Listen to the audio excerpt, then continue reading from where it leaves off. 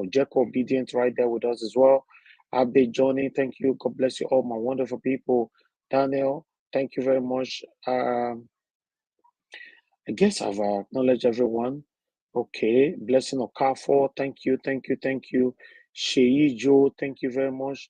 Heroes 76, I can see you. David Jack, I can see you. Thank you. Sombo Mati, Stephen, thank you. Saga Daddy, thank you. I appreciate you all. Good evening to you all. Happy Sunday to every one of you right there.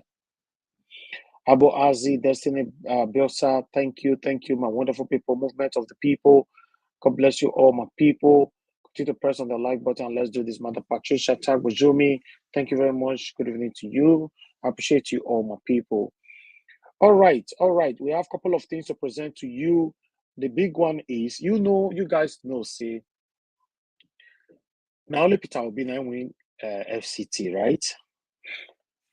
As we did talk, so, Obi-Datti campaign, the cry, come and say, the result for FCT, there's alleged doctors on it. It means say they want manipulate them. I don't know how they want to do this one. So I know say in Nigeria, anything is possible. Any satanic thing is possible. Like I said, we're going to take this. I don't want to emphasize more on it. I'm going to take everybody through on this. Let's understand it together. Where the doctors is coming from, we need to know. All right? We need to know. I'm going to take everybody through on it. I told you guys before that INEC chairman made the biggest mistake of his life by allowing Mr. Peter Obi to win FCT. In fact, he did not allow it. It was punishment. I believe God punished him to allow him to make that mistake. Because normally they shouldn't have at all. Say what they use rush, they do sometimes it's like that. Normally, they shouldn't have allowed Peter Obi to win. Because obviously they manipulated almost all the results, right? But they failed to manipulate FCT 25%. All right. Meanwhile, we are going to be taking on that shortly. But I'm going to post out a link so that we can take this particular video together. We have a couple of videos. We still have about 2 videos here that we need to take together. As you all know, that Tinubu gives deadline to 100 army generals to retire by tomorrow. Tomorrow is the deadline. This means they force all of them in to retire. So tomorrow, in the get people we want put. So some of them don't retire, some of them never retire as of this evening. So but tomorrow will be the deadline. So we are going to be talking about that. What is the consequences? What is the benefit of Nigerians for this forcefully retirement? And what is the expectations prospectively? And what could be the result as well? We're going to be talking about this. If you know you have knowledge in these areas, yes, if I post out a link, join us. Well, on Nigeria Watch, we are learning every day. Nobody expect me to come on air and learn from Nigeria Watch. No. As me they here, they learn from me, the same way me and they learn from you people. That's how it works here. We all are learning from each other. We are carrying ourselves along. So we're going to be talking about that. Then, Senior Advocate of Nigeria, Femi Falana, is going to be talking about INEC as well. With the current situation we find ourselves, we're going to be taking on that. So I'm going to post out a link straight away. We take on that. Thank you very much, Patricia Enofe, my dear sister. I can see you right there. Willie Jones, thanks for joining us. God bless you all, my wonderful people. Boami Cause, thanks for joining us. We call they never saw Peter Obi coming in their wildest dreams. You are right, Boami. You are right. Yes, they didn't. In fact, they didn't thought of it at all. They didn't know that, okay, Peter Obi will go to court, or the obedience will cry for us to go to court, or in fact, they didn't see all this coming. They just thought it's going to be as business as usual, the way it normally be before. When you declare somebody winning, you grumble for a bit inside your room and everybody will just move on. Say, like some people, some gullible Nigerians are still currently doing that. After all, Tinubu has started his job. Let's just move on. Let them withdraw their case in court and let everybody just move on together. Yes. So yes, that's the situation. All right, my people. Let me post out a link. Like I said before, I didn't prepare my link. 1 minute, please. All right, okay. Please use link to join us on the panel. Okay. So I'm going to post out a link now.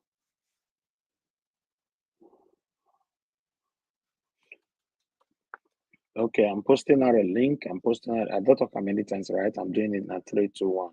Okay, link have been posted. Click on the link, join us here, and let's talk about the things that's affecting you and I. So I'm going to go for another quick break. When I come back, we'll take it from here. And God bless every one of you right there. Press on the like button. It's very, very important. Let's do this together. Okay, Mr. Chubiboze, that's fine. I can see you now. Is there one go? Thank you very much. I can see you now. Mother Patricia, yes, that's fine. Thank you very much. Let me start accepting people in. Mr. Chooks Obiboze, how are you doing today, sir? Mr. Edwin, I can see you now. Thank you. Okay. Yeah, good evening, Mr. Elvis. Yeah, good evening, sir. Good evening, fellow panelists and those watching us. Good evening, our comment section. Please like, subscribe, and share. Thank you, sir. It will be wonderful. Thank you. God bless you, sir. Thank you very much. Mr. Alex, I can see you. Nis TV, I can see you. That's fine. Is there one go? Good evening to you, sir. How are you doing today? I'm doing fine. How are you, Mr. Niger? I'm fine. It's good to have you on the panel today, sir. Good. Thank you. We can't hear you. We lost you there. Why is this repeating? Okay, we can hear you now. Okay, you are not speaking, sir. Can you hear me? Can you hear me? Yeah, we can hear you. Yeah. Okay. Thank you. Let me come back to you. Okay, Mother Patricia, thank you very much for joining us. Good evening to you. It's good to have you on the panel. Okay, Mother Patricia, you are not muting yourself. No, good evening. Thank you very much, madam. How are you doing today? Yeah, happy Sunday to everyone.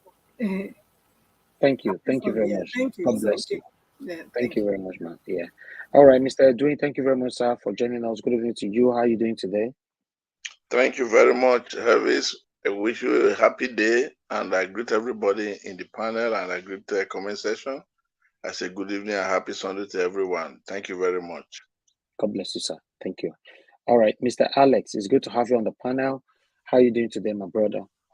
Yes, I'm very happy. A Pantagruelan greetings to everybody. I thought I'd be number one today. It's like you switched up the beavers, Mr. Elvis. You switched up the beavers. I will see you in court. How can I come second year today and becoming fifth or sixth today? All that Pataguara where you speak, just like not respect to the day number fifth. You switched up the beavers on me. You will tell the whole world. Thank you, my brother. INEC TV, thank you very much, sir, for joining the panel today. We've missed you. How are you doing today, sir? Good evening, sir, and good evening to all there. I say we are good. We are good. We are just hoping and praying and fasting that the judiciary do the right thing. Thank you. Exactly. God bless you, sir. Thank you very much. Okay, my people. Before we accept more people in, I want us to quickly take on this. It's very, very important. Let's listen to what on that so that you can understand where we are coming from. So let's quickly listen to what they have to say here. The consequences of retiring over 100 generals in Nigeria.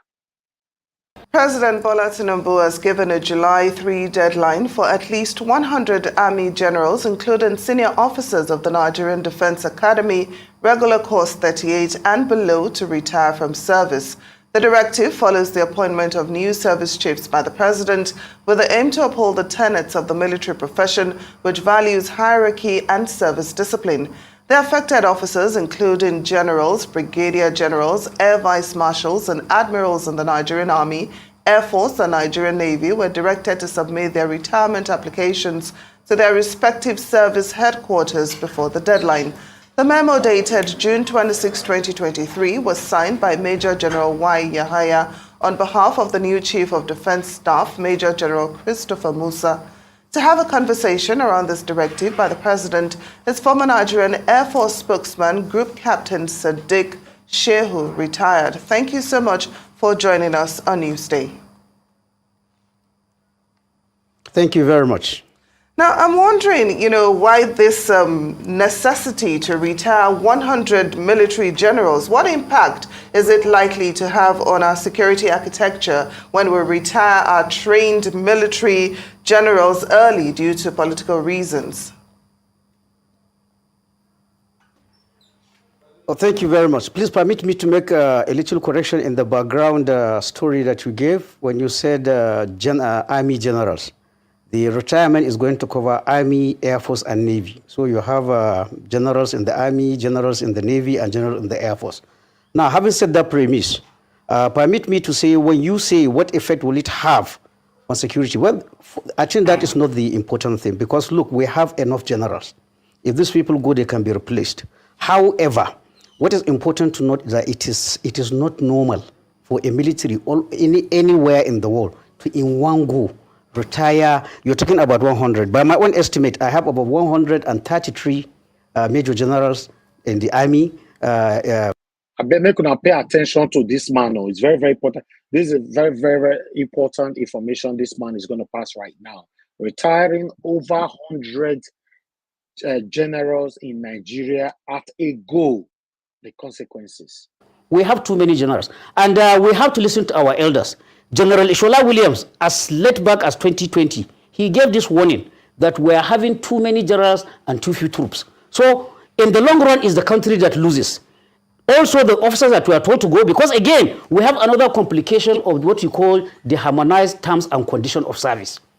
What the harmonized terms and condition of service says is that it guarantees every officer a period of service for 35 years or 60 years of age. If you look at the officers that are left, they're all my juniors. I think the highest will be in their middle 50s. So the issue is that when you continue doing this, people will leave not really unprepared, but what the military promised them, they are not going to attain it. So it's a lose-lose situation for everybody. You lose a vibrant young man, they go home unprepared, and then you have a bloated military structure. What does bloated military structure does? It costs a lot of money. Let's be honest with ourselves. There is no money you can pay a soldier for risking his life. Whatever you give a general after serving 30 years, he is worth it, because they go to the bush and stay awake while other people are sleeping. However, in order to be fair to the taxpayer, you should be able to produce only generals that are necessary to carry out the job. You don't just give general rank just because you want to favor somebody. Another issue I want the government to look at. Now, this man don't talk with you, I want to make it tough. You don't just give general position to people just because you want to favor somebody. Meanwhile, if you want to watch that full video, you can go to Arise, because the things that is going to affect you and I. Tinubu have spent a month in office already, as the president of Federal Republic of Nigeria. In that 1 month, some of you are saying Tinubu try well for that 1 month and all that. For me, I'm not too sure what Tinubu don't do for that 1 month when he don't take that office now. Because to the best of my knowledge, what Tinubu don't do for 1 month, if I say I read that for now, maybe some of them feel surprised. To me, to my own best of my own knowledge, waiting me remember his own achievement. Tinubu's achievement in 1 month. If you say make me, you look at number one, is petrol price increased. What he do for as I talk my own, no, I don't know about you. Number two, electricity tariff increased. Number three, custom duties increased. Number four, school fees in public schools increased. Number five, food price increased. Number six, dollars increased. Number seven, cost of living increased. Number eight, borrowed $1.25 billion within a month. Number nine, proposal for 1,000 naira tax for vehicle owners. Number number 9. So number 10, proposal to increase salary of political offices holders and judges, including if you say more add the generals journal now, for example, more add them join them, right? Number 10, pump price fuel likely to be 700 from on the 1st of July, which it is already 700. So what are we talking about? So this is what we call welcome to number 11. Oh, on 11, Nigerians are happy for Tinubu. Exactly. So Elvis, sir. Elvis, sir. Yes, sir. I want to use this thing to pass message to people in our here. Last 2 weeks, I will clearly mention that people can be in the service till the 35 years of age, or when they are 60, they retired. And people started rushing in to tell me it is not true, and I kept quiet. I never mentioned any other word again. I think this man repeated it clearly now. Why I'm saying these things that we are all learning. When somebody tells you something, when you are not too sure, don't say that is not true. You can approach it to reservation. So when I said, I tell you, when I say something here, when I see the way it is addressed, I'll keep quiet because I don't want to argue with anybody that does not make sense.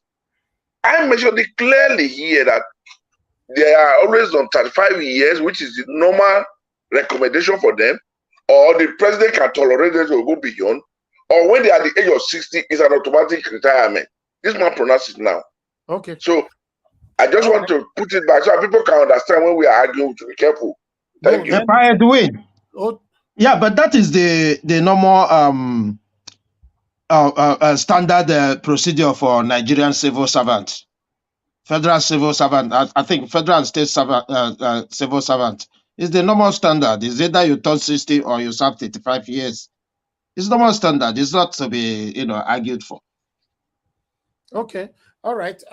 For me to tally that, to quickly round that up, Mr. Edwin, on this platform, I've said it before and I'll say it again. Whatever you say here, anybody have any right to disagree, oppose it. But it doesn't mean you should feel angry about it because they don't know at that particular moment. So you cannot force them to know at that particular moment. Give them time to go do their research, and you can also force them to do research instantly. There's a lot of us that argue things after a couple of days. We now get to understand that what we argue was wrong.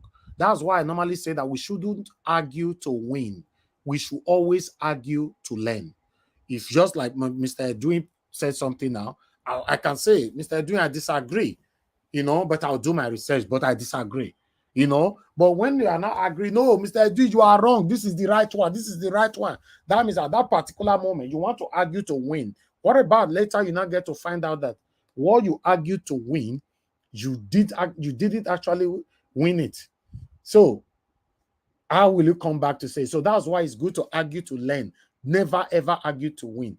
That's why we call it panel. You cannot expect everybody to agree with you, Mr. Edwin. When you say something here, in fact, before you say it out, have a reminder that other panelists might oppose you. So right? I can never say something to win in a public forum when you are with people. What you know is to your detriment, and what other people do, you leave them to express it. If you know, you know. Thank you very much. And people argue with you, just move on. That's what I'm saying. Don't take it personal. Because you can't. No, that's what I just said. I said because of I don't want to continue to argue when I know what I'm saying. Exactly. I know it's right. I said I will just keep quiet. That's what I said just now. I agree with you. I agree with you. I just wanted to add that to it. I agree with you. Especially when you are certain, that yes. I remember when I did my second year exam in university, the result they gave to me, I didn't agree. In fact, I thought it was a racial discrimination and a racial attack, which is a normal thing, especially for those of us that live in the UK, who study in the UK, what we are talking about. I have to oppose it that no, I can't get this result. I disagree. I need to rewrite it again. So it happens to so many people, and it can happen. Now, even your own good now, you have to rewrite your own. Me, I disagree with my result till now. With my university, I was not allowed to write it again. I disagree with all my professors, especially my 300 level and my 400 level. But I couldn't do anything about it. I wrote and they turned down my request. I moved on with life. I'm still using the result today. Yes, in the UK, we have boards that you can cry to. So before you even go to the board, you know, the university, they know you already know your right. They will allow you to write it again. You know, that's it. When I wrote it and I came up with flying color, that's what it means, because I was certain. But you don't need to argue. If, for example, Mr. Edwin says something here, you don't agree with him. Yes, you have right to tell him that I did not agree. But don't tell him that he's lying. Don't tell him that he doesn't know what he's saying. A lot of times I've been corrected here too. So it's normal for us. Anybody can be corrected here. Even me myself, I've been corrected here as well. So I want everybody to know that if you I've been corrected by Mr. Edwin himself many times. Exactly. You know, so yes, that's just the area I wanted to quickly divert to. Let's argue to learn and not to win. God bless you all. Let's go back to what we were talking about. Then we finish with the Army General. So I can't wait, because it looks like Mr. Edu have a lot of knowledge on this, and Mr. Chooks and many others here, Mr. Alex. So I can't wait to learn from you guys. But meanwhile, let's listen to what Mr. Fallon have to say here quickly concerning INEC. Thank you, my people. Continue to press on the like button, and God bless you all. Press on that like button, my people. And also don't forget to press on the $sign. Support us here. Encourage us to do more for you. Which is the issue of election. I had on the program yesterday, Mr. Festus Okoye, who works with INEC, and he was talking about the glitch that happened in the transmission of results via the IREV portal, which caused a lot of stir, and a lot of Nigerians are asking the question, what really happened? There are 3 elections on that day. 2 were successfully transmitted via the IREV. The other, on the presidential election, several weeks after, were not properly transmitted to the IREV portal. Let me get your view on our electoral process. Consistent election is one of the building blocks of a democracy. What do you think is going on? I am very, very reluctant to speak about the report of the EU observer team, because for me, it smacks of colonial mentality for us in this age and time to be celebrating the reports of European Union observer. I mean, I have found reports in the local media much more credible than the report of the EU. And so we shouldn't waste our time debating what the European observers fund. I mean, for instance, they are saying about 97 people were killed. The local media have reported 137 people, and that has been confirmed by the human rights community. And I can point out other areas that one cannot rely upon. But what is important is that INEC is already put to task before the Presidential Election Tribunal to justify what happened with respect to the transmission of election results. And I'm not in a position to make a categorical statement because of ethical consideration. As a senior lawyer, I cannot use... Let me take you to yet another...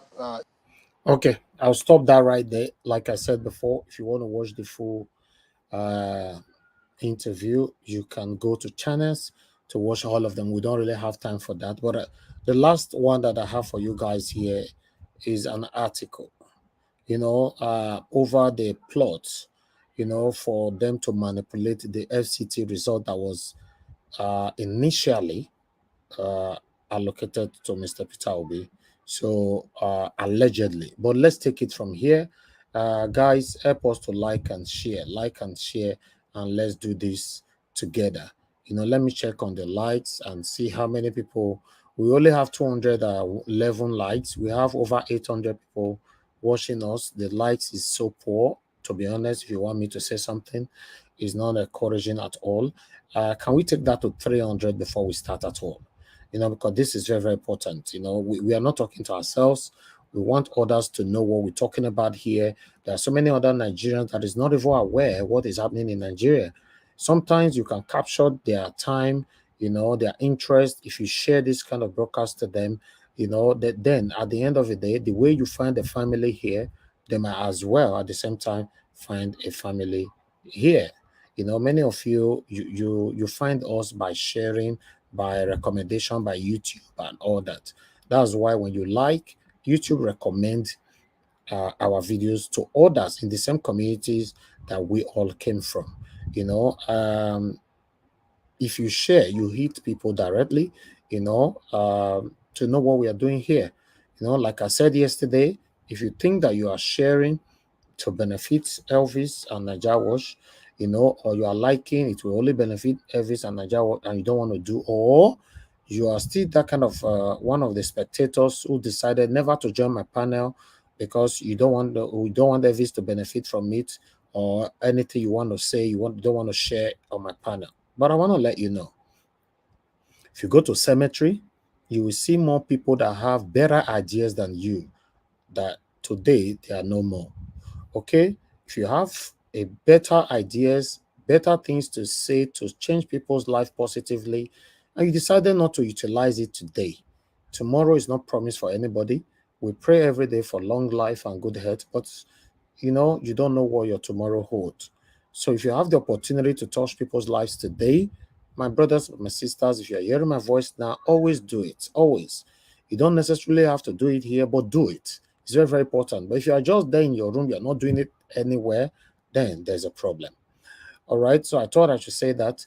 Share and like. Let's take the like to at least 300 before we start talking. I'm not sure it's too much to ask for.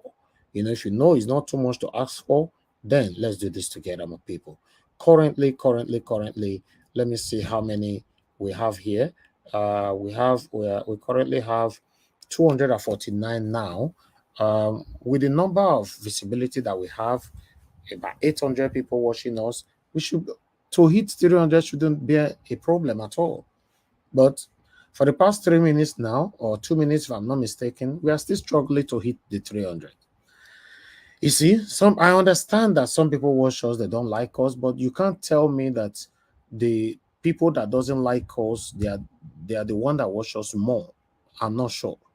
So if you know you're on the panel, you have not liked, please do so. If you know you're on the comment section already, communicating, you have not liked, please do so. It's very, very important, my people. Thank you very much. Currently, we have 259.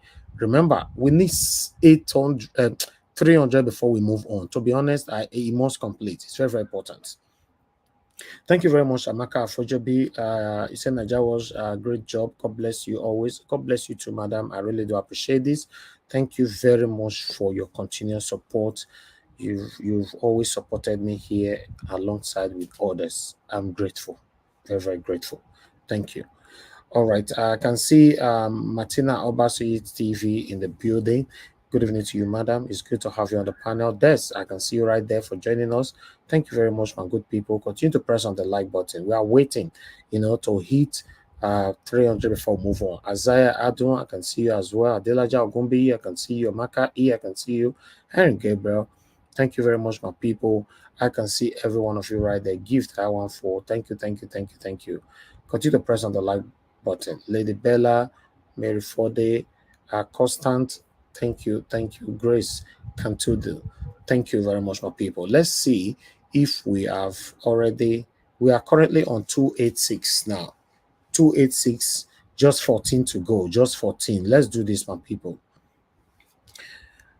And I don't know whether it's surprising I say to get 300, they had and we'll have about 800 people watching us. I don't know. It's difficult. Sometimes it's strange, but that's how it is. It's obvious. That's what it be. Mother Rita, thank you very much for joining us. Good evening to you. It's good to have you right there. Thank you, everybody. Okay, we are now 295.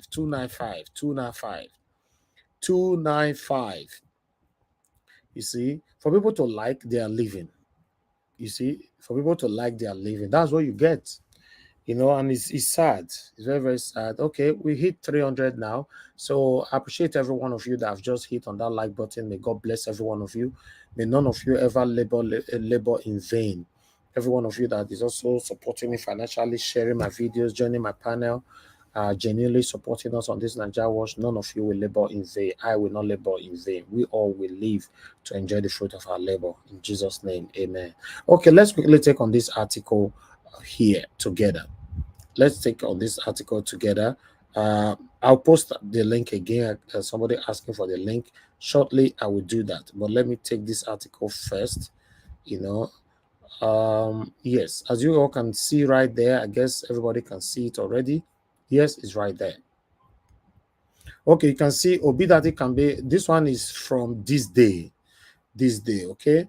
Obi-Datti campaign alleges attempt to doctor FCT results. So let's quickly take this together. One moment, my people. Let me see where it started from. Okay. As President Bola Tinubu, the All Progressive Congress, APC, and the Independent National Electoral Commission, INEC, open their defense tomorrow at the Presidential Election Petition Court in Abuja. The Obi-Datti Presidential Campaign Organization yesterday warned the electoral umpire against tampering with INEC result viewing portal IREF to give 25% of the vote in the FCT territory FCT to All Progressive Congress APC. But by the way, before I continue, how is that going to be possible? Since February till now, the only person who will know say he win FCT 25% is Peter Obi. So from tomorrow now, we'll come to here say they say that Tinubu na win, because that's what they're trying to do now. They are trying to this man is a devil incarnate. He can push people to do it, and then he will now use all those so-called traditional ruler, service chief, whatever, to make sure he fight it and remain there. Oh, wow. It's a devil incarnate. And people, it's not looking good, though, if this is true. Because what they are trying to do now, they are trying to turn the 25% around, to now look like it's Tinubu that won FCT, not Peter Obi anymore. No, that's not the game. That's not the game. They are now trying to hit Atiku by saying Tinubu won FCT, Obi won FCT, because they've concluded they are going for a run. I mentioned this 3-4 weeks back. I said, what they are doing, immediately the justice started keeping quiet, saying, what do you want me to do? And that was when I mentioned it. I said, this is a game now, because they now know everything is hooked up, and the game they want to start now is to prepare the APC and their people for a rerun. And that's exactly what they are heading to now. They want to kick Atiku away now. That's the game. This is unacceptable. To be honest, it's unacceptable. It shouldn't be possible. It shouldn't be allowed, because at the end of the day, I'm even surprised that the news that came out yesterday, now they're telling us that the date of the judgment, which has never happened before in the history of Nigeria, they have scrapped that out. It means that they don't know when they will pass judgment anymore. Elvis, sorry to cut you. Okay. Go ahead. There's one program I watch, I think on Rice TV, I don't know, where Farnham was saying about 25%. It's not important. It's not most. But now they are trying to get it to 5% now. What are you going to talk about it? He himself, what are you going to say? I don't know. To be honest, the way things going on right now, my people, I don't know. This one a slap in our faces. So the way these people they do things, it be like say, my brother, big crime. They declare themselves no more. My brother, Mr. Sorry to interject. In terms of maybe they are trying to temper by giving Tinubu the 25% in FCT, that is not possible.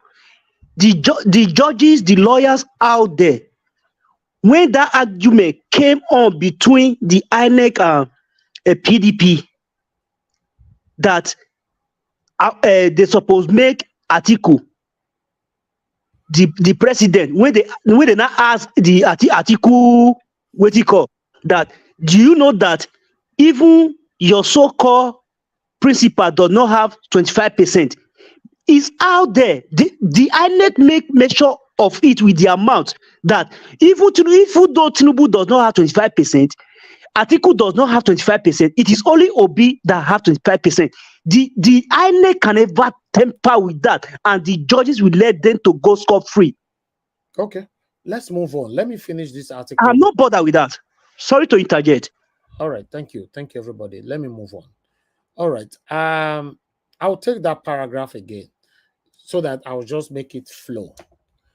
As President Bola Tinubu has the All Progressive Congress APC and the Independent National Electoral Commission INEC opened their defense tomorrow at the Presidential Election Petition Court in Abuja. The Obi-Datti Presidential Campaign Organization yesterday warned the electoral umpire against tampering with the INEC result viewing portal IREF to give 25% of the vote in the FCT Federal Capital Territory FCT to the All Progressive Congress APC, the People Democratic Party PDP, Labour Party LP, and their presidential candidate Atiku Abubakar and Mr. Peter Obi, respectively, had closed their cases penultimate Friday. Okay, but a statement issued yesterday by the Obi-Datti campaign organization alleged that INEC was trying to yield to pressure to tinker with the result of the same state, including FCT, to enable ruling APC to be in good standing. The statement, which was signed by the head of the media office of the campaign organization, Mr. Derin Onefade, quoted the campaign manager of the organization, Mr. Oseloka H. Obaze, as saying in a tweet that intelligence reports showed that INEC was trying to tinker with the declared result of the February 25, 2023 presidential election. Onefade said, unquote, according to our source, INEC is tampering with the machines used in the election to adjust FCT result to give the APC candidate the much needed 25%, which he did not get as per the initial INEC declaration, and for the which is being challenged at the Presidential Election Tribunal. It continued, unquote, it is not clear how the Electoral Commission can brazenly carry out such bizarre action, but given the abracadabra, they did not announce the APC candidate winner by 4 a.m. That they did, okay, so that they did announce APC candidate winner by 4 a.m. There is nothing to be taken for granted. Obaze wants the INEC and the ruling APC may be taking the adherence to the rule of law and due process deposition of Nigerians in general, the obedient movement in particular, for granted. But it would be causing catastrophe for them to want to pour salt into an open wound inflicted on Nigerians' electorate. It continued. The former United Nations diplomat reminded INEC that what they are trying to do is tantamount to raising a dead horse, and that whether reports were fake or real, the commission should know the level of public confidence in them has long eroded. Onefade added. The PDP and LP, well, as their candidates have since closed their case against Tinubu and the APC, while the ruling party, its candidates, and the electoral umpire will open their defense tomorrow, 3rd July. Before the commencement of the hearing, the two political parties and their candidates had disclosed that they had lined up 150 witnesses for their cases, while Atiku and PDP said they would line up 100 witnesses to give evidence in support of their joint petition challenging the outcome of the election. Obi and LP told the court that they would call 50 witnesses. However, while closing their cases in June 21st, the two political parties and their candidate ended up presenting 40 witnesses in total. Atiku and PDP called 27 witnesses, while Obi and LP called 13 witnesses. All right, my people, that is the shocking article that I decided to bring here today. It's a shocking one. You know why? Remember, guys, when we closed our case in courts, normally we closed it on Friday last week. Normally, this week, Monday, is when INEC and APC supposed to start responding back. But they gave them a week to prepare.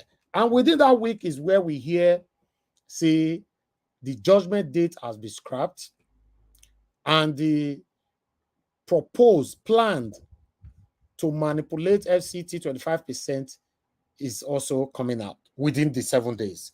But I said it here that this long week where they give these people so naive, they want to use a plan. Some people write for comment section, no, it's enough. I think let some people rest to get prepared again.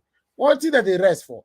This is the result because you gave them enough time. Like we closed our case on Friday, Saturday and Sunday wouldn't have been enough for them to plan this evil. So on Monday they would have started responding to all that we have presented. But giving them a whole 7 days, that make you and I, they see what they see so. I don't know how these people see us, Cha.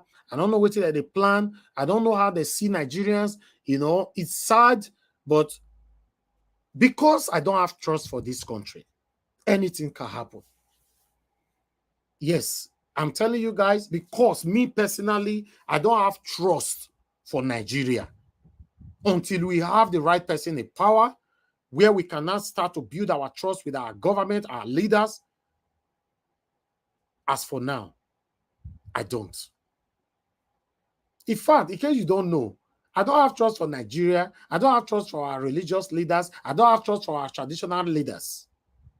I'm sorry that I'm saying this. Some of you might not like it. This is the truth. A lot of things have been compromised in Nigeria. That is the reason why you and I are suffering today, because a lot of things have been compromised. And for us to continue to get this right, number one seat must be gotten right. If you can get that right and you put the right person there, every other thing can gradually follow up. But if you can't get the number one seat right, a lot of things is going to be messed up. That's how it works. See, for Edo State that day now, police use car to pass human being. Thank God say the person not die. But as we they talk now, there's we don't know how they want to do that police. They say, make come Abuja, make us see them. Normally should be an open execution. Now, so it's supposed to be open. The way they take for the man in that year. I've said it before. Capital punishment must be reintroduced for Nigeria to be a better country. A lot of things have fallen in place, or rather fallen apart. Elvisa, capital punishment is not abolished in Nigeria. It's still there, only they are not using it. Because it's still in Nigeria. We can't continue like this. They are not using it. Things like that, it should be an open execution. Even though the person die or not die, use people to set example for others to learn. When I say, no, you are too harsh, that's why we are where we are. That's why we are where we are. Nigeria can't change if we continue to rub shoulder and romance the things that is affecting us every day. It's not going to change. Nothing is working. So for me, I'm working hard. I'm putting all my time, my resources, everything about me for this to work. But for any reason, it didn't work. Just know that it's because Nigeria or the Nigerian leaders have never ever been trusted. And these people can wake up overnight and do whatever they like. In case you are not aware, you are here today listening to me. You're on the comment section on the panel. Some of the spectators, you are listening to me. It's because you still have interest for Nigeria. That's why you are listening or you are here. Majorities of Nigerians have moved on. Go to social media. Look how they carry Davido matter for head, for example, now. Many of them they can't realize that election happened not quite long. That is the kind of people that we are, or rather, that is how they build us to be. Although I'm not part of it, because I'm not that kind of person that easily moved on. I like to fight something to the end constitutionally. So if these people can wake up around 4 a.m. in the morning and issue out a certificate, only God knows what will happen tomorrow. If they are going to wake up to say, oh, there was a mistake somewhere, we now get to realize, say, now satanic APC now get 25%. Yeah, I understand. Some of you will say, no, never, never. God forbid. We not go agree, oh. We not go agree. We not go agree, oh. We not go agree. That's the first day, oh. Then the second day, we not go agree, oh. We not go agree. We not go agree, oh. The third day, we not go agree, oh. We not go agree. We not go agree, oh. The fourth day, we not go agree, oh. We not go agree. We not go agree, oh. The fifth day, the sixth day, that's a big brother will come out, all of them, you move on. That is Nigeria for you. Now, so the teacher, they fall, they come down. Their efforts. So, easily carried away. And Mr. Elvis, and meanwhile, France is still on fire right now because of one boy police mistakenly killed. Since 4 days, they're burning everywhere. The whole country is on fire. Macron is begging. Government is running at a scatter because the citizens love themselves. One person, the whole country is being shut down.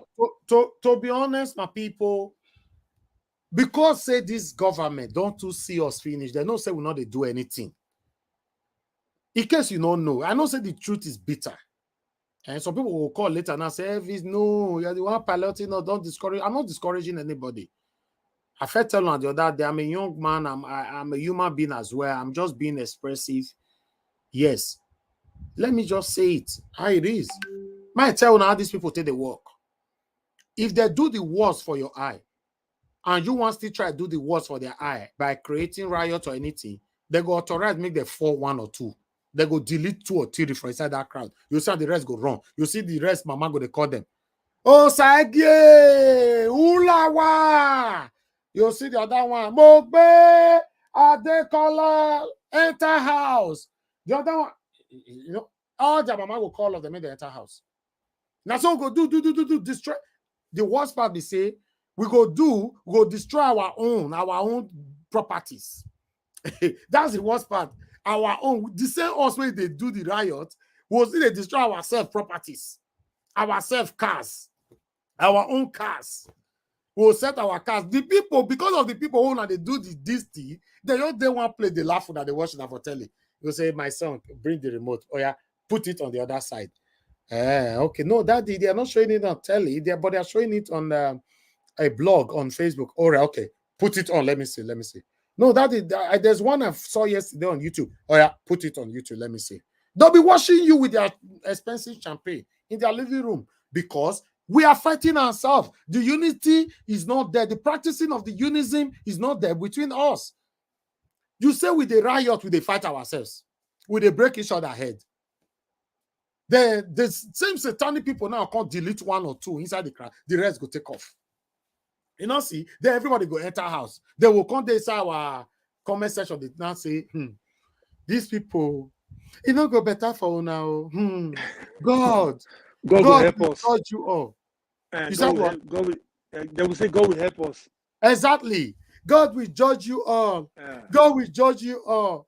A Bible verse 79 verses 18 equals to 19. Say the Bible say. That's what we all talk. We'll just succumb to stay for the next 4 years. The funniest thing, those people do demonstration, protest. They know the oppressors where they stay. They know their businesses. So they don't go there. None of the people they marry, they sell or get there. They say, oh yeah, they will destroy their property. I say, let me talk just now. Say, if I don't call for violence, but if you have to go for protest, go to the gate of the same people that is causing you the pain. Protest in their front gates.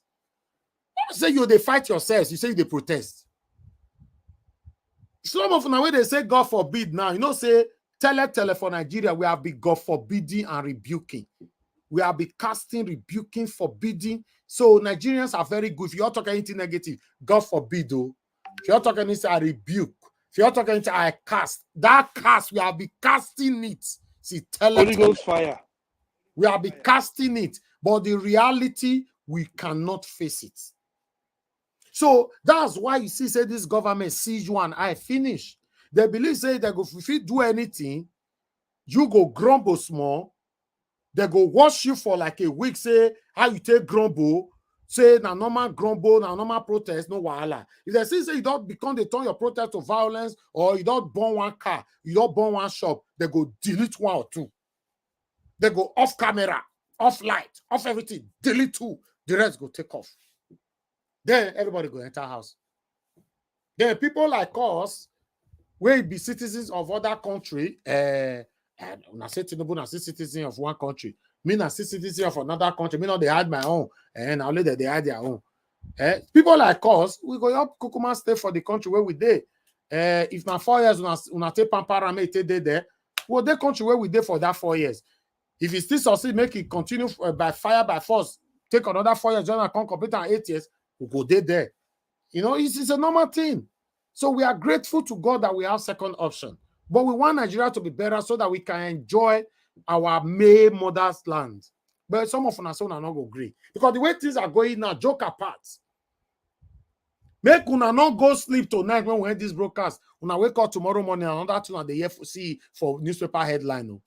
Now the year una come rant, many of una. Now una go shout, hey, now why? Never. Bible says, like the chapter of chapter. Bible says, I know. I believe in God 100%. But religion have not changed Nigeria for good. Not be religion, I ain't make Dubai fine. No. Not be religion, I ain't make UK fine. Religion is scam. Not be religion, make America fine. So the way things are going right now, the TBS get to, you know, say what happened the first time was a broad daylight robbery, right? This one now, not way to go call line. If the manage change that FCT, say now mistake they make, say no be Peter will become winner more. I don't know whether they'll call whether a broad daylight will consider this one. I'm not sure. This one go past broad daylight robbery. But God forbid, I follow rainbow light robbery. My follow and say God forbid, say it not go happen. No, I posted a link. Click on it. Join us here. Let's talk about it. Good morning, good afternoon, good evening to every one of you, my people. I appreciate you all. It's caring. I just wanted to take it like that, but it's caring. It's better we talk about it. It's right there. You can see, you know, they are trying to change FCT, you know, in favor of 25% of FCT in favor of Tinubu. You know, 7 days where they give them a quarter put. It's supposed more they respect me sometimes when I talk for this platform. I'm not perfect, but more they respect me. Thank you, Mr. Shuso Biboise. You know, more they respect me because at the end of the day, you know, when I talk and say that 7 days break is too much. Thank you, Madam Rita. You know, I say it's too much. When I say no, say another go use that to take plan evil now. Meanwhile, let me call on the first person to talk to us. Guys, I bet make gonna press on the like. You know, because currently we have 361. We're gonna take out to 400. I beg, take out to 400. Press on that like button, take it out of that 361, and also press on the dollar sign. Support what we are doing here. God bless you all. Okay, I already have callers calling in. Let me pick this call quickly. Okay, I have love of God is my strength. He wants to pray for. I believe she wants to pray for us. Okay. Love of God is my strength. Thank you, Madam. You want to pray for us, or you want to read Bible verse? Madam Nena, thank you. I don't see you. I'm not going to Talk to us. Thank you. Good evening, everybody on the platform, comment section, every one of us. Nigeria, we don't enter one chance. Now, one chance that we enter, this one and heavy dictator. I enter this place. Look at the way this man, they combined all the major generals, made them retire. This man has a plan. This man has planned something in Nigeria. Wake up. What is happening now? We are looking at it that, maybe Obi will go court, we will do everything. Something is, they are planning something. Even if Obi win this court case, this man is getting himself ready for anything that will not allow him to leave that place. He wants to surround himself with the people who will defend him and who will stand against anything, because they are the ones that have something in their hand that they used to do boo. So we are here in Nigeria. Hey, we think say Buhari bad. Hey, this one there, Now another man where don't enter this soup, he don't enter animal kingdom. He can't be a guy, he can't be lion. Nigeria, now don't enter one chance. So hunger, he go show Nigeria. This man is wicked. This one is wicked for them to be changing numbers. Broad daylight. This man is daring Nigerians. This man is daring Nigerians. Want to see what Nigerians can do. And all of us know this result. And this man wants to change it in our eye and be a dictator on us. Buhari will be a child play to Tinubu. Tinubu is a wicked man. The woman that adopted him said that nobody should allow this man to be a leader of a country because of his wicked heart. Nigerians, we don't enter one chance. So now, only ourselves that go deliver ourselves, not be anybody. Thank you. Thank you very much, madam.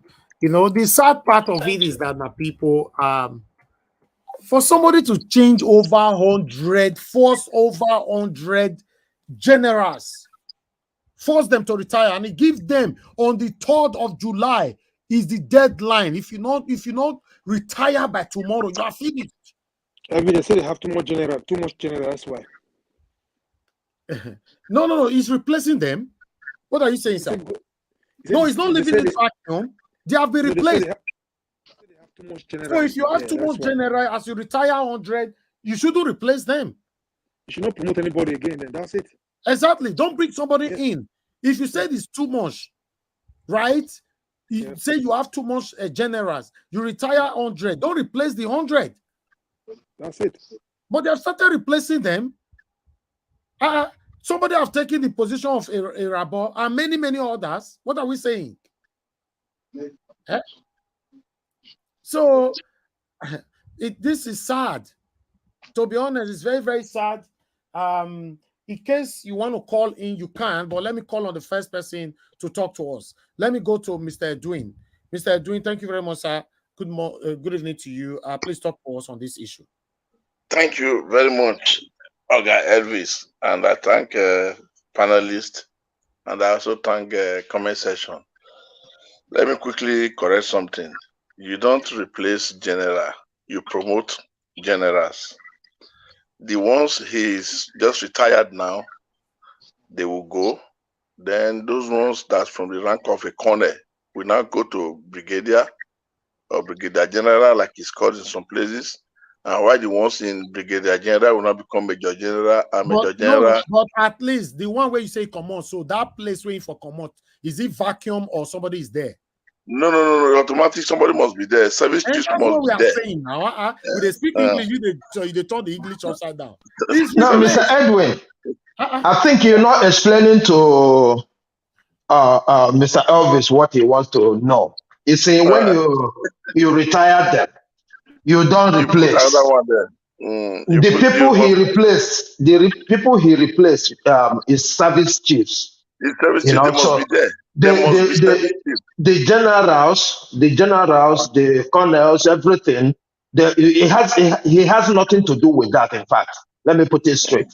It has nothing to do with their promotion. When they speak, so make una answer me. Where they for retired people? So is anybody going to continue from there, or the place going to be left vacuum? Your question have two answers. The first one is this: the service chiefs must go there with existing generals. Then where he retired the remaining about 100, which he said they should do it mandatory. Then those ones, they will not promote others to come and fill that place later by the military service commission but the and whatever. Place of the 100 people is not vacant. But the population is too much this time. It's not vacant. It's not vacant. That's what I'm saying now. He's replaced. The population of retired generals. It's not vacant. So it's still the same thing. It's replaced. It's not vacant. So go ahead, sir. Talk to us. So at the end of the day, what he's doing, to me, I believe this man is afraid because he's not genuine. So he's afraid maybe he's not used to Irabo and Co. So this is why he decided to retire them. And most of them also, they've spent the required 35 years in the service. which is another thing that is normal. So he must have asked for their record. They will bring it to him. He will go through them, and then he will start to push them away, those ones that he felt is afraid of, which is always the duration of 35 years or the age of 40 years, 60 years of age. He has to push them away. So now let me quickly go to Felana. The man has just gave us some idea of what this thing is all about. The election offenders that has committed this crime, this perpetual crime against Nigerians and Nigeria as a country, these people, there is no enough crime in the constitution that directly asks them how to punish them, because the INEC chairman is operating with immunity because, and it's also operating with a complete isolation of order, because nobody is checkmating him, and he does this thing and he reports to himself, he takes decision to himself. This is why this man is doing what he is doing. And he has seen Nigerians, and this man have told him to dare Nigerians that they will not be able to do anything. And that's exactly what he's up to, and that's exactly what he's doing now. Because most of us, we felt we've not been hearing from him. Maybe he was feeling sick and sober for his past action. But now, trying to change his figure shows that he has become the heart of stone. He doesn't want to feel anything. He has refused to feel anything, and he doesn't want to take anything for blame. And he has shown that he does not have conscience for the betterment of Nigeria. That is the literal short irony of what he is doing right now. If with what I'm observing, instead of him coming out, he's not sending people to go up and down, like sending this criminal what is his name, the so-called commissioner, to come and address the Nigerians. Well, all the same, I will also advise that particular Okoye that what they are doing, like I've always said, they are using him against the first brother. That's exactly what they are using him against. Nothing more than that. So if he doesn't want to learn, well, we should leave him. And instead, the INEC, with what we saw, what Falana was explaining, the INEC did not make mistake. The INEC decided to rig the Nigeria election. That's exactly what happened. Because, like Frank Okoye came out, Okoye came out to start, claiming victory by saying they got 4 points out of 5. When he now left the big elephant as the point he missed. You can imagine then how they try to operate with impunity without looking back, without thinking, and without realizing that they are hurting people and the feelings of what the Nigerians have been yearning for. Nigerians have been yearning for it, they have been gnawing for this thing. But now, instead of going to have it, they now felt they have the upper hand to treat us, deal with us the way, whichever way they want. But one thing is this that is certain. Nigerians, let us get ourselves ready. Like I have said, they prepared themselves to go for a rerun. I said it 4 weeks ago, because mainly the justice system, the judges changed their system. Oga Elvis asked in this forum, what is this amounting to? And I said, that's to tell you, they cannot turn this election and give it to Tinubu direct. Instead, they're trying to prepare for a rerun. And that is exactly what they are heading to now. Don't be surprised again. I'm not trying to, surprise anybody with whatever I'm going to say. I'm trying to surprise everybody in the sense that these people can tomorrow wake up to display 25% in Abuja for Tinubu. The way they are going, because they are wrong, they've made that mistake, and they want to. And this man, with with the criminal tendency in him, he has told them to just do everything to change this thing before the judgment is given. And when they change it, then he doesn't know what to do with all the service chiefs he has not selected. That's exactly what he's trying to do now. Because nothing. And I wanted people to understand, people that is saying it in our platform, that like the like the vote that was allocated to Peter Obi in FCT.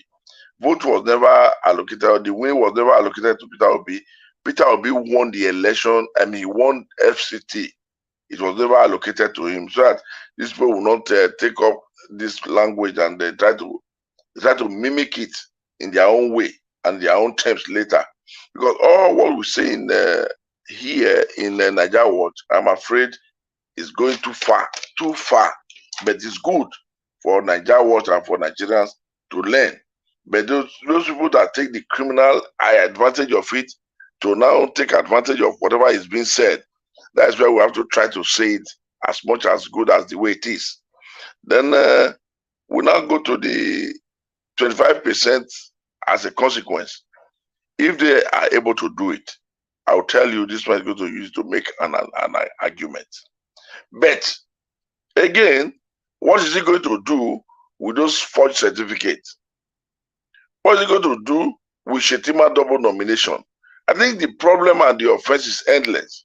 If we have to go by what we have watched in the video that Oga Elvis played, and with other informations that we've been hearing and we've been reading.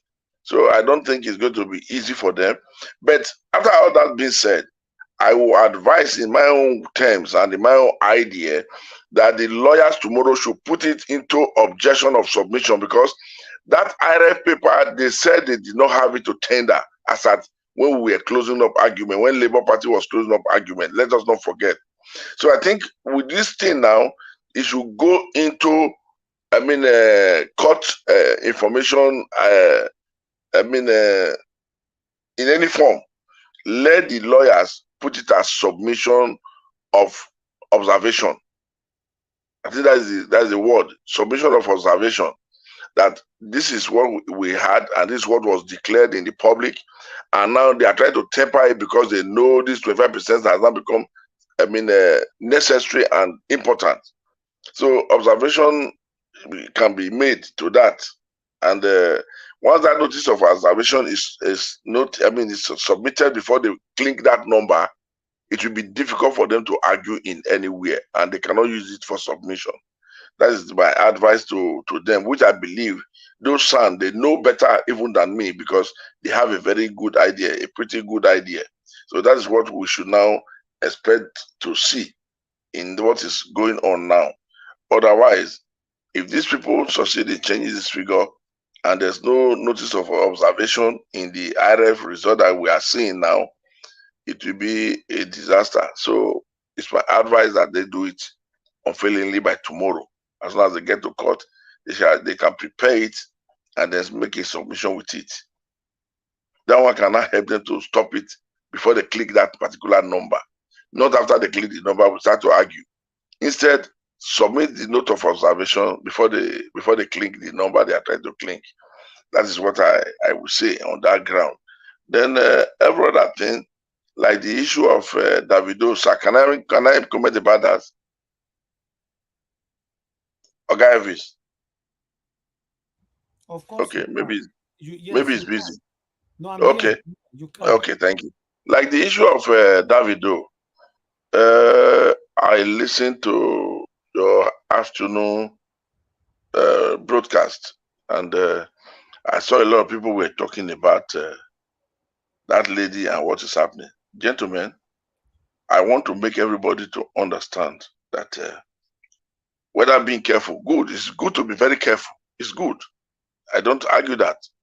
But in the other way around, whether being careful, if a woman is after you as a man, this advice is to women. If a woman sets to go after you as a man, you have not up to 1 or 2% to escape that trap. Boris Becker, as tough as he was, as he's trying to do, when the lady in Wimbledon, the child, Boris Becker's son, they call Wimbledon, when the lady set for him, immediately Boris Becker went to the restroom in Wimbledon. That was when that girl blocked him and did what she wanted to do with him.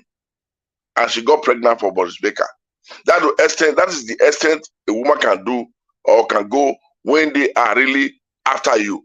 A man cannot be intelligent enough to escape a woman when a woman make her mind and wants to go after you. You can't be intelligent enough. You can't be careful enough. Only the grace of God you ask for to give you direction, guide and protect you. That is when you can say you escape a woman when she decides to say, I want to go for him. You cannot. Nothing you can do about it unless when they've not made up their mind. And that lady now said, 2 years before that Wimbledon, she went to the gynecologist to prepare herself. That one touch, and that was that one touch. So that is the extent. I just want to make, because at times what we don't know or what we don't have idea about, we learn from what, as we are as we are communicating with each other now, we learn and have ideas. So when I listen to that afternoon broadcast, where they were not saying it must be, no, when a woman is not after you, you can say you are careful, you are tough, you play King Kong. But when a woman is after you, you can't play King Kong. You cannot. They will trap you when they want to trap you. So that is it. So I want to eat for now. So I wait so that I continue later.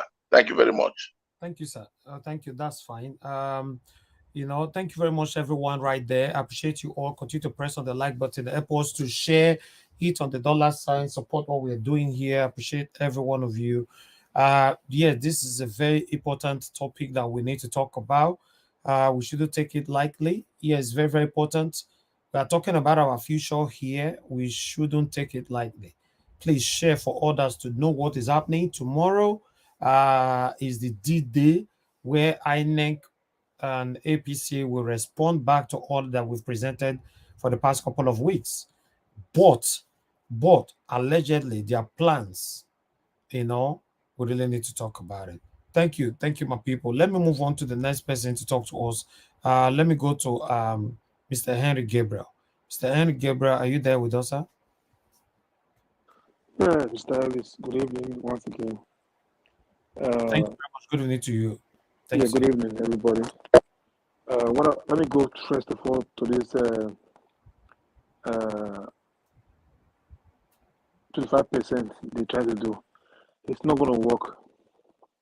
No matter how they're going to say that when they have a copy they gave to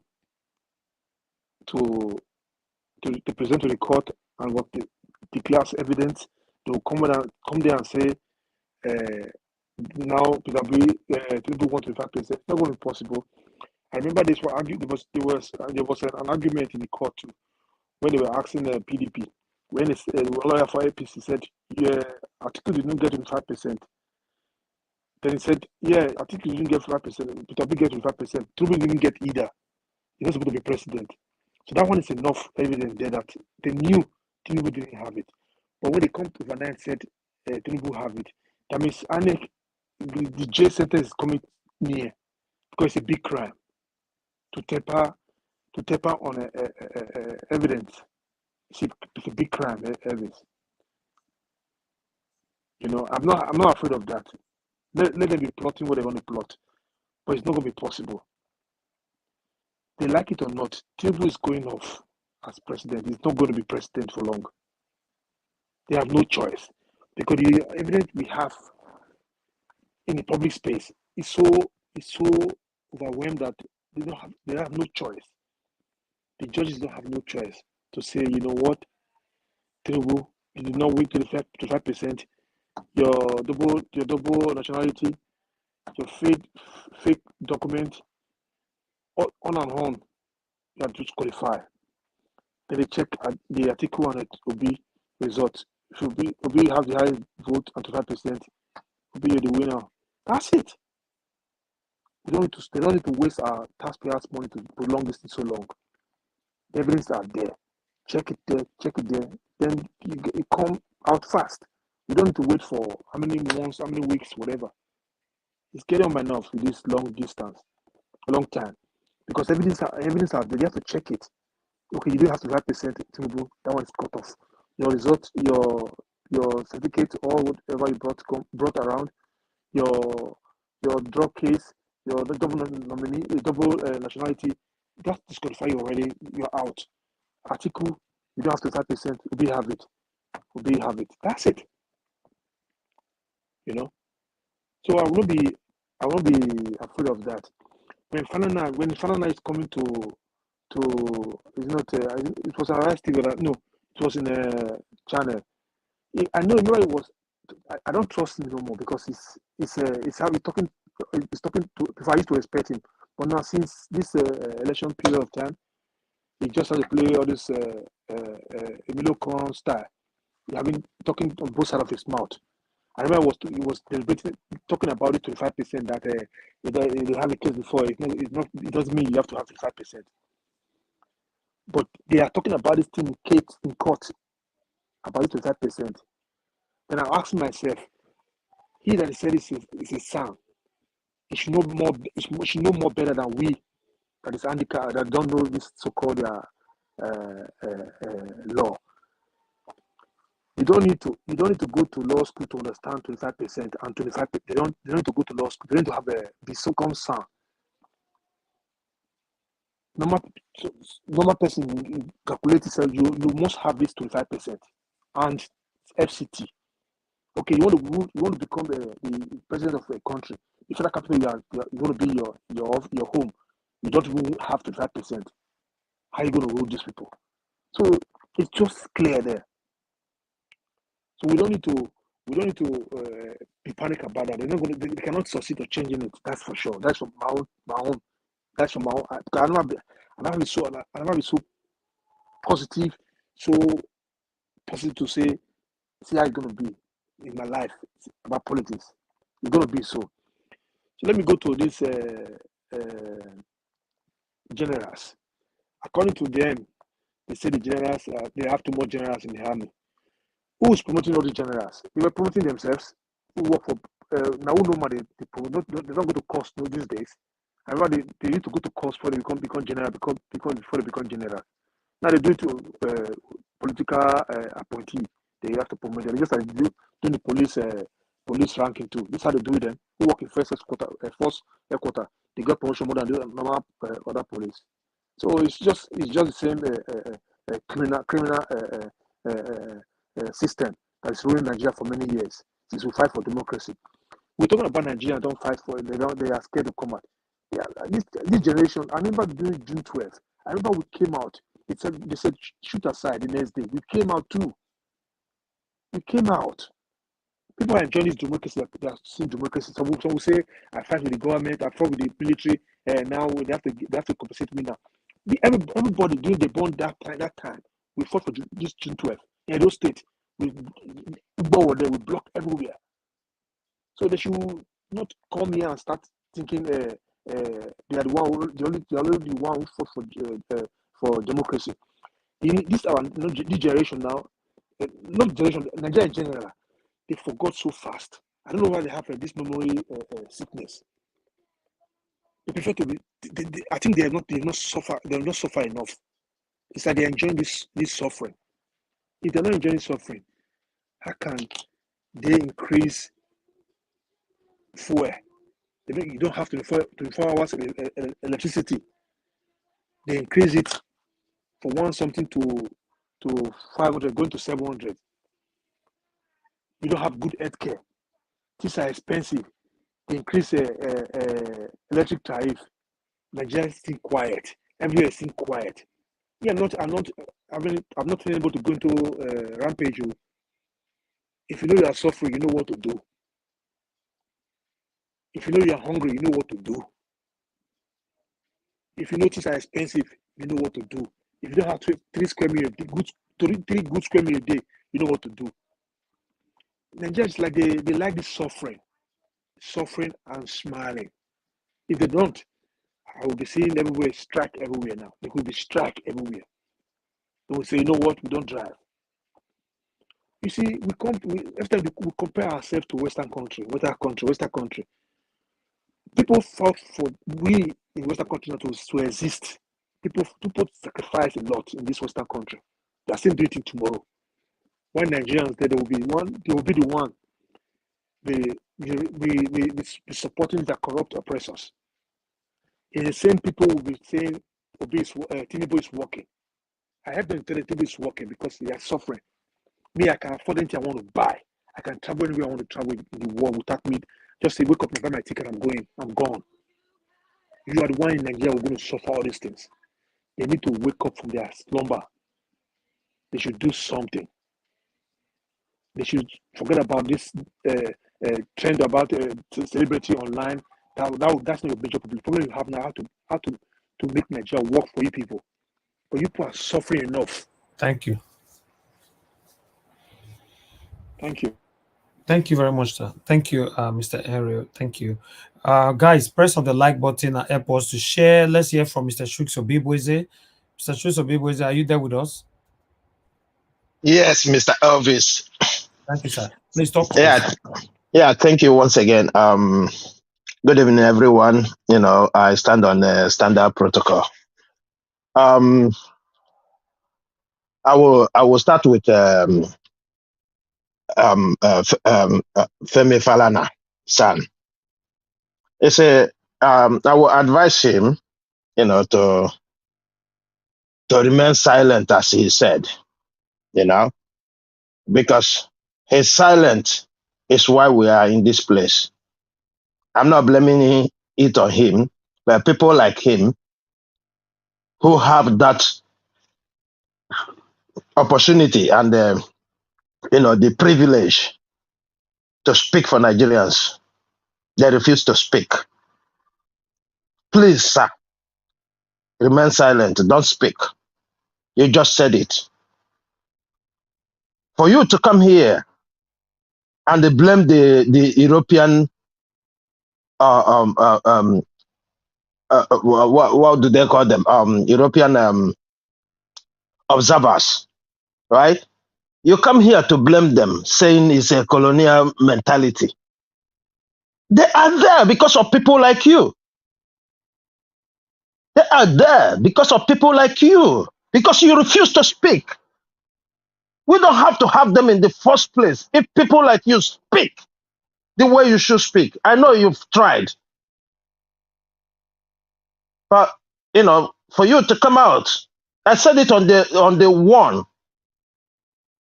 Even the same European observers, they've said that the election was free and fair until that lady, Obi, told them as it is. If you say this is free and fair election and you compare it with your own country, leave us alone. Yes, I understand. We don't have to rely on these people to tell us that this is bad for us to understand that it's bad. But for people like you, you need to speak. But hence you choose not to speak. Please remain silent, because what you're coming out here to say is angering Nigerians.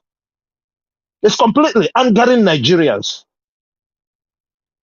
The full whole election, before and even before the court, you spoke nothing. You said nothing. Did you not see what happened? Did you not read in the newspaper? Did you not watch them on telly? And you choose to remain silent. That's your own word, not me. You just said it. It's all right. Because if people who are in privileged position, because it is a privilege for you to be there. It's a privilege. In as much as you work for it, it's a privilege for you to be there. This is Niger Watch platform. This is where we come to air our district, because he has that privilege and he is willing to share it with us, with every Nigerian.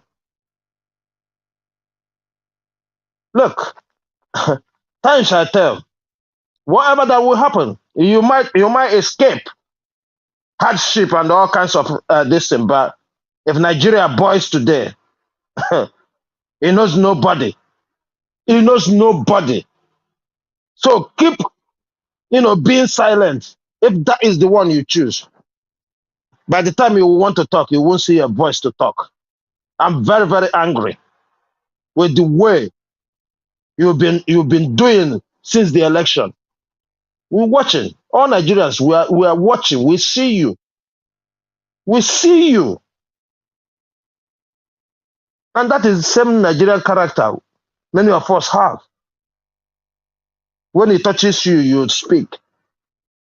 When it doesn't touch you, it doesn't concern you. Because I don't understand a man of your own caliber cannot say, look, we witnessed this, that is that, that is that. It's a fact. You can't tell me because you are in it is in the court. Nobody asked you to judge it. It's not in the court for you to say, hey, we see so thing, and so thing shouldn't have happened. Say it as it is. We are watching. We just saw Buba Chua and his statement. We haven't seen many of you in your own field. We haven't seen many of you demanding what should happen. And we all are looking for Nigeria to be a better Nigeria. It's going to be hard. It is going to be hard.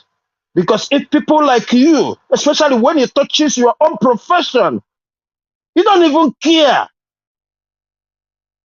Many of you don't even care. Tomorrow we call you honorables and all this and all kinds of names. Learned people. And yet, when it is time to display the skills that learned people have, many of you are found wanting, nowhere to be seen. It's so unfortunate. You came, you told us Abuja cannot be treated like a state. In some cases this, in some cases that. But for you, there's nothing about Abuja. Really? Who is the commissioners in Abuja? Who is the governor in Abuja? And you cannot come there and stay in Abuja without winning the heart of the people. And you said it's okay. I don't have a personal issue with you, but it's all the same thing every Nigeria wants. All of us want a good Nigeria. And that's why we're speaking. And that's why we're crying when we see people who are in a position to speak and they refuse to speak. It hurts us. It hurts so many Nigerians. Because many, if they have the opportunity, maybe they will speak. That's why I'm giving the example of Mr. Elvis. Because with what I'm seeing now, except if there's any changes tomorrow, if he has opportunity to speak truth to power, face to face, he will do. So how many of us here? So I'll quickly go to the case of David. I don't know whether to even speak about that or not, because it's a professional is a professional.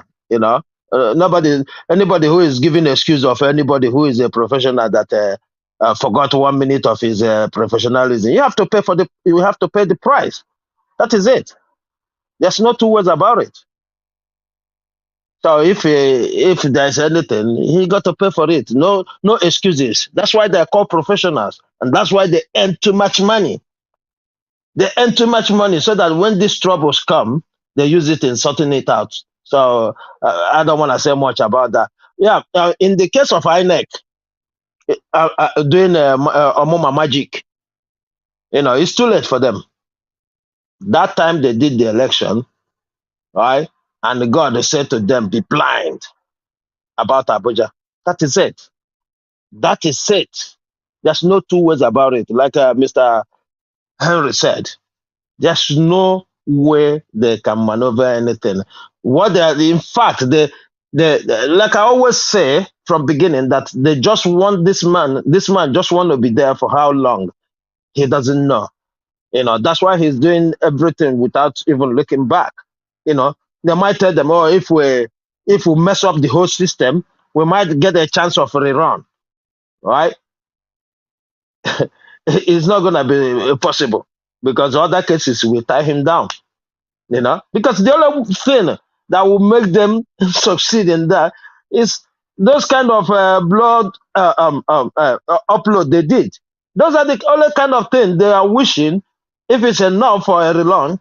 But he still got other cases to answer, so I don't see him, and if they tabulate everything correctly, I don't see him going any further. I don't see him, because by the time they took off all the stolen votes, you will see maybe he's in 2 point something million. I'm telling you, maybe he's 2-3 million. So we're not afraid of that. He's gonna he's not gonna succeed anyway. That's the evidence right from beginning. The evidence is too much that for anybody to do anything about it. Yeah, let me quickly touch on the military. Yeah, I don't know if it is why he changed the service chiefs. I don't have full details. I don't know if any of them have reached service age or they are age 60 and above. But if he's sucking them in efficiency, fair enough. Let him bring those who can do the job. Because with Rabo and his co, I cannot give them pass mark. People are still by, so I cannot give them pass mark. But the problem is here. Let him not influence the promotion of military personnel. As long as he doesn't do that, I know Nigerian military. I know who they are. I've been saying it here. They are not anywhere near who they are. They are not anywhere near who they are. And that man who spoke, he said it all. You're just promoting them for promotion's sake. In the past, for you to train one military general, it's a big money. It's a big money. That's why they don't train them anyhow. You got them few. Because what it is they don't go to war front today to do this or to do that. But they do things you cannot see, just behind closed doors. They do things.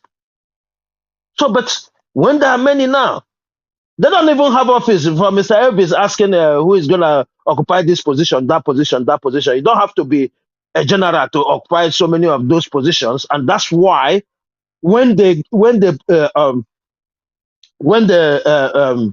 promote your junior, it's a honorable thing for the the seniors to go. Tinubu don't even have to ask them.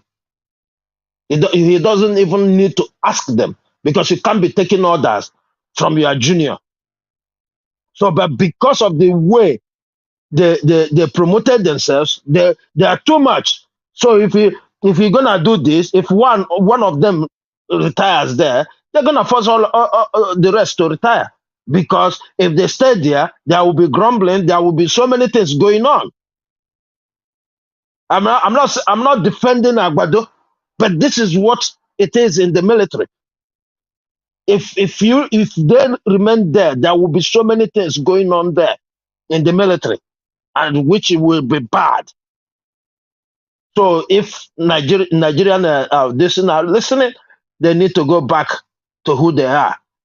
They need to go back to who they are. This is not Nigerian military, I know. Because promotion without merit and all this kind of shenanigans, and that's why so many of them are in politics today. That is why.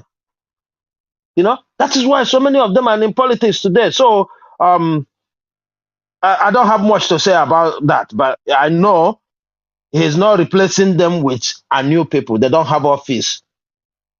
You can be a general, your own office is different, what you do and all that. You don't have to be replacement office and all that, because most of their job is planning and detailing.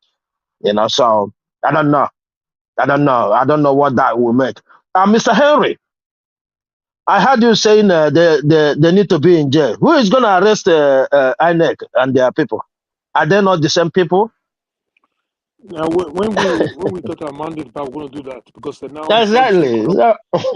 Exactly. So, so the saying about them going to jail for now is out of the card. Are you there, Mr. Elvis? Thank you. Thank you very much, Oga Chooks. Obi-Datti, thank you. God bless you, sir, for your submission. All right, Imo Efyong, I can see right there, just coming in. Thank you very much, Engineer Akintunde. Thank you very much for joining us. I appreciate you all, my people. Alex Sarodio, I can see you on the comment section. Madam Nena, I can see you as well. Thank you, my people. Press on the like button. Help us to press on the like button. Currently, we are on 420. You know, I be my refresh because no say sometimes this number, if you not okay, all right, yes, it's 420. If we can continue to press on the like button to take that to 500, please do that. Okay, let me move on to the next person to speak to us. I would like to hear from Mr. Alex. Mr. Alex, if you're available, please talk to us. Good evening to you. Yes, thank you, Mr. Najawash. And can you hear me? Yes, very okay, yes. Thank you, everybody. I greet those on the comment section, viewers worldwide, of course, my fellow panelists. Thank you for the work you're doing, Mr. Najawash. I want to quickly apologize to my viewers or my listeners if I sometimes communicate in platitudes that you don't understand. It's not intentional. Sincere apology. I'm really sorry. I will try as much as possible. That's why sometimes I fight myself as much as possible as I can to speak on the peripheral level. It's not really intentional, honestly. I don't plan to, to keep you guys incommunicado. Communication is when you understand. But there's nothing I can do about that. I'm sorry, guys, in advance and in the past. I'm really sorry. Anyways, I want to pick my first nitty-gritty. The first subject matter I want to talk about is the man that came out to cry wolf about the military. When he was there, why didn't he cry out? Okay, Madam Nena, thank you. Can I go on? Yeah, go ahead, sir. When he was there, we're talking about when he was in the military, Kaduna in 1981, 1992, 2000 and whatever. When he was there, Bini will say, Nero will not go police. You that is not at home, you are the one that is always going to fight when the police have gone. So why is he not crying? Why Mustafa came out to also cry out? Why are they crying out? Which emotional intelligence are they trying to do? Why are they playing with Nigerians? We don't need this lamentation or this Jeremiah type of, articulation. We don't need it. Why is he crying now? Why didn't he cry out then? Why didn't he leave the country and, go on exile and make videos like other countries are doing? Other countrymen are doing for their countries. We have a bunch of corrupt, in fact, the most dirty, the most brutal aspect of Nigerian life is the military. 90% of the suffering in Nigeria right now is from the military. Those generals, a bunch of, I don't want to use the wrong word here so that I will not have issues with Nigeria. There are a bunch of people who take people's lives. They are responsible for these things. You see them rigging elections. You see them manipulate it. We don't have a democracy. It's military men they are just wearing agbada. So there is nothing like corruption in Nigeria. It's the military rottenness. And they are so brutal. Who are the ones in charge of the crude oil? It's the military. They are the ones controlling the ship, the navy, the army, the whatever you call them. It all boils down to the military. The air force, the soldiers, they are the ones doing all these things. They carry the IG of police along. Yes. So the military is the number one problem. Guess what? Since 1960, what has been the being of Nigerian state? The military coup. It's not democratic coup. 1966, coup and counter coup. In the 1970s, coup and counter coup. Coup came in. 1980s coup. 1990s coup. Is it me and you that is doing the coup? Who stole money and stashed it in more than 101 countries? Abacha, a military general. Abacha just loot is still there. Buhari loot is there as a military general and as a civilian. So any country the military rule they don't ever do well.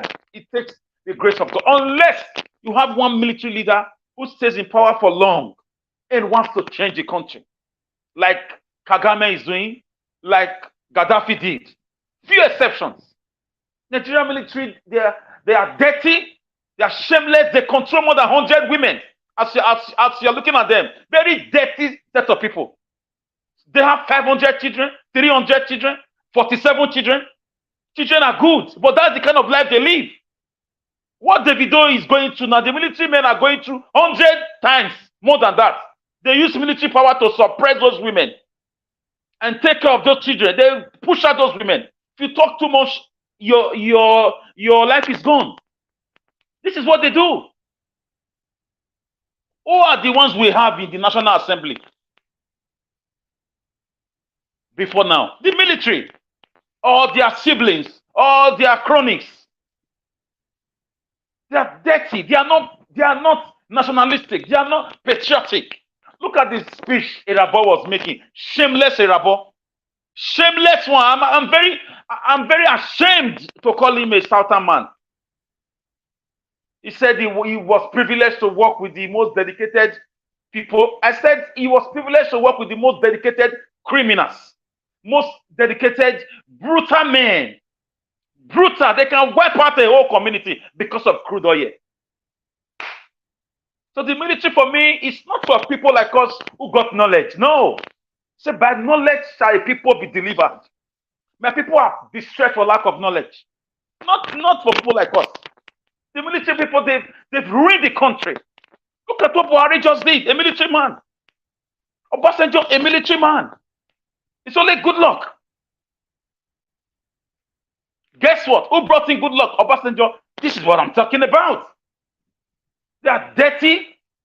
The poverty in Nigeria can be traced to them. The money is stolen from our crude oil. Every day it goes to 90% goes to military men.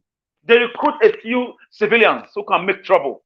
The likes of Keyamo, a few civilians who are powerful in their region, or who are powerful in law or whatever.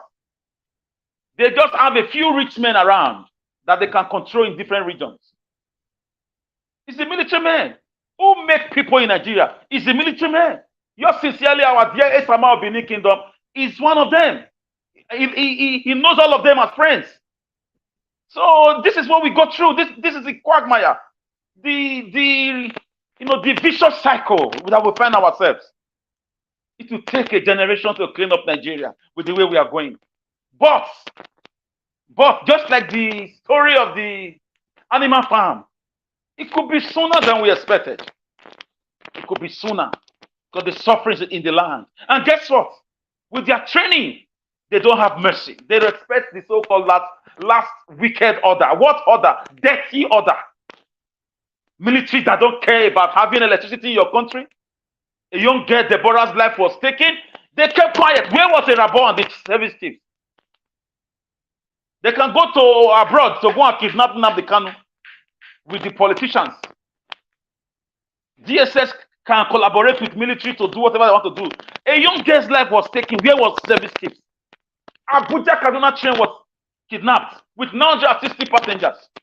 20-something immediately, whose lives were taken. For 4 months, people were paying 300 million, 100 million, totally 6 billion naira. The military were in the same country. Who collected those money? I dare to say, with all sincerity and all boldness, the military general orchestrated that thing. If you don't believe me, go to court. Come and sue me. They did it. A country that has, a military that protects the boundaries of the nation. They did it. The number one duty of the military is to protect the territorial sovereignty. Where were they when invaders invaded Nigeria? If they are not the one that brought in these so-called invaders. Under Buhari, who is a military man. Where is Osinbajo who campaigned in 2015 and Amebola Tinubu who campaigned that when France had problems, they went to a military general. Now we are bringing Buhari to you in 2015 because he's a military general. He has experience. He will bring back cheap work guests. He will protect Nigeria. Where are they now? Where are those people who sold us those bugaboo? Those laborare es orare, ducem es proportamo. Where are they? Where are they? Set of lies. Lies from the pit of hell. The military men are dirty in Nigeria. It's a trickle-down syndrome. That's why you see them misbehave. If you want to threaten anybody in Nigeria, you say, I'll call you soldier. You see the kind of mentality? My brother is a soldier. Nigeria now boasts of having military men as friends. What a shame. How many countries do that? How many times do you see military in other countries? If not at the boundaries, working with the immigration to protect the boundaries of the country. We not boast to say, my senior brother Nakone. We even say it sometimes on air. Shamelessly. Psychological defeat. Military is protecting the country, not, I mean, it's even under you as a citizen. They are not tools of oppression, tools of theft. Yahoo boys even take them around as bodyguards. What a shame. So the military is dirty. They are responsible for the Nigerian problem. The so-called politicians you are seeing, a lot of them are military people who resigned or who retired and refired themselves into quagmire, into the Nigerian political quagmire. You cannot bring those bugaboo to me. If you could not protect me, you could not protect the boundary from external invasion. My God, what other invasion are you going to talk about? Apart from the invasion of Buhari's government. It trickled down from all the way from the north into Benin City. They unpicked some governors who sold their conscience. So, I mean, to the devil, to allow these wicked men and women invade the land. The job of the military is to protect you, to protect your country. But they have Islamic agenda from the so-called generals. We don't have generals. We have looters. We have thieves. We have liars. We have criminals. People who boast of how many wives they have. That's the kind of military you have. Who boast of having houses in Dubai. So for me, if you cannot do your job, the real job you are paid to do, to hell with your so-called military general achievement. Eraboy is a disgrace to the South. It's even that name. You should change his name. Eraboy seems like a Benin name to me. You should change it to one name. Maybe Abubakar or Malami or something. Since he has used his life to serve them. We don't need him. Benin will say, oh, our local parlance. Who he helped? Who he helped? Dirty man, smelly people, very smelly people. People whose lives are stained with red oil. I'm happy that we are not all going to vanish from this world. We will all die.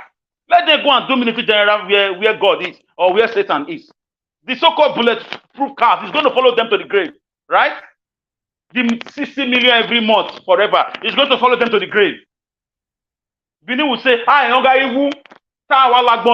means with all the achievement, you would have been imagining that nobody will die again. We will all die. We will all live here one day. So to their conscience, they keep dribbling Nigeria. They are the problems of this country. When you come out now to talk, to kind of articulate ideas, to want to stand for your people, they send the military after you. They send DSS and military after you. Is what they do. Who did they send to Nnamdi Kanu's house? Is it my community boys? It's the military. Operation Python dance. That could not dance for the Boko Haram. So don't be deceived.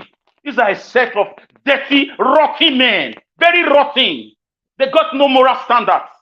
If you dig down into their personal lives, you'll be ashamed. Many of them are not, they are even sick as they are there. If you cannot love yourself, you can't love your neighbor. These guys are reckless.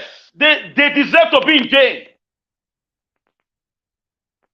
For me, the blood of the red oil, I'm sorry, Nigeria, the red oil of Nigeria people is on their head. It's on their head. Deborah will continue to cry before God on their head. Because they connive to do that thing. All of the lives that have been lost for the past 8 years under Buhari, it's on their head. You are smelling to bank. You are smelling home now with bulletproof cars.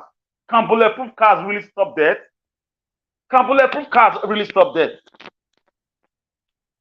How many bulletproof cars did Gaddafi, or was Gaddafi not able to buy?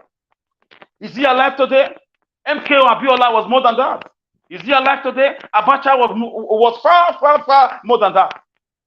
So when we are treating people, human beings, fellow citizens, a land that bettered you and nurtured you, a land that took care of you, you should give back to your land.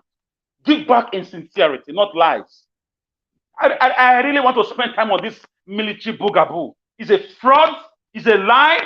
The 90% of Nigerian problem is that military. They are the ones destroying Nigeria. All they think about is buying houses abroad, marrying 45 women, 50 women, using their power to oppress people nationwide. If you go and look for trouble, you have their number, whether you are right or wrong, the same boys will come and help you. Destroy anybody. They even take lives, and life just go on like that. Set of lunatics, illiterates, morally, morally bankrupt people.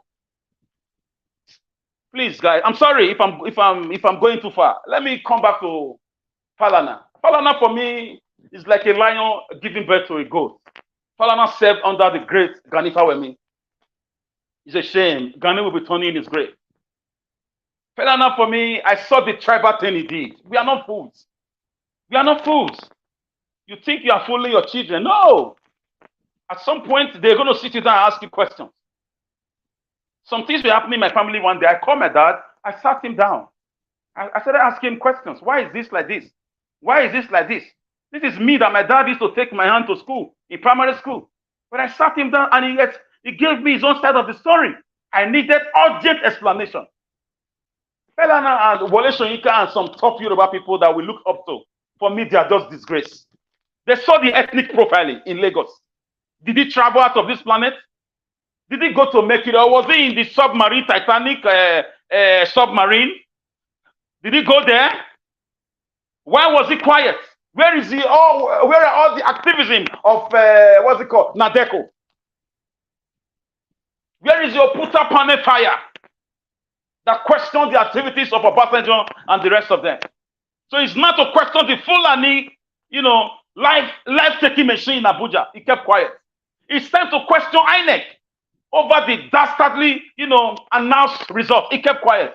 It's time to question the satanic people who were profiling a particular tribe in Lagos. He saw the woman whose eyes was almost blinded. He saw it. He kept quiet. So Falana for me is a disgrace. With due respect to him, he's not a senior advocate of my own country. He's a senior advocate of nonsense, of himself, as far as I'm concerned.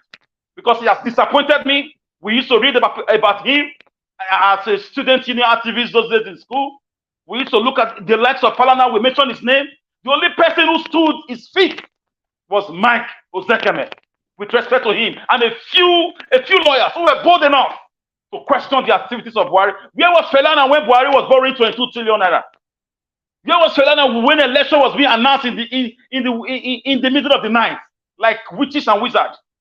Where was Falana when Deborah was taken just like that? What was his comment? So I'm not surprised.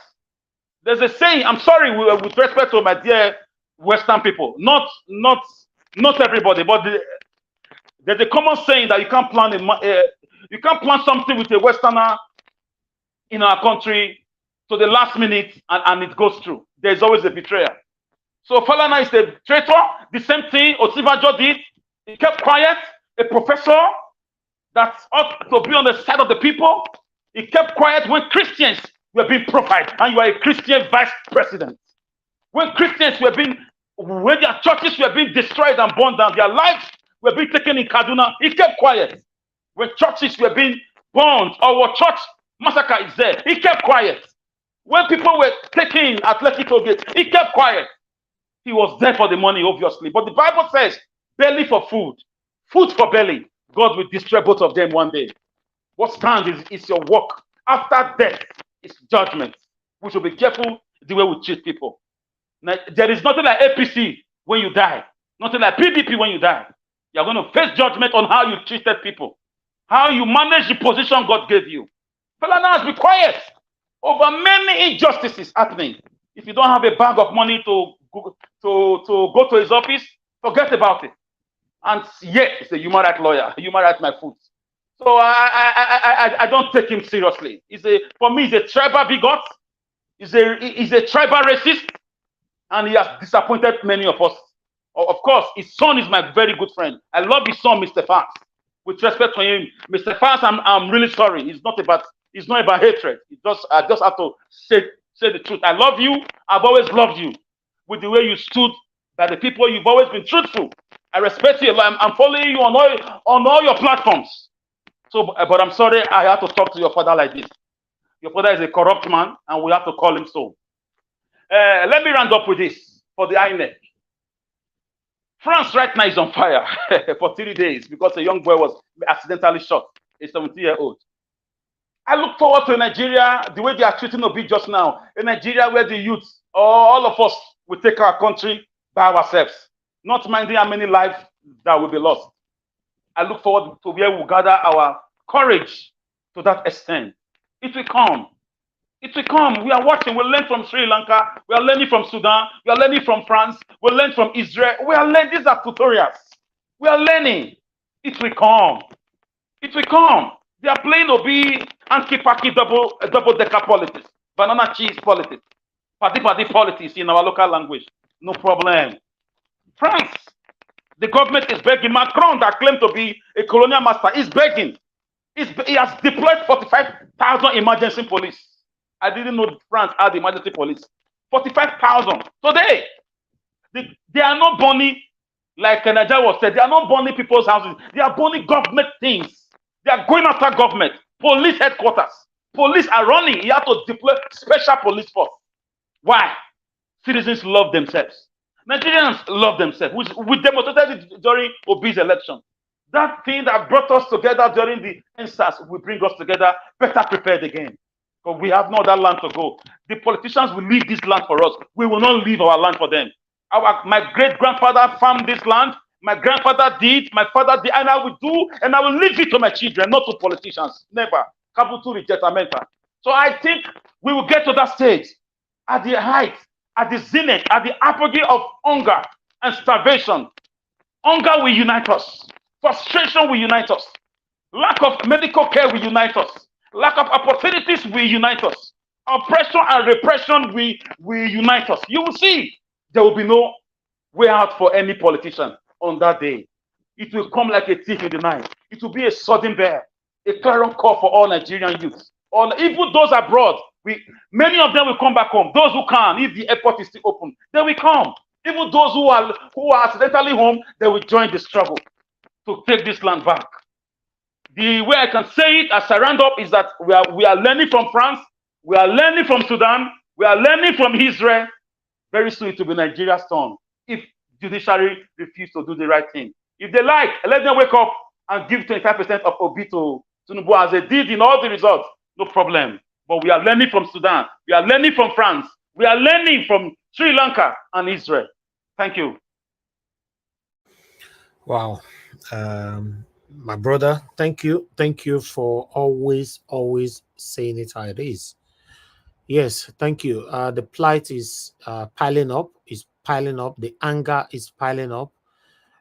We are currently being controlled by Mr. Peter Obi, telling everybody to stay calm, that we are going to have our mandate back. We are believing on that. We are standing by that. Judiciary do the right thing for peace to reign in Nigeria. It's peace we stand for. It's peace we pray for. We don't pray for destruction. But at this particular time, the way Nigerians are standing, what they are, in fact, we are very, very, very hopeful. Anything that turned this hope to nothing, I can't guarantee you what will happen in Nigeria. But we are begging you, do the right thing. Thank you very much. And for Faz is one of those people who put his life out there for Nigeria to become a better place today.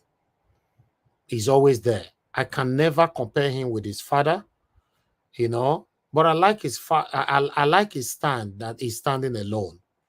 He's not following his father's footstep, although I don't really have much to say about his father, but recently for him to continue to say, I don't want to talk on this, I don't want to talk on that, I'm surprised.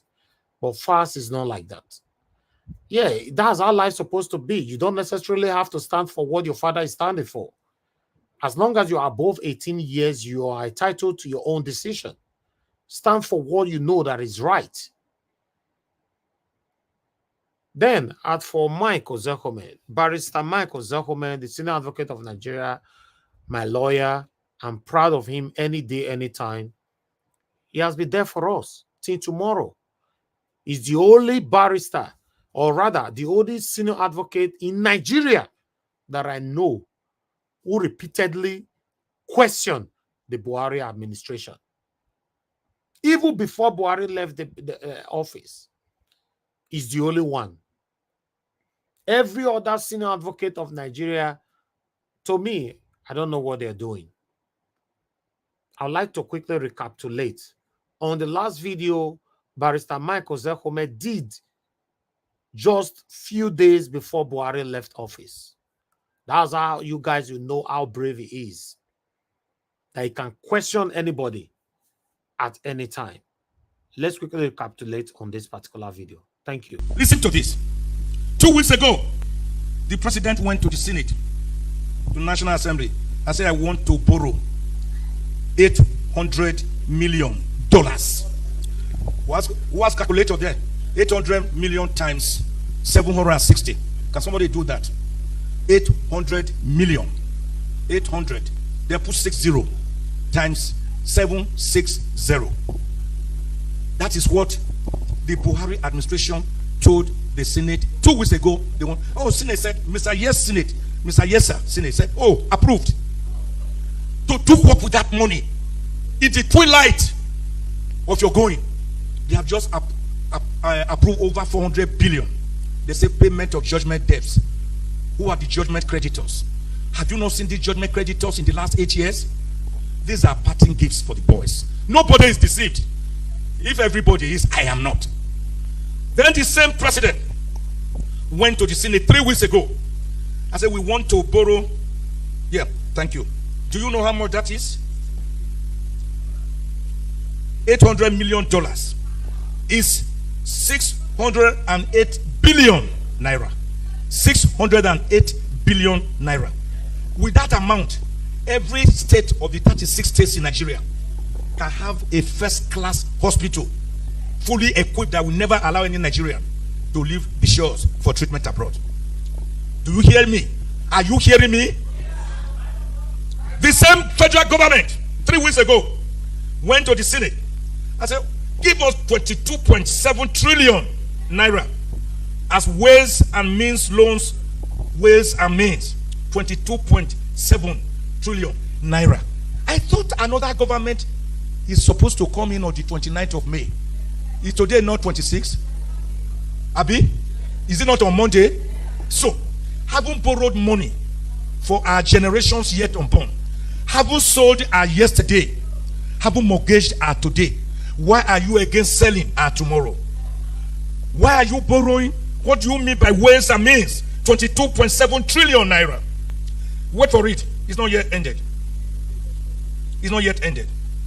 On again, few weeks ago, the federal government again got approval from the National Assembly to borrow 819.54 billion naira.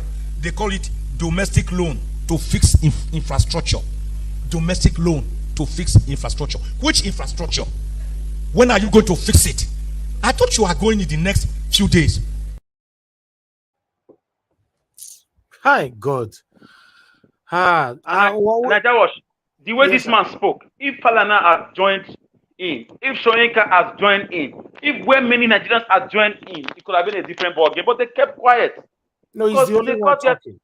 Oh, He's the only one so talking. So that's why I'm proud of him. Anytime, any day. Barrister Niger Mike, Watch has been talking about it. you know, so he's the only person that is talking that is on our side, you know, as a senior advocate is Barrister Mike Ozekome. Nobody else. Every other person, they are you can see what these guys are doing. Every other sons, you can see what they're doing. They always stylishly contribute to the situation that is affecting you and I. Why the gullible ones cannot digest where they're standing on. You know, if I don't bring their video here to analyze it, you see some gullible Nigerians can watch their videos in another platform. They will commend them. Say, this guy will try to do the way they talk. Until we bring the video here to analyze it, bullet point it to you before you not get to know that, these people are satanic. Not everybody can watch a video and understand how it is, or what it means, or what it stands for, or can read their body language. On this platform, that is what we do. We break it for you to know what they were trying to do. You watch so many videos where these satanic people standing on the fence, you applaud them because you watch them from another platform. But when we bring it here, we will say it how it is. How many other sons you know in Nigeria that can call out a ruling government the way Barrister Michael Zekome is doing? When he came to this platform the other day, he was still calling them out here. In his presence, I was calling the same satanic government satanic. He was here. Barrister Michael Zekome was here. He had been to our platform twice or 3 times. So, many of you don't want to talk. I don't want to die. I don't want to die. I don't fear. I don't want anything to happen to me. I don't know. Many people that have portrayed the fear of speaking the truth. Some are in the grave already today, in case you're not aware. Yes. Since the creation of Nigeria, right? Many people who have portrayed or continuously portrayed the spirit of fear of this satanic government, many of them are already in grave. And guess what? Not because they thought of government, they take die. Another thing take their life. Natural death or anyhow. Some grow old to die, or something just happened. But don't you think when you die and you die for truth is better? Don't you think that? Why they never take the life of Barrister Michael Zekome? We follow them in Nigeria for a year. Why they never take the life? Now make me still like Sowore tomorrow. The only area that I fought on Omoyele Sowore is because he did not support Mr. Peter Obi. Because Mr. Sowore was just fighting everybody. But if you have to really look at it, Omoyele Sowore still remain one of the outspoken person till tomorrow in that Nigeria, saying it to their eyes. If he meet them in any occasion, he say it to their eyes. He disgraced them in any hall. He started it in America. I say things I can't say because I support Peter Obi, make I see through my not talk. Omoyele Sowore started disgracing these people all the way from America. Anywhere do you know what he said today? He said on his page that it's because of the military coup, the military takeover that was to take place when Tinubu was in France. This is why he's settling the military men who are living, giving them this kind of mouth-watering, send forth party. That they were hearing news that the military almost took over government, almost. That he said, I will not just come and talk. The only area I blame Omoyele Sowore is that Omoyele Sowore have revealed all his secrets already in public. That's why they will never allow someone like him to rule, except he is forcefully put there by the people. Yeah. Because Omoyele Sowore have revealed to them already how he go slaughter them. He don't talk him already. So how the person where you tell you face to face, he go slaughter you, let him come, make on rule. Now only where I blame him be that because he not keep his secrets.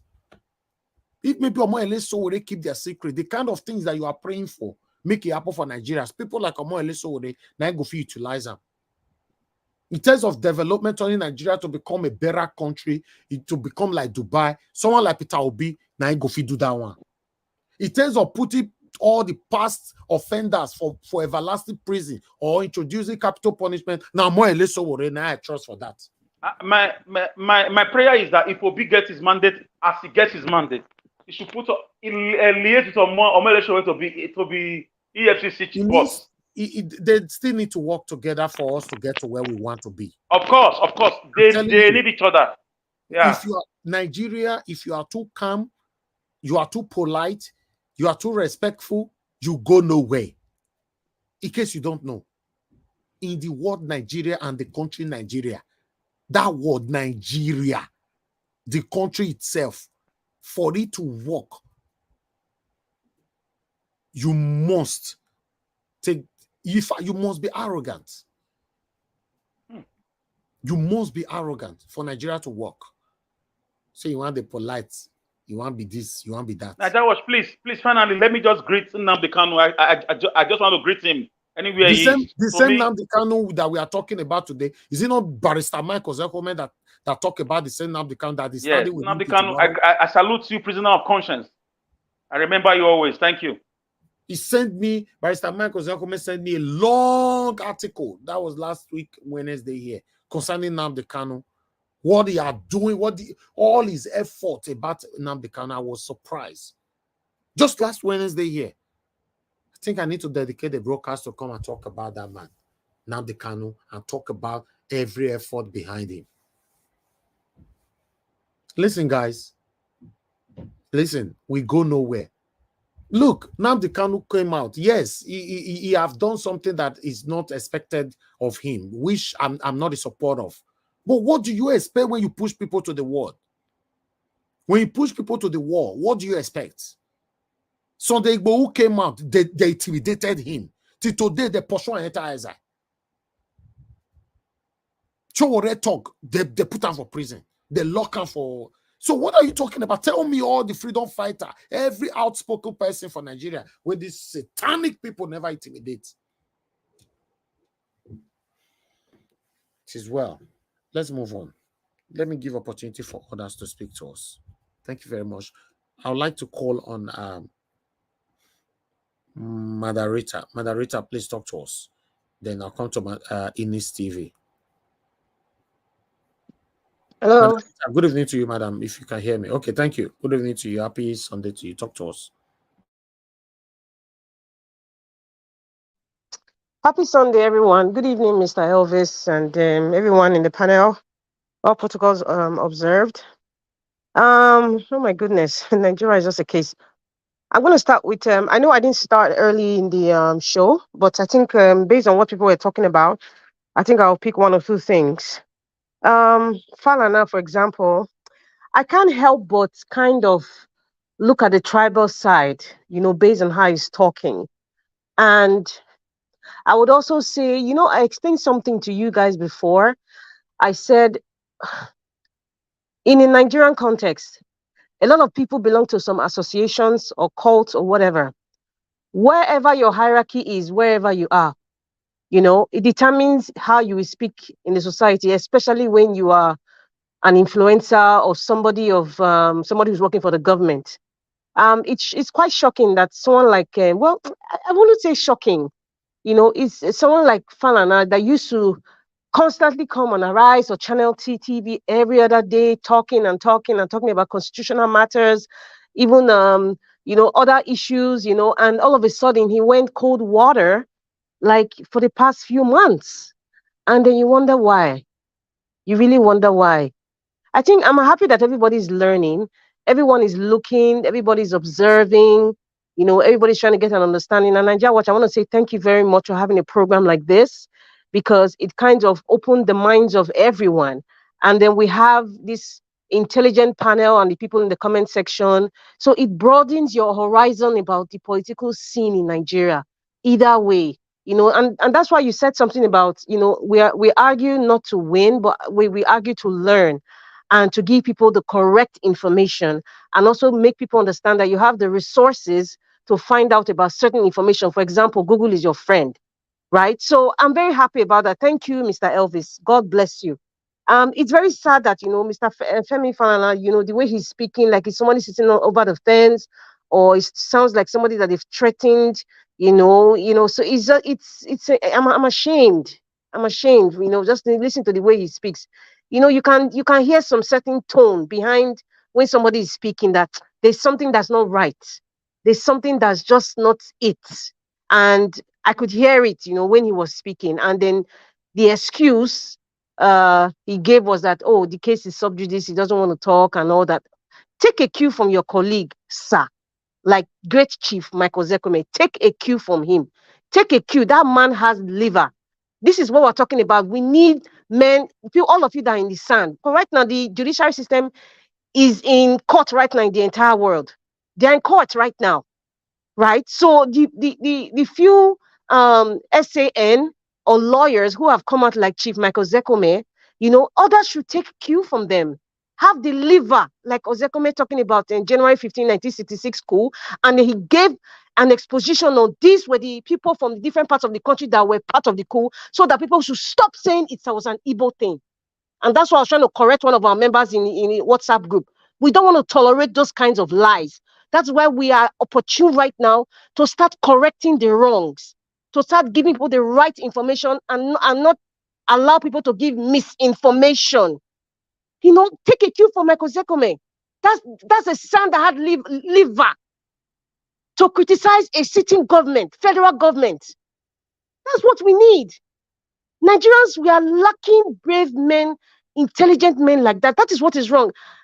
Like I've said it, people of my father's generation or some of your father's generation, many of them who will have spoken up, a lot of them have passed on, unfortunately. The few ones that are still alive, that are very, very old, is either they're too old to speak, or they're tired, or they're incapacitated, and they're just somewhere where, maybe some form of illness, so they can't really speak. Very few of them. Is like, I don't think it's more than 10 in the whole country that could actually speak out the way Michael Zekome is speaking out. Someone like, what's this man's name? The one in the famous lawyer that Femi Falana was under. Someone can correct me there. What's this man's name again? Anyway, you guys know who I'm talking about. The great lawyer that everybody. Fawele. Exactly. We don't have brave lawyers like men. You don't have to be a lawyer. You don't have to be a lawyer to speak out. I'm just saying lawyers because so far, just Chief Michael Zekome, I think few other lawyers that actually come. How will me even fought against the military? Force them to stand still. Exactly. What is going on? What fever have taken over people that you thought were human beings? There's a fever that is just hovering around. There's one thing that I can say for sure. There's one thing. Evil has an expiry date. If it is jazz that they've used on the entire Nigeria, whatever it is that they use to make people feel aloof, to make people feel like they shouldn't speak up, to make professors look like they never went to a kindergarten, or to make, traditional rulers, rub palm oil on their whites, whatever it is that Agbado has used, because he's a desperate man that wants a desperate, his ambition is desperate. So they can use all kinds of things. I'm talking as an African person. I'm just saying it the way it is. It has an expiry date. Because if you sit down, like, is this the Nigeria that I grew up with? It's shocking. And then you see someone like Festus Akamu, Festus Okoye come out and be swallowing saliva, lying to us in broad daylight. When he wing. I don't know how his wife will look at him. I don't know. Or his children. What are you going to inspire me with when you come on national TV to lie over 200 million people? What an embarrassment. So that's why I'm saying the likes of Yakub, I don't know if there's something that they spread around Nigeria that some Nigerians are just aloof. Even the youths that you think that will fight for their country right now, some are in a beer parlor right now, as Mr. Elvis will say. Some are doing parties. I mean, you go to social media now, you see them doing like expensive parties all over, and you say, okay, is this the country that they said that they're hungry? Is it the country that they're complaining about fuel? Is it the country that they're saying that the quality of life is pretty low? So where is this money coming from? The ones doing these extravagant parties, both men and women, where is it coming from? So there's just something, that's what I feel. This is my opinion. There's something that have just spread across the nation that just making people feel like, or rather seem like zombies. But there's an expiry date for sure.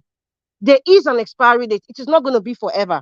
I don't want to, because I really respect Fowles, but the fact that you respect his son, we're talking about somebody who's supposed to teach or educate people and inspire people about the justice system. And look at what you're saying.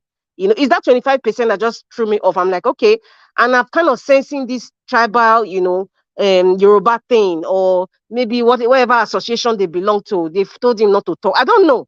There's just something that was just as off. It's a shame. And then for that man that was talking about the service chiefs, what I could grasp from what he was saying is starting from the NDA, Nigerian Defense Academy, starting from how they promote service chiefs, is starting from the quality of service chiefs that we have. He was questioning it. He was also talking about updating, the process. You see, Nigeria needs an overhaul. Nigeria needs an overhaul. And it says something about the constitution, about the president. Like the president can even choose a cadet, you know, as a CSO, because the constitution says so. The so-called constitution we're talking about, who was written by the army chiefs as at that time, Abdul Salami and the rest. It wasn't the civilians now. So when they say we the people, they're talking we the people means the service, the army as at that time. And that is what we are living by. And that is why I say anytime that we vote, we make that constitution alive again. That illegal constitution alive again. So you see, it's affecting every part of what makes a country. That is what we are going through. And you know, somehow, my brother Alex, when you were talking about the army, you know, they're criminals, they're this and they're that. I just want to say something. I agree with what you're saying, but these army chiefs that you were casting aspersions that, you know, they are criminals and, you know, blah blah blah, they have a head that is allowing them to do it. That is why a young soldier will tell you, civilians, make sure you know the kinds of leaders that you are voting for, because as a commander-in-chief, whatever they tell us to do, we will do it. So if you want to vote the one that has sense, or you want to vote the one that has some form of straight sanity, vote well, oh, look well, oh, just like they say when you marry. Look well. Can I interject a little bit? Go ahead, my brother. But for me, I don't know, but the way I think about this whole scenario, this captured state of Nigeria, for me, with the way it is now, it's just few military oligarchs from the north, whether they are serving or previously. Yes. The likes of Abu Salami, Babangida, they are the ones calling the shot. The Kaduna Mafia is still very much alive. It has been rebranded. It is the same military people. Former heads of state, they are the ones. My dear brother, it's still bothered to. We are kind of saying almost the same thing, but it's not the same. Who allows it? We have a commander-in-chief. Every successive commander-in-chief we've had so far, they've allowed the army, these people that you name, to do whatever it is they're doing, either because of fear or because of one favor, or maybe they're threatening them or their family, and then it goes on and on. We need a leader who is ready to sacrifice for Nigeria, not just sacrificing themselves, exposing the names, call out the names, so that whatever happens, it will be down in history. I mean, thank God for technology and age that we are in now. Thank God for that. You know, if it calls a media party right now, you know, to come to the State House, and Peter will be like, I want to speak to the nation. Not National Assembly, the nation, and then he starts to tell everybody, these are the people that are preventing this. This is what they are planning to do. This is what is going to happen. This is it, and this is that. It is on record. People will leave that thing for the rest of how long the world is going to ever survive. That video will be there. Those names will be there. In the next 100 years, the children of those people that have listened will say, oh, okay, we know the names. That is a leader that wants to sacrifice. That's why we still talk about Thomas Sankara and Patrice Mulumba. You know, these men were willing to stand up and call the names, call it out. The likes of Gaddafi that was calling America out, calling them out. That is the kind of leaders that we need. It is very hard to find such a leader these days. You know, somebody who is selfless, and that's why I see Peter Obi is just somebody that is in the league, is on a league of his own. Nobody's in the same league with him so far politically. What we see, we might have them. Maybe some of them are sitting at home. Some of them are still in university. Some of them are just being born today. You know, but in the league of elite politicians we've seen so far, Peter Obi is a league on his own. The rest of them belong to the old rotten bunch. That's the truth. So, you know, that man was just talking about, I mean, how do you enter the NDA? I know some of you here who understand how the NDA works. You know, it is politically influenced. You know, the man said it was the 29 mechanized brigade. All the other brigade, all the other courses that you see, if you know the things that's going on in the NDA, you will know why we have the kind of service chief we have today.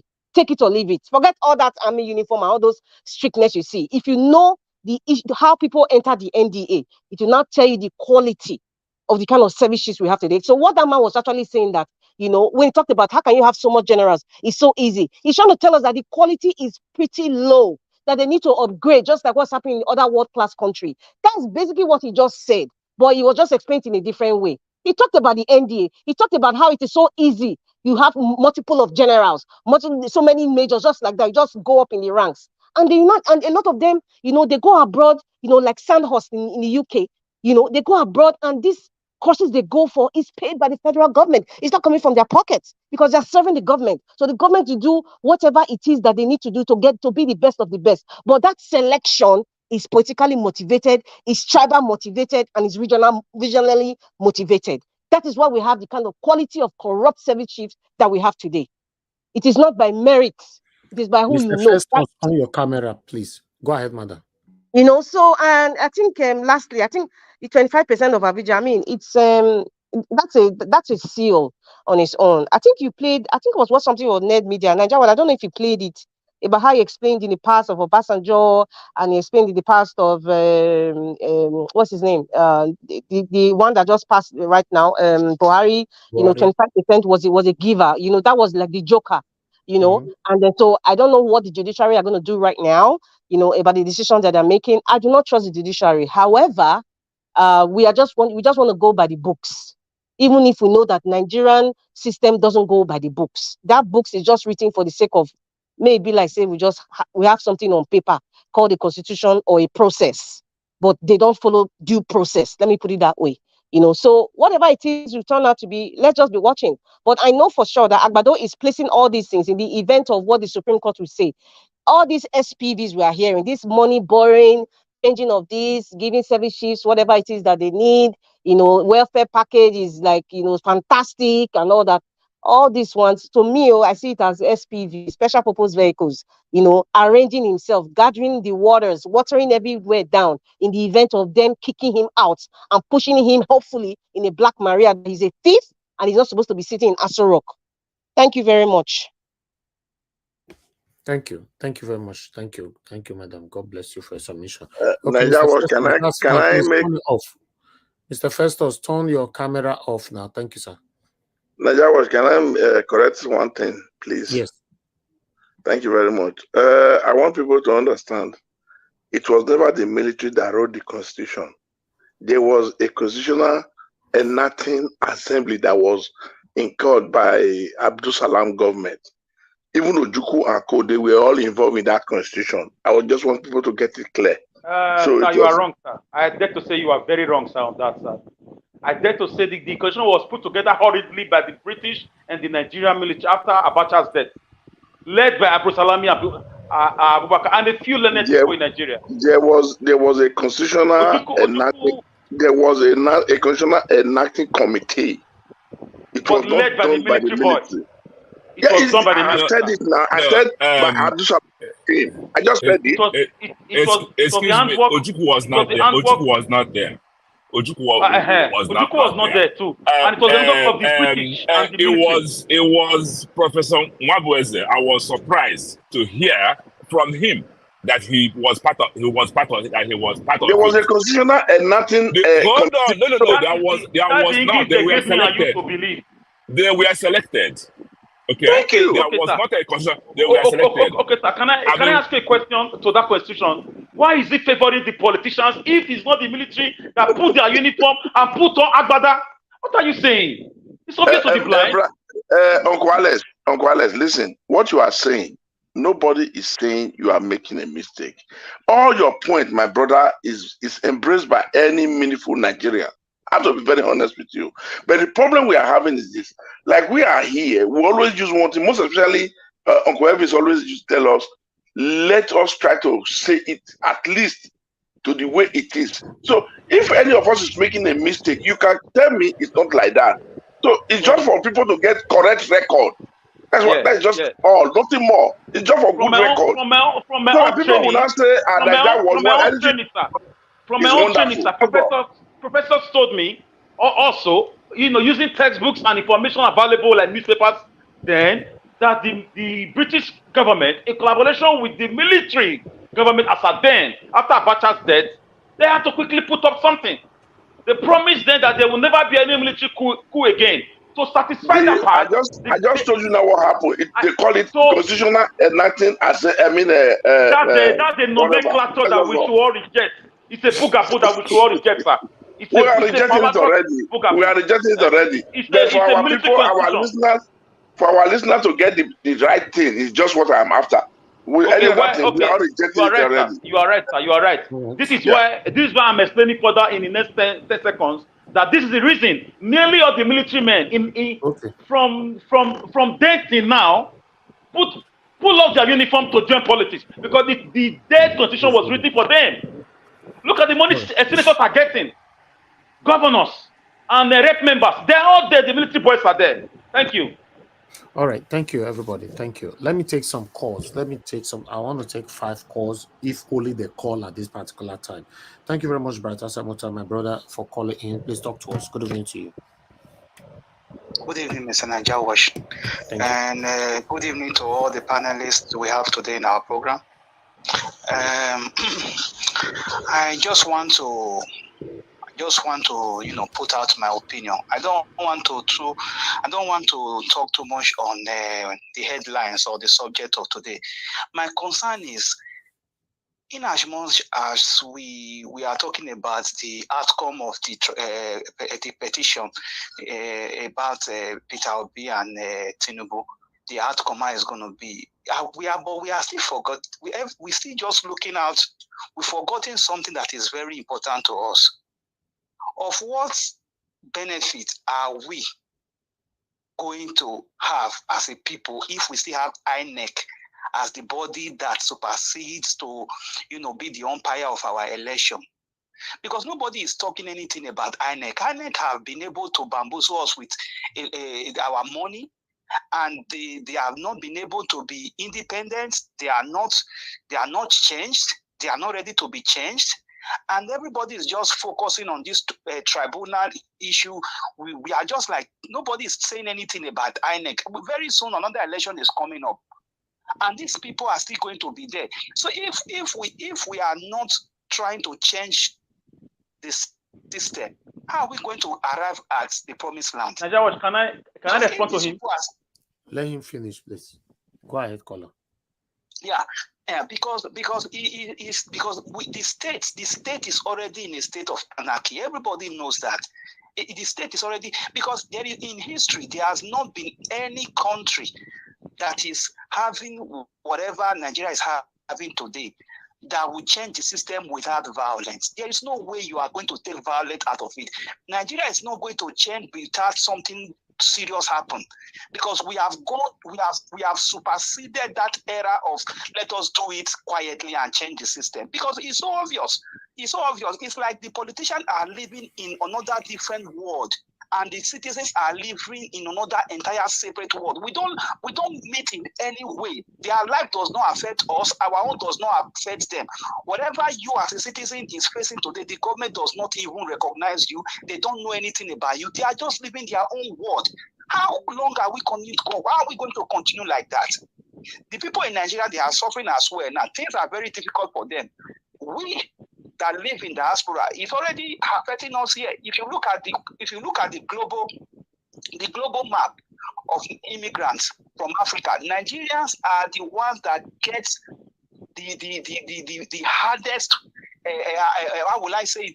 We are so uncomfortable anywhere we find ourselves than other African countries, because of our leaders and because of what is happening in our country. We don't have any respect for all these people anymore. Your embassy cannot represent you. Your government cannot represent you. If you go to Nigeria, you are like a foreigner in your own country. So I don't know how we are going to. So because sometimes I just don't know what to say, because the country is dying every day. And this issue of INEC, we should let us talk about this INEC issue. What do we do? Because these people are still there. Nobody is saying anything. The government is not ready to change them. Please, Mr. Elvis, I want us to deliberate on this issue of INEC. Are we still going to have somebody like Festus Okoye around? If we still have these people there, that means we are still going to having petition here and there. All right. So that is my question this evening. Okay, Thank you. I hope someone can answer that. Thank you very much, my Yes. brother. Thank you. Can I? Can I respond, please? Hold on. Let me quickly Oh. say this before someone respond. I understand the plight of my brother, right, Asamota, but I want you guys to understand that on this platform, I'm calling out the government. That's what I've been doing from day one till now. I started it from Edo State, but I've never one day called for violence, and I will never do that. I will never support it. I will never use my platform to do that. Yes, I understand you mentioned that there is no way we can take the country from these satanic people without violence. For me, I'm trying to prevent that by asking the judiciary to do the right thing. But if they refuse to do the right thing, I don't think I have the power to tell the people what to do henceforth. That is my stand. So if anybody on this platform, you want to suggest anything, please always have the back of your mind to have to respect the rules of the platform. I understand everybody is angry. Yes, but I don't want it to be angry to forget the rules of the platform. The platform have rules and YouTube also have rules. So it means that regardless of the YouTube rules, I have rules of my own.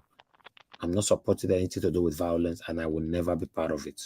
Thank you. Somebody wanted to respond to him earlier Yes. on. Yes. Go ahead, My please. brother that called, if you are still there, for you to say we are not talking about INEC, I say cabo to the detrimental because we'll be. That means you've not been around for a while. That's number one. We'll be lambasting INEC. In fact, other platforms are also doing the same thing on Twitter, on everywhere. So I don't know where you got that from. Nigerians are on their neck. That's one thing you should know. And two, it's easy, like my brother just said just now, to call for violence, and you are far away. I want all of us at some point. One thing will unite us to bring about the needed change. We are not hungry enough. We've not been oppressed enough. We've not suffered enough. By the time it reaches our neck and we can no longer breathe like George Floyd, we will wake up and get united and get the job done. But for now, we still have diaspora connection. We are still comfortable. That's all. Even right now today, as somebody said, our people are organizing parties. People go to lounges, go to beer parlor. You see our youth that are supposed to be consigned. As we speak, France, young people came out because of one of them was taken out by police, even accidentally, allegedly. So, and the whole country is on a standstill. Israel did something similar. Sri Lanka did something similar. So I believe Nigeria, by the time we are hungry enough, we've suffered enough, we will wake up. Thank you. And if I may add. Somebody else wanted to say something earlier on. Yes, I wanted Go ahead, madam. Yes, to the man that is calling for the INEC. Listen, you have to understand that we are not looking for a rerun. INEC at its own time will just die off. Mahmoud and the rest will be dealt with when that time comes. For me, what we should insist on is give us our mandates.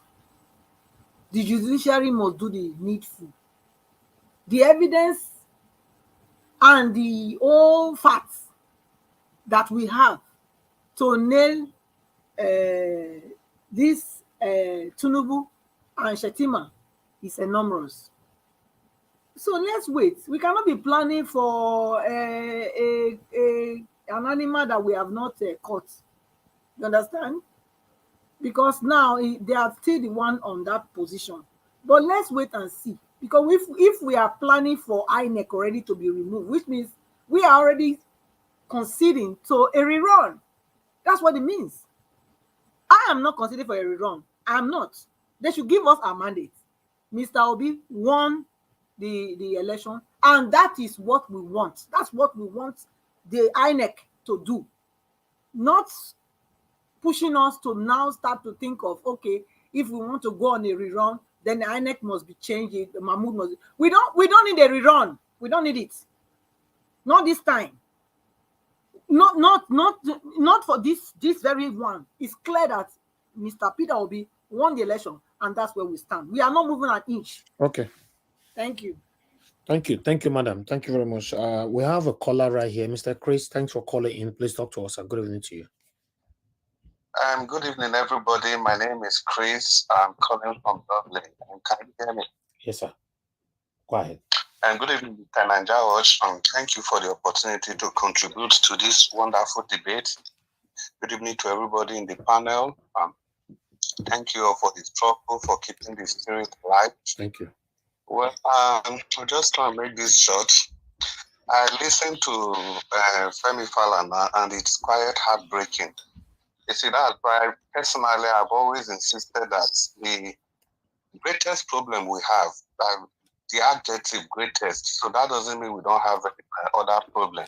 The greatest we have is tribalism, religion, and poor leadership. You can see Falana, all of a sudden, he has chosen to stand just at the middle, or he has now started generalizing facts and figures. Now, he is not taking a stand and is attacking the EU that has taken a stand. He's saying that the matter is in court, blah, blah, blah, blah, blah. Because of that, he cannot say anything. So what did you say before the matter went to court? What about other issues that are not in court? What has he said? You know, since this government came into power, you can see the caliber of people that used to speak before. They are all keeping quiet, apparently because this man is from their own side of the country. You know, not until we start saying things the way they are, you know, we may never go forward as a nation. All these problems we have seen, they are all entrenched in our level of being attached to the tribe, to the religion where we come from. Even the military we are talking about, just like Madam Rita said, we know how people get into that military. It is not always about the best. It is about quota system and dirty things like that. So it is in that same angle that Falana is speaking. He doesn't want to talk, but he's attacking the people that are talking. Before the case went to court, what did he say? You know, is the easiest thing that people say these days. They will just tell you that the case is in court because of that they cannot say anything again. I remember during Jonathan's time, many cases were in court, but Falana spoke out. He was outspoken. He condemned things that are wrong, and things that were wrong. Then he condemned everything. And he made his mind very clear. But I'm surprised the way the trajectory, these so-called freedom fighter, whatever they call themselves, I'm surprised the trajectory they are all taking these days. It's nothing. It has everything to do with tribalism. And that is the bane of the development of African society. It is tribalism and religion. We seem to portray our tribe more than the nations. We don't have a clear-cut definition of who a Nigerian is. We can keep on comparing France, but you understand that in France, they are all uniform. They are all French citizens. But we are not Nigerians. We are first Yorubas, we are first Benis, we are first Igbos, we are first Hausas, we are first Fulanis before we identify as Nigeria. And as long as that continues, we may not go anywhere. So that is why I'm crying, I'm begging, I'm pleading that we should ensure we bring in a leader that can unify everybody, that can give us that sense of identity, so that whenever we speak as Nigerians and not as people representing our tribe. Exactly. And that leader, second leader that can do that is Peter Obi. We can all see the way the man is. We can see what he believes in integrity. Only that alone will ensure that everybody will be fairly represented in all facets of governance. The man is the leader that will emancipate us from this quagmire we are in now. Can't we see it? So we must keep up the fight. We must keep up the fight. We must keep up the fight. All these other people, they are just temporary. They all have their hidden agenda. That is why you can never see these people come out to say it when they are most needed. So that's just the problem with that. Then I'll quickly delve into the constitutional issue. Yeah, I understand what Mr. Edwin was saying, but we must understand that when Abdul Salam set up that committee, that constitutional committee, they didn't really have any power. When those committees finished, they handed over the document to Abdul Salam. and the guys and the cabals then. And those people, they reducted the constitution again. One of the panel members said that most of the things in those constitutions was not actually what they submitted. Even the constitution that Obasanjo didn't see before he was sworn in. When they even interviewed Abdul Salam like 3 years ago, what he told the world was that, okay, if the constitution is not okay, so why have we not made efforts to kind of adjust the constitution again? That was his own claim. He said, why have we not done anything to kind of rewrite the constitution? But there's a problem, because in that same constitution, they made it difficult. They made it very difficult to alter anything in that constitution. So the country as it is, everything is a crime scene, is a fraud. Like Mr. Ivy said, I don't believe in the political leaders. I don't believe in the religious leaders. I don't even believe in most of the traditional rulers. You can see the way they have all been talking with two sides of their mouth. With due respect to them. So the only person that can bring this needed unification is Peter Obi. The man has got it all. Apart from his integrity, nobody has anything to control him. There are no hidden strings anywhere. He's not owing any person. Nobody has done any unwarranted favor for him. He's just the way he is. He's clean. He's as straight as a pencil. So nobody can manipulate him. He will be able to do what he feels is right. And we've seen that the man has a good mind. He has a right mind to move this nation forward. So I will urge all of us never to relent. No matter how they do this, the evidences are just so overwhelming. It takes time. Nothing good comes easily. But we definitely will win this battle. All we just need to do is to remain focused. There might be distraction left, right, and center. At times it will look as if it's not going to work. But let's wait. If we work, we will succeed. Eventually we will succeed. Because there's a common saying. The world eventually will step aside for the man that knows where he's going to. Mr. Peter Obi knows where he's going to. And eventually, the world and the cabal will step aside for him. And Nigeria will rise again. Thank you very much, Mr. Ivis, for giving me the opportunity to talk. Wow. Thank you, sir. Thank you very much. All right. You can see the comments right here. Okay, let me pick this call. All right. Thank you, madam, for calling back. Talk to us. Yeah, thank you. I'm just thinking of something. You know, women, I want to advise all the mothers in Nigeria. You can do something to protest her. You can lock that thing up, and let the men go outside and go to the court and stand there. Because all of you are giving these people this thing like this. They will not fight. The best thing, close it with key. When they suffer, they did not see to do, and you tell them the reason. They will go out and go and stand in the court until the judgment is right for us. That's Madam, are you a dictator? Are you a dictator? Why will you use that law? Thank you. Madam, what I will say here, what you say made the lock up now, Jegbe. I don't know. What you say made the lock up. Hold on, I'll come to you. But one thing you must understand. Now, the only women that is looking after themselves that can lock the thing up. If you lock that one up or God lock the other side up, we'll see who could provide food for that for house. You know, go ahead, madam. Answer. Okay, so I want to say that I know that my lovely sister be that too. The love of God is my strength. Abi? Yes. Madam, love of God is my strength. That one where they talk so not be only the women, no, you know, go lock up for the men.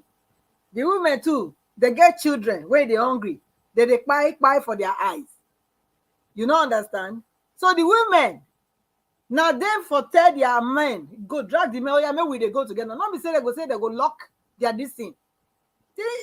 That one not go work, you know, because there are many when they also they said that one to make their own this thing. So they make living. Those ones, you know, if you tell them made them lock her up now. All right. Thank you. So yesterday we talked about it, Now today, Mr. Elvis, what are they locking up? Is it criminality or something?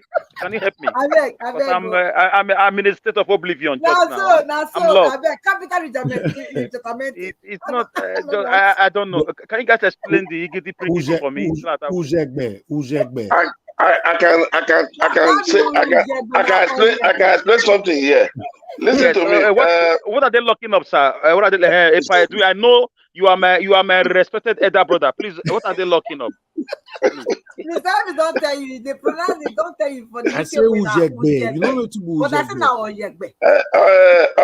Ojegbe. What is it? Ujegbe. What? Buluku. No, Buluku not be Ojegbe. I beg. You know it's a Buluku. But madam, another question to you. You said they are selling something for a living. What are they selling? Is it product? Is it byproduct or? I beg, Alex. No, Alex, you want to start? Madam, love of strength. Madam, the love of God is my strength. Listen to me, madam, please. That thing, if you use it as a weapon of man, you are already committing sin before God. Exactly. Let every woman know this thing, please, because we are learning. Yeah, I can also learn from you today. But this word now is it's like placing curse on somebody's head by himself. Please, let it not be an idea, please. That topic that we're talking about, there's a lot of issues there. So I know. Madam Rita is very back in this matter. She can educate us. Be careful. If I do, Madam Rita is there. Better be careful. She's going to tell you capital rejectment are very small on this. Love of God is my strength. Don't concept fire for you now. I mean, this was Wala. So we talked about yesterday. Today now they brought another one. And Nigeria, you've not explained to me Ujinoye and Spanner and those, but I just kept quiet. Don't worry, it's on Google. As my respected brother, I just. I say you enjoy the gist to Mr. Don't mind. Mr. Nigeria, please let us continue. Thank you, sir. All right. Okay, you guys can see what we have on the screen. I like this. The person who left this comment of Vias Peter. Thank you. God bless you. You bringing this on means a lot. Thank you very much. As you all can see right there, said, I keep wondering what the presidential committee that ask presidential candidates to sign the peace accord are all keeping quiet to truth to power.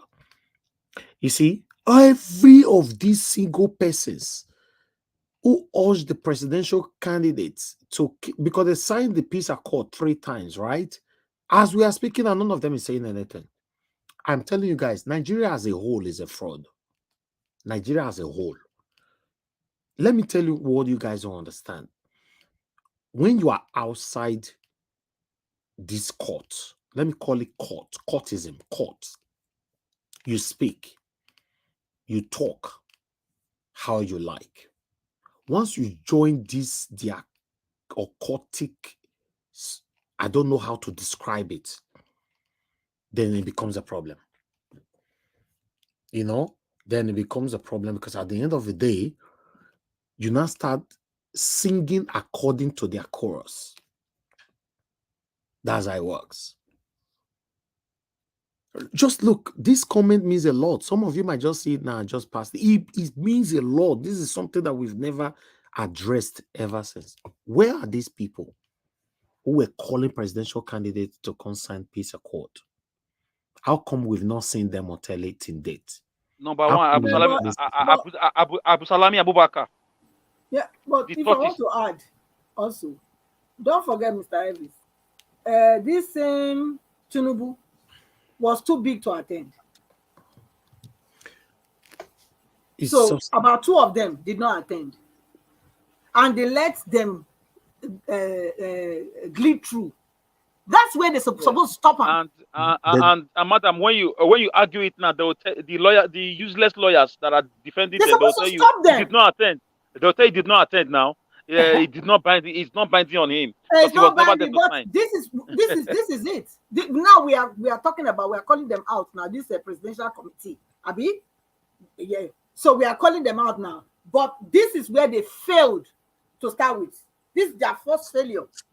Nigeria, when those people failed to come, they are a committee of peace. They're supposed to stop them not to participate in the election. They have the right. Nigeria is like COVID-19 every day, new variant. Let's move on. Case. Thank you very much, Obvious Peter, for bringing this up, because as we normally say on this platform, we all are learning from each other's. Everybody's ideas are different. So yes, let's continue to help ourselves like this, because none of us have ever thought about this, you know. So yeah, this means a lot. As for Madarita, I'm so sorry, you know, in the middle of you trying to say something, you were removed by yourself or by your computer, your network. I don't know how it happens.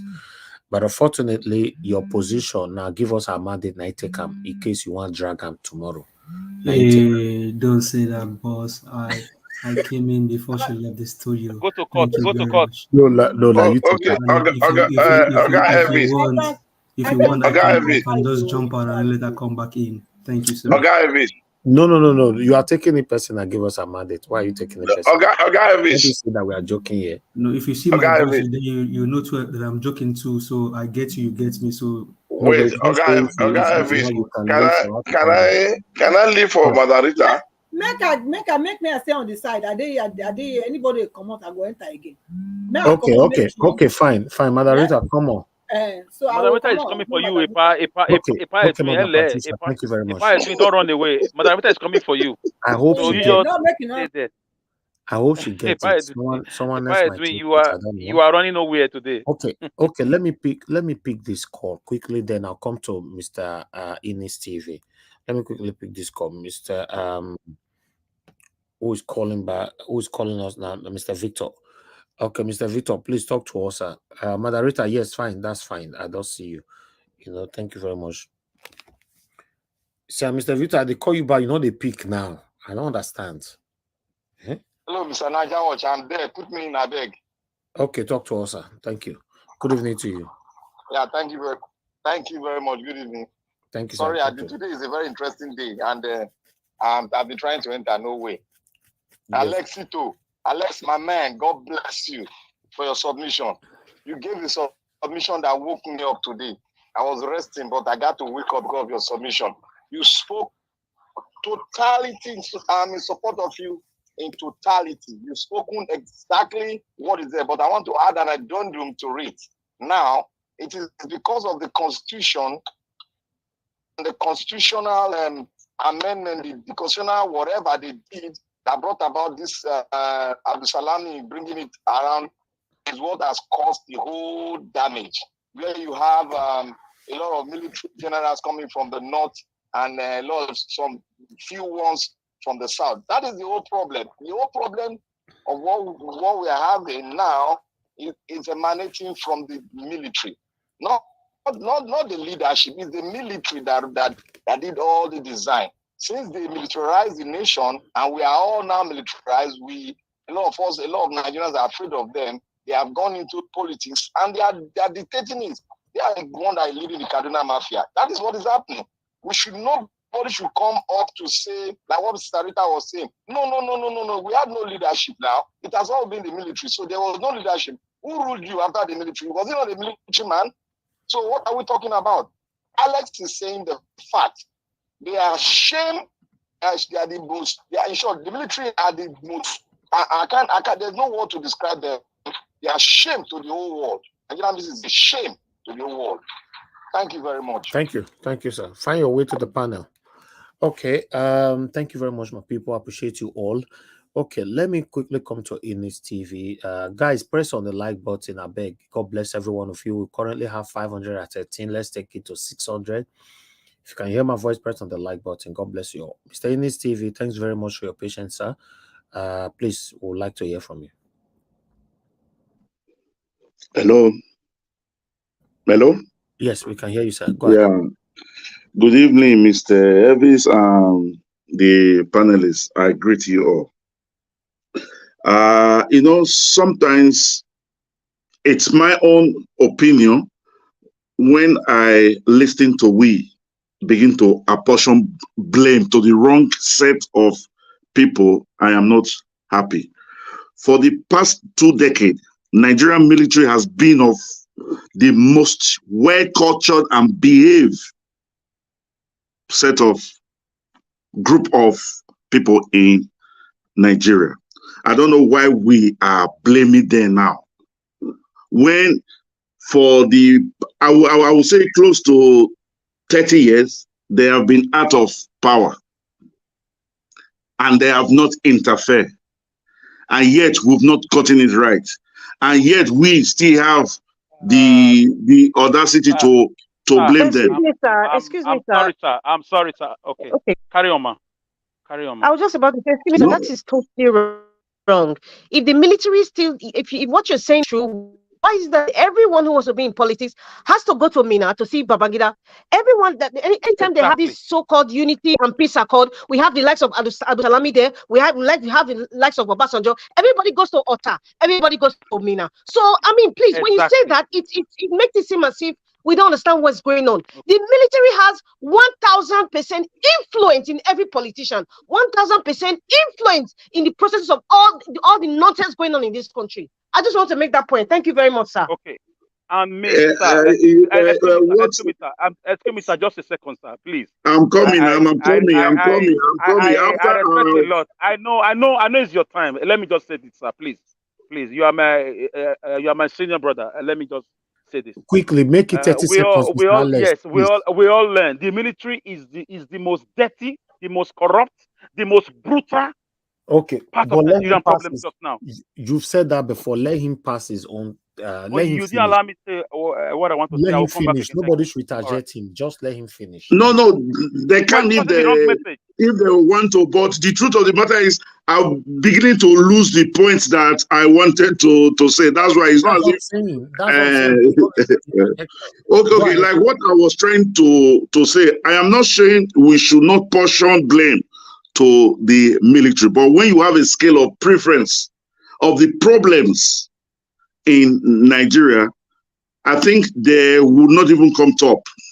Not the top, the first two, they will not. That is what I am saying. Even where the military are involved in crime, they have been used by the politicians. Believe me, you can believe me or deny the facts. Where military are used in crime, they have been used by the politicians. They report to somebody. It is true that most of them remove their uniform and not change into politics. Fine. But I will not say they are still military. I will address them as politicians, even though they were military in the past. That is on my own point of view. I might be wrong, but this is what I knows about the military, or what I think about them. That there might be a problem in Nigeria, but that is not the main problem that we have. The main problem that we have are politicians. That's the truth. And that is the truth. Why am I saying this? Is it our Emilokon has said he wants to retire about 100 generals because they are too much. That is what they said. But instead of, when we have this, I think the last the last Buhari administration said that even in the military, we lack personnel. And that was why the politicians, it was not the military now, it was the politicians that were recruiting repentant terrorists, Boko Haram, to enter the military. Yes or no? It was the politicians. In fact, they even Can I answer you that? Yeah, go ahead. Okay. Okay, sorry to come into your space. You see, when you blame the politicians, I'm completely against that, because the military were supposed to be professionals. Okay, they were not supposed to be used by politicians. We all saw it in America during the. We are looking at an Africa situation, sir. That's why they should get the blame. Then, if we are giving them blame, are we wrong? We know how they're supposed to be. If they're not like that, in America, a president can tell a general, do this, and the general will tell the president, no, sir, and nothing will happen to the general. Okay, why is our military coming to train with these people? Why are we sending them there to go and train? You will not try that in Nigeria. So it is their the fault. President will jail you, and you as a general will rust in jail. It's a lie, sir. Okay, sir. It's a lie, sir. It's a lie, sir. The military are not ready to do their job. They are criminals. They are all criminals. Sir, please, sir, can I respond in just 10 seconds? Yeah, go ahead, sir. Go ahead, sir. You said politicians are using military to recruit repentant Boko Haram. Who is the commander-in-chief of the armed forces under whose administration this was happening? Isn't it a former military general? What are we talking about? Buhari? Is it a military general? Since 1999. When he did that, he was a politician. He was not an. No. Don't use that. That is the truth. That is a chameleon argument, sir. That's a wrong argument, sir. I'm beginning to suspect you are a military man too. I'm very sorry, sir. But they are the beginning of our problem because they put up their uniform and put on. I am not. Listen, please. If you disobey order, they will court-martial you immediately. You will not be there to know what will happen to that officer. I'm not supporting them, but there are rules for these people. If you disobey order from your superior, maybe the commander-in-chief of the armed forces, he will only give order to your GCO, and they will court-martial you. Exactly. They will court-martial you. So that's why it's difficult to come out trying to say exactly why it's doing them. Edwin, with all due respect, yeah? With all due respect, you see the chief of general staff, right? All these people, right? If they stand on the right thing, the president can do nothing. I am telling you. So let us not come here and say, oh, the military, they are afraid of the president, this, that. No. The worst the president can do is to sack you. They can't jail you. He can't. He has no authority over the military. And my brother, who are the ones supervising who are the ones supervising the stealing of the oil, crude oil? Okay. Is it not military? Okay, can we allow the speaker to finish his time? Mr. Innis TV, go ahead, sir. Anyway, I want to just quickly say it is true that most ex-military men are the owners of the oil wells. But you just said just now, sir, for the past 10 years, the military, they have been perfect. No, I didn't say they are perfect. I said they are not the primary people to be blamed. It's the politician. That was what I said in this case. The way you started, you were raining praises on the ministry. You said people shouldn't be coming here to talk about military. Now you are changing your words, sir. No, listen. I said our military has been well behaved in the past 2 decades. How? Well behaved in the sense that I'm coming, sir. Now I'm coming now. Well behaved in the sense that they have respected the constitution and have not interfered in government. No, but they're in governance. Hold on. As a politician. Hold on, sir. Hold on.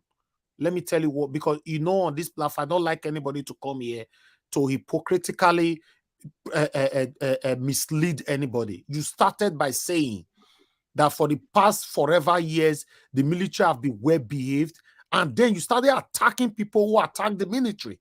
But now you just said that the same satanic military, they are the one that be stealing our oil. Listen. I said in the scale of preference, I will not put them as my primarily problem. I said it's the politicians. I'm not saying they are saints. You understand? I am saying even when the military were involved in all those things, they were being used by politicians. That was what I said, and I still stand by it. If we have well-disciplined politicians who knows what they should do, the military should not even be involved in governance. That is what I'm saying. There you go. The same people you are saying. These people should be in barracks and the politicians should be afraid of them. I don't know what you're trying to tell us. That is what I am saying now. So in a case where the politicians are inviting them, are using them, what do you expect? No. Using They are them the in ones what using sense? politicians. Using them in what sense? They are the ones using the politicians, sir. Are they the one making the laws? Are they the They one are the making one the using the laws? politicians. Mr. Ennis TV, Can I today your interject, sir? submission is conflicting. To be Can I honest, interject you? conflicting. I have not even made my submission. I have not. Can I interject you, sir? No. Go ahead, sir. Yeah, Go ahead. I think you have a right statement, but you're saying it in a wrong way. If the military knows their constitutional rights, no politician should be able to drag them into whatever agenda they want to fulfill. Thank you, my brother. You just cited America. Whenever Trump did his shenanigan on January the 6th in America, he wanted to bring the military. But how many military officers do you see come? So they refuse. Yes, that's what I'm saying. You have a right comment, but you're saying it in a wrong way. If the military, someone like Irabo, someone like all of these service chiefs, understand the constitution and they are for the constitution and for the people, no politician should be able to drag them into the mud and the shenanigan happening in Nigeria. I think that's what you're trying to drive on, sir. All right, please let me quickly take one or two calls. I think maybe, I don't know. Let me pick this course, guys. Mr. Chris, please talk to us if you are there. Go ahead, sir. Talk to us. Go ahead. 30 seconds you have. Yes, thank you very much. I just want to make a clarification on this military president dichotomy. And sorry, sir, the military has the right. They can refuse a satanic order given to them by the president. Now, in 1979, when Shagari was the president of Nigeria, remember there is this terrorist group they call a Tasan group that Buhari attacked them. Buhari was in military. Shagari told Buhari not to go to that mission, and Buhari disregarded the orders of Shagari and went ahead to go and fight those people then. So the military, they can go against any satanic direction given to them by the president. Thank you. Thank you, sir. Let me pick another call. Callers, call in now because you guys call in the wrong time. That's why I don't pick your calls. You don't expect me to stop a panelist when they are contributing. You'll be calling. Call in now. Good evening to you, Madam Ellen. Thank you very much for calling in. Please talk to us. 2 minutes. Thank you. Go ahead. Okay, I just want to first say something about what Henry TV is saying about the military. The military got comfortably not interfering with governance because they found another space to loot Nigeria dry. So when he's saying that that they've been well behaved, how?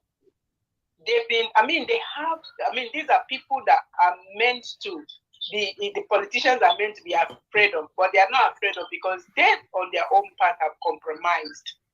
They are happy to, allow, these people control them because of what they are going to benefit. The oil blocks that they are benefiting is what is the center of attraction for them. So for him to say they be well behaved, I don't understand it. Well behaved in what sense?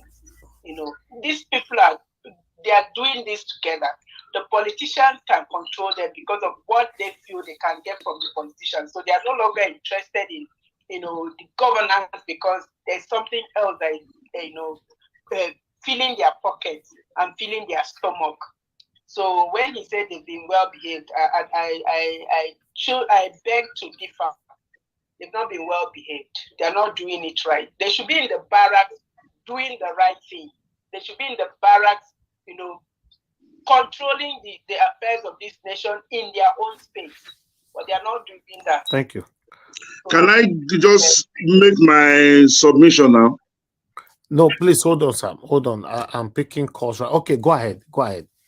Nobody's calling. Okay. Well, maybe what I should say is that if you want to pick the lesser evil in the Nigerian situation, I will pick the military.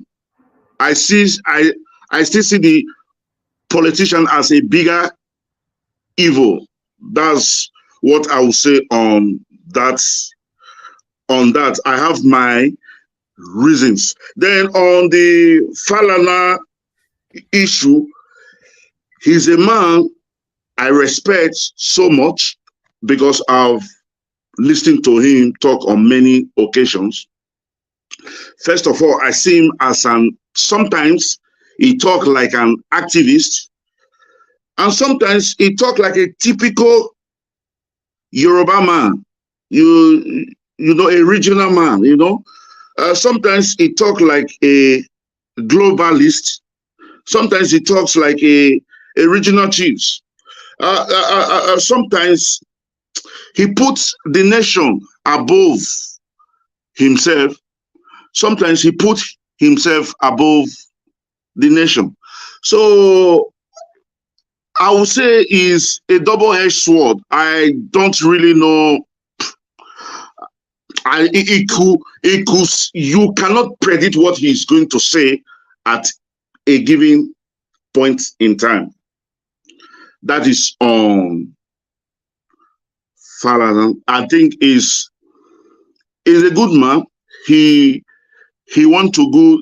He wants to do the right thing, but he's conscious where he is from.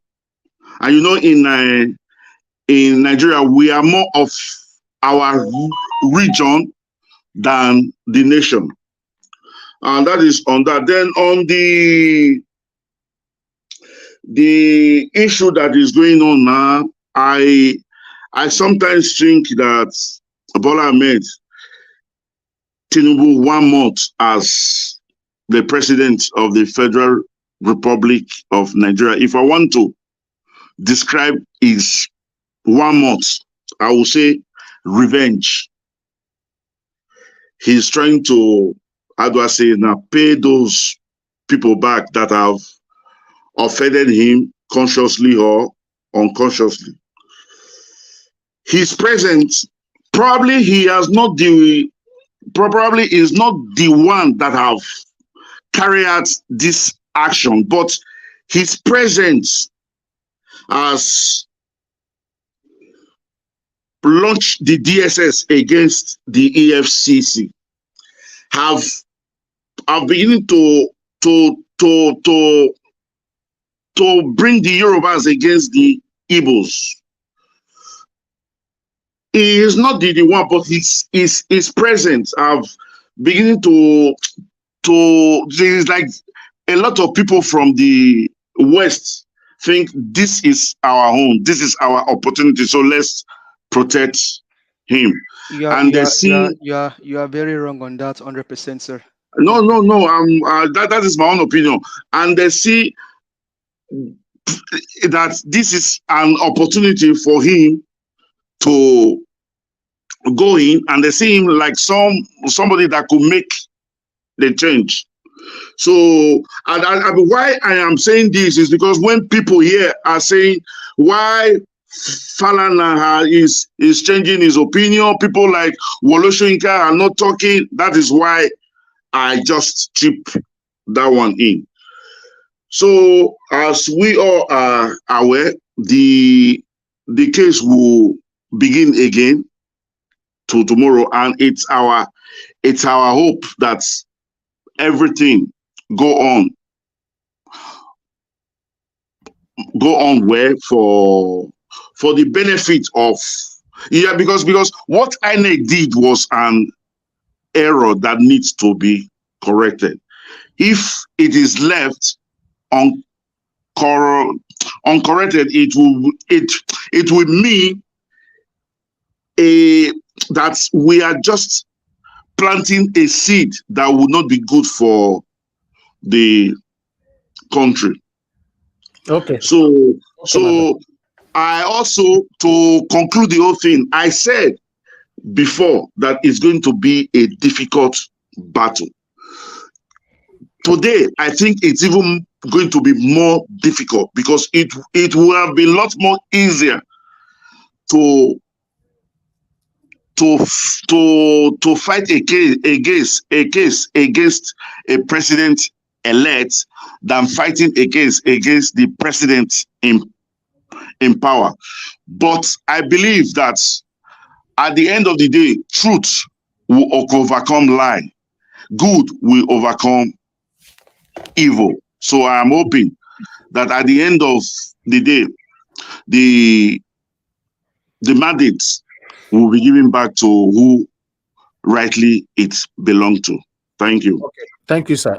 From beginning to the end, your contribution today, the same word you use in defining or describing Falana is what I'll use to describe you, sir, with all due respect. You said Falana was being conscious with his words and he was being careful.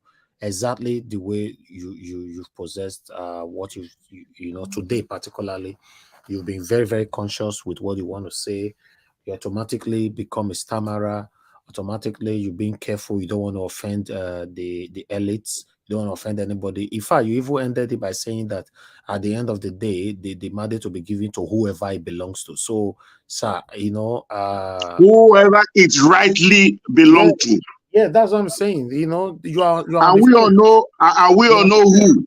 So you don't know who it belongs to. We don't know. You don't know who the mandate belong to. I do, and we all know. Don't always work with people's statements. Just become and give us a mandate, say now you don't know who it belongs to. You want to also switch to that side. You'll be driving recklessly, driving from one lane to another. You know, you say whoever he rightfully belonged to. Who? Why sitting on the fence? My brother, sir, Mr. Elvis. If this year does not define who we are as Nigerians and then begin to put us right, we can never get it right anymore. If this year does not define who we are, forget about it. The way it started, the way it ended. Today, forget sir, about what it. I noticed If for this year INEC TV today does not define us. For me, hold on, sir. What I noticed today is that I'm sorry, Mr. INEC TV, I respect you a lot. No, go ahead. What I want to say is that I know that you are strongly, by blood, you are affiliated to somebody in the military. It's very obvious. I don't need to put what time I'm to say that. And I spent a couple of years in the military. Yeah. Okay, let me just understand. This is the biggest problem we have. My father's younger brother was a PDP vice chairman in Edo State. I speak like this against PDP, and I speak against this current party. So until we start telling ourselves the truth, in spite of our affiliations, we are going nowhere. The military, who is the politicians? Who became politicians as at 1999? 90% of them were all military boys from A to Z in all the states. If they are not there, they put their surrogates. So the military is the dirty and the corrupt side of the country. Thank you. I want to tell you something. Do you know that during the Liberian War, Nigerians that died in that war, after 3 months, their wives and kids were evicted from the barrack? What does that mean, sir? We are not talking about the external. No, I'm telling you, I'm telling you what the military has done for the country. You understand? You are switched because Mr. Naija Watch is redirecting us. You should just stop talking. I don't think it's redirecting us. We need to get it right. We need to get information right. David Mark, sir. David Mark was in the military. A lot of people didn't know. We have a lot of, and he was the Senate President of Nigeria one time. He was the Senate President, David Mark. He was in the army. So a lot of this army who have... He was a military governor. He was a military governor. I'm just saying he was in the army. Whatever position he had, I'm just trying to make the point that the army still have influence because they take off their uniform, you know, and then they wear the agbada and they will look at them like normal civilians. But still... I agree. Yeah, I agree. Yes. All right. Okay, you see, another lane now. Okay. No, Okay, I'm no, going no, no. to stop it there. I'm going to stop it Niger there. watch. Let's You go Niger ahead. watch. allow a Niger panel watch. listen to so many lanes Niger today. watch. Let me just make the final statement, then I In will let you have and everything to understand. I will reply you finally, sir, please. If I'm I allowed. am saying, the summary of what I'm saying, that if we want to begin to pick who or which set of people are bad in Nigeria, I will pick the politicians first And I said before I even look at the military. That is what I'm saying. Okay, finally, sir. Let me That is respond what to you. I am saying. Let me respond to you finally, sir, in 30 seconds, please. 1970s, the military killed this country. 1980s, the military killed this country. Stop using those words all the time. Sorry. Cannot be using it at the same story all the time Oh now. my God. 1970, the military ruined this country. 1980s, they did. 1990s, they did. From 99, they pulled their uniform. They became politicians. They were all in the Senate. They were all governors. Their children were governors. What are you talking about here? I want to ask you a question. For God's sake, you are not the only one who have military person in the military. No, please now let me ask you a question, please. It's a Niger watch. Let me who stole Nigerian money and stash it in different banks? Niger Abacha, watch. a military man. We should move on to the next person, you know, because me, I'm waiting to talk. No, it's not even $5 your billion. turn yet. I say me, I'm stashed in waiting. three I banks say I'm today. waiting. It's okay now. It's okay. So what I was trying to say was, you said you finished just now. no, I wanted to respond to what my brother just said. But anyway, okay, let's leave it at that. On the phone waiting. What I wanted to say, I am not saying the military are not corrupt. You guys are getting me wrong. But I'm saying that if we want to talk who killed this country, pass. Those words now politicians. Those words. Oh, sorry. Right, thank you. Let me pick. All right. Thank you very much, sir. Thank you. All right, Mother Deborah, you are not picking up. Let me quickly go to Mr. Chris. If you are listening to me, I'm calling you back. If you don't pick straight away, then okay, Madam Deborah, thank you very much for calling back now. Please talk to us. Good evening to you. Good evening. You have 2 minutes. Thank you.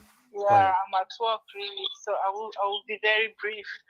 Good evening to all the panelists and all the audience. Thank you. I just wanted to make a little contribution. 1 minute left. To the broadcast. Yeah. I just wanted to say that what INEC is trying to do at the moment is just an evidence that they now come to the reality that they are not going to win the case, especially with the 25% in Abuja. Mm-hmm. I think initially their plan, they never thought that the matter will go to court. Get to where it is today. Yes. I think they thought that Nigerians are going to riot and then they will get their office burned as usual. I think they have made plans to execute that.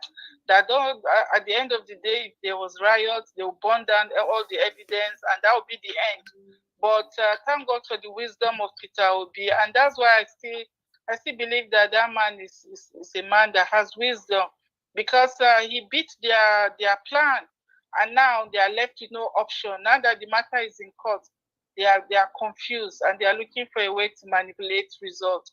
And I don't see them getting away with it, because how can you come out and say the results you published, the result you called out, that is not the right result? Who is going to listen to that?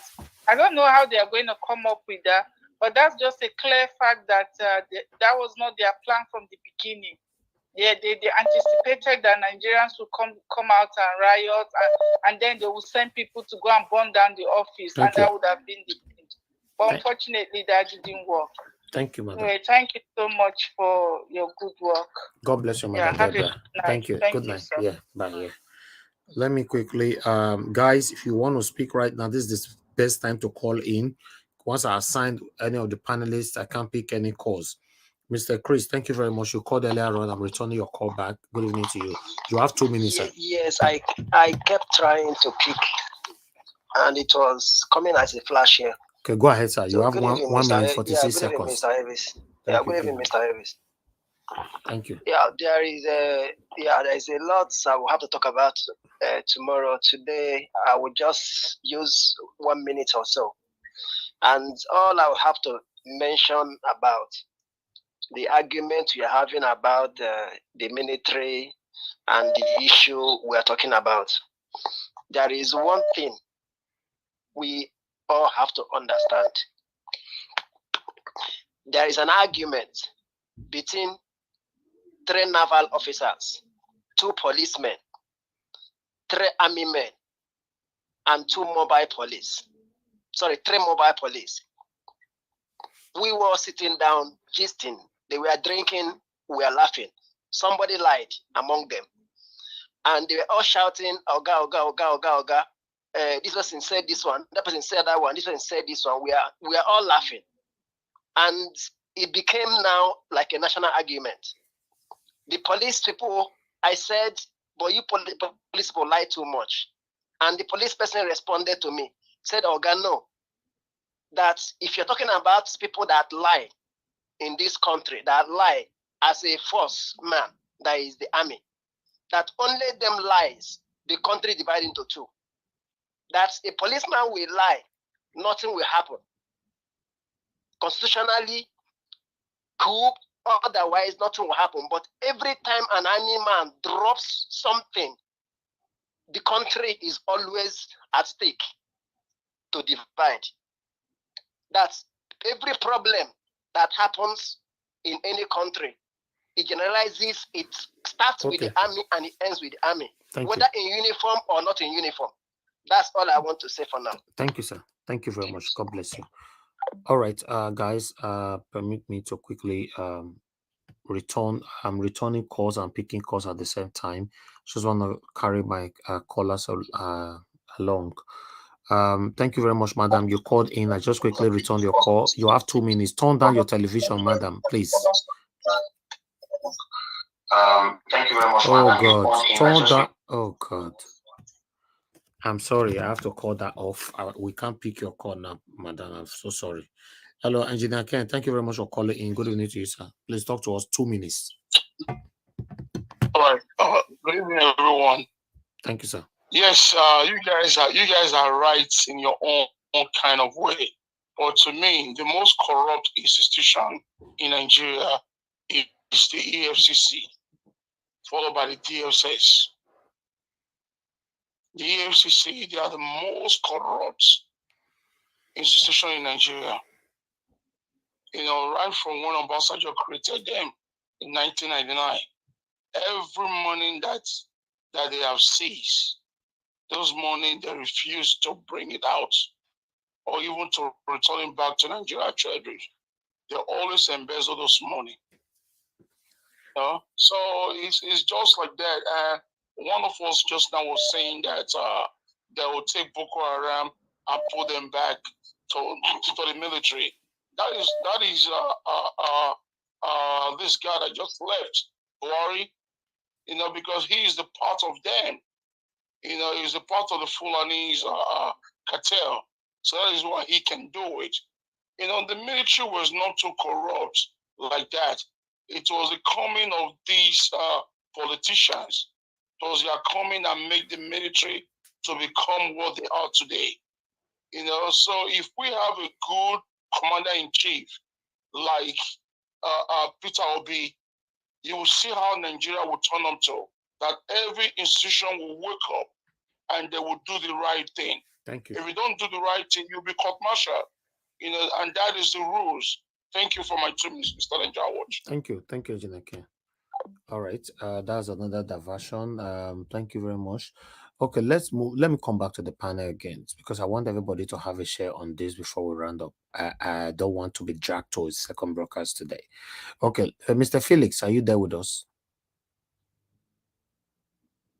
Okay, you're not available right now. Let me go to give us a oh no, Madam Nena. Madam Nena, are you there with us? Okay, you're not available as well. We can't hear you.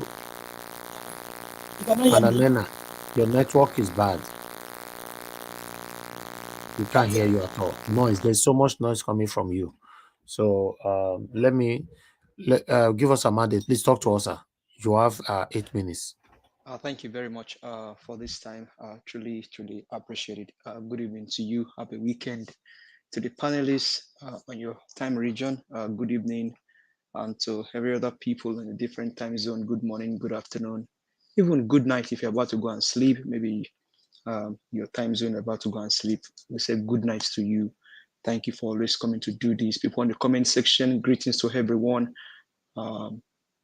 The comment section warriors, including the Mama helping us on the greetings to everyone. Once again, I mean, we can only pray that God will keep this channel. We continue to keep this channel. It's actually a sanctuary. This channel is a sanctuary of learning. It's a sanctuary of conscience renewal. It's a sanctuary of citizen rebirth. If you've not probably understand what this channel is doing, Mr. Elvis, this channel is a sanctuary where conscience are being taken, and then you put them on the conscience telescope or conscience purifier, and then you kind of want to check them and see if those conscience needs to be probably taken to the laboratory and then clean them up. And that's what this channel is basically doing. Thank you, my brother. We can only say thank you for that, because what I've come to realize is that the election this year in Nigeria happened this way because of one, God factor, and then two, capacity, competence, character, love, and compassion, and integrity.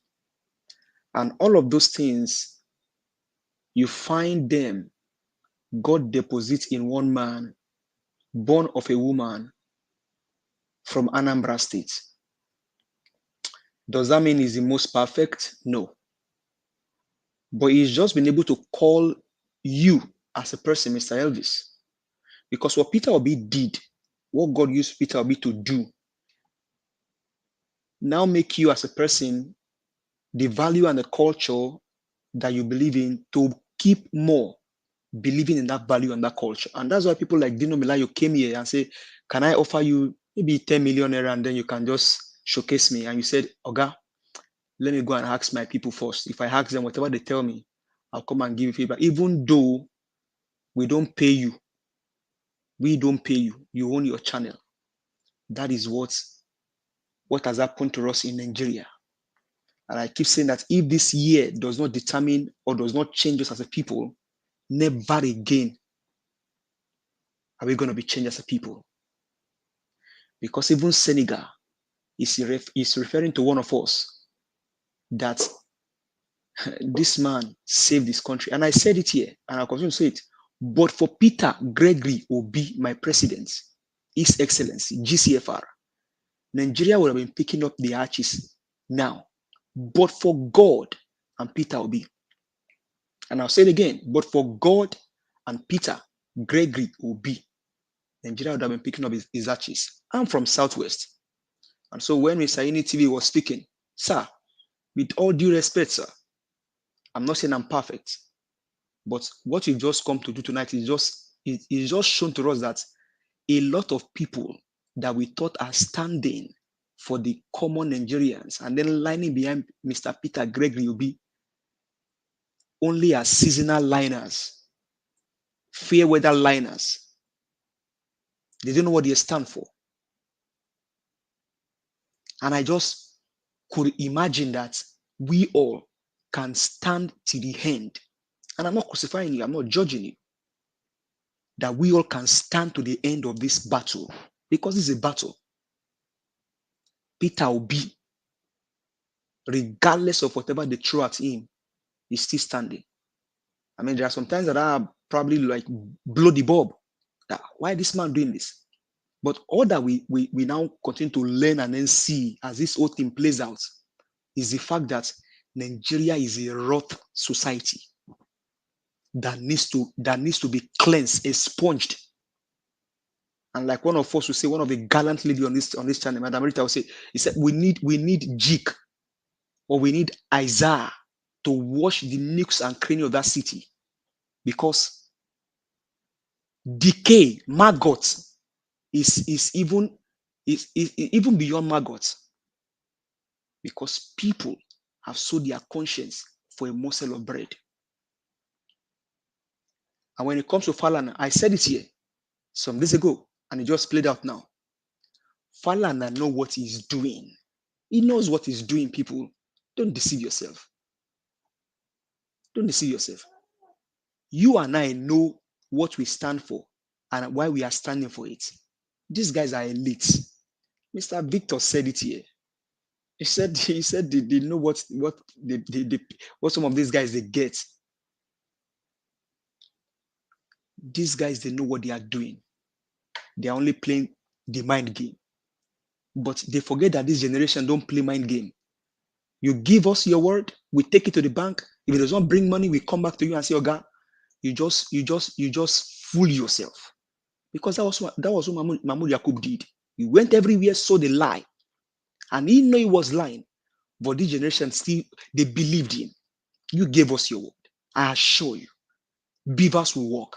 I assure you, IF will work. I assure you, real time, as you punch in the numbers from Ekpekpe village or from Damaturu, you can pick up your phone and then you see the results.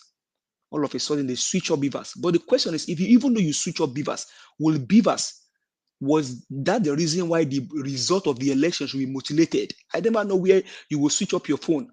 And once you switch off your phone, the messages that Madam Rita sent to Mr. Elvis will now change from good morning to good evening. Wickedness in the highest place of power. But regardless, we're still where we are today. Now, going to the military. Sir, the reason why the military are military is one, because of the fact that they uphold the constitution of their country.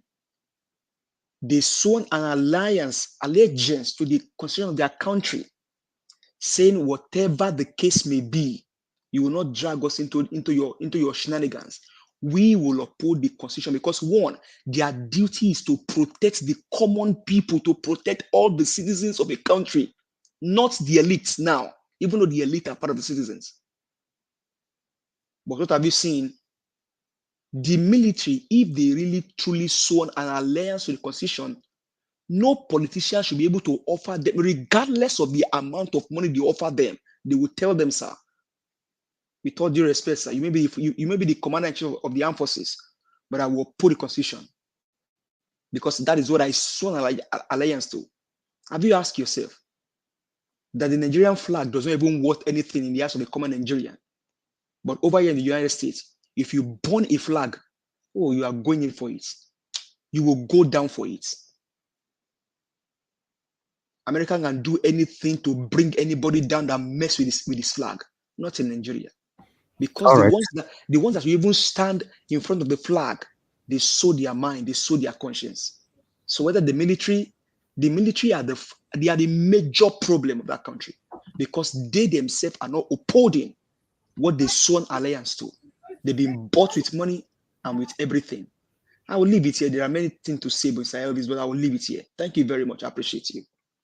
And earlier, I mean, I was not offended. I was only trying to get back at you. You know how we play as a family here. No, that's fine, my brother. You know, if you get back at me, I'll fire you. All right, my people, thank you very much. Continue to press on that like button. Let us quickly get to everybody. I think the next person now is okay, finally, Black Panther.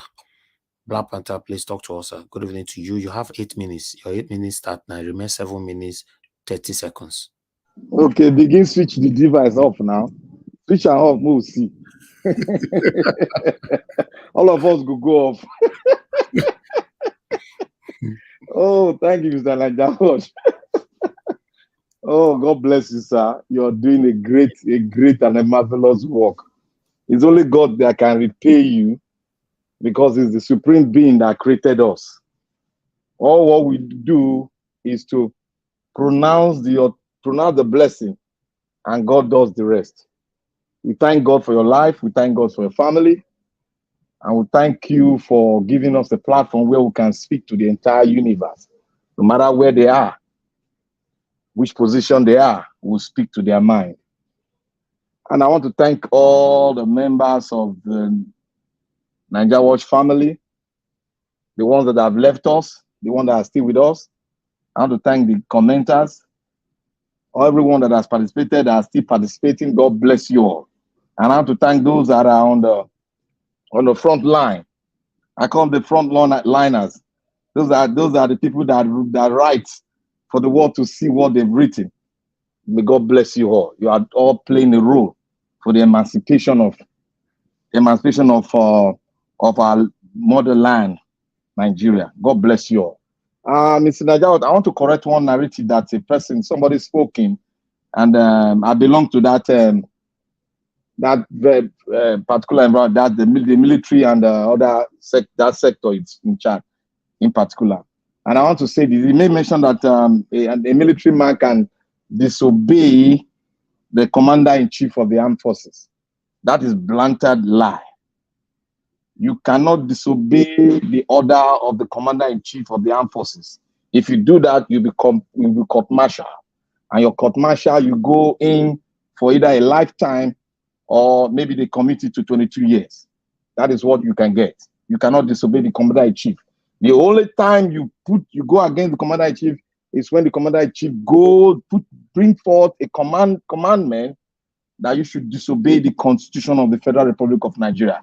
That's the only platform where you can disobey. And when you finish disobeying it, you pull down your uniform and give it to him.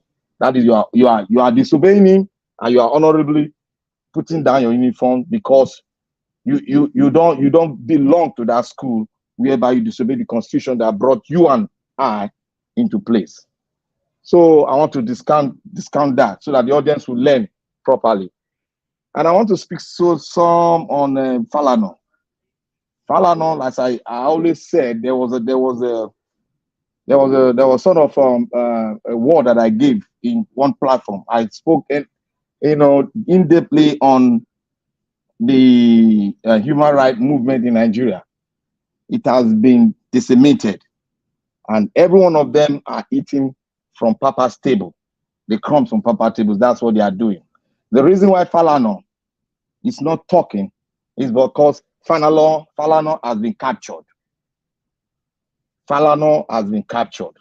And there's nothing he can do because he has submitted himself and he has done it. There's nothing he can do. What you see is saying, oh, I'm trying to stay on the line. He's not trying to stay on the line. He's backing his brother. There's one statement that one of our brother wanted to make. And we should not, somehow pull all the Yorubas, the people from the West, into this issue. But what I expected us to be saying is that the elite, the Yoruba elite, are 80% in support of Agbado. That is it. They are 80% in support of Agbado. And I stand to be corrected. And that is how it is. And sometimes you cannot say 80%. I'm talking about the elite. I'm telling you, if you just continue do your research, I want you to go and do your research on it. I'm from Southwest, so I'm telling you my mind. See, I'm not saying my mind.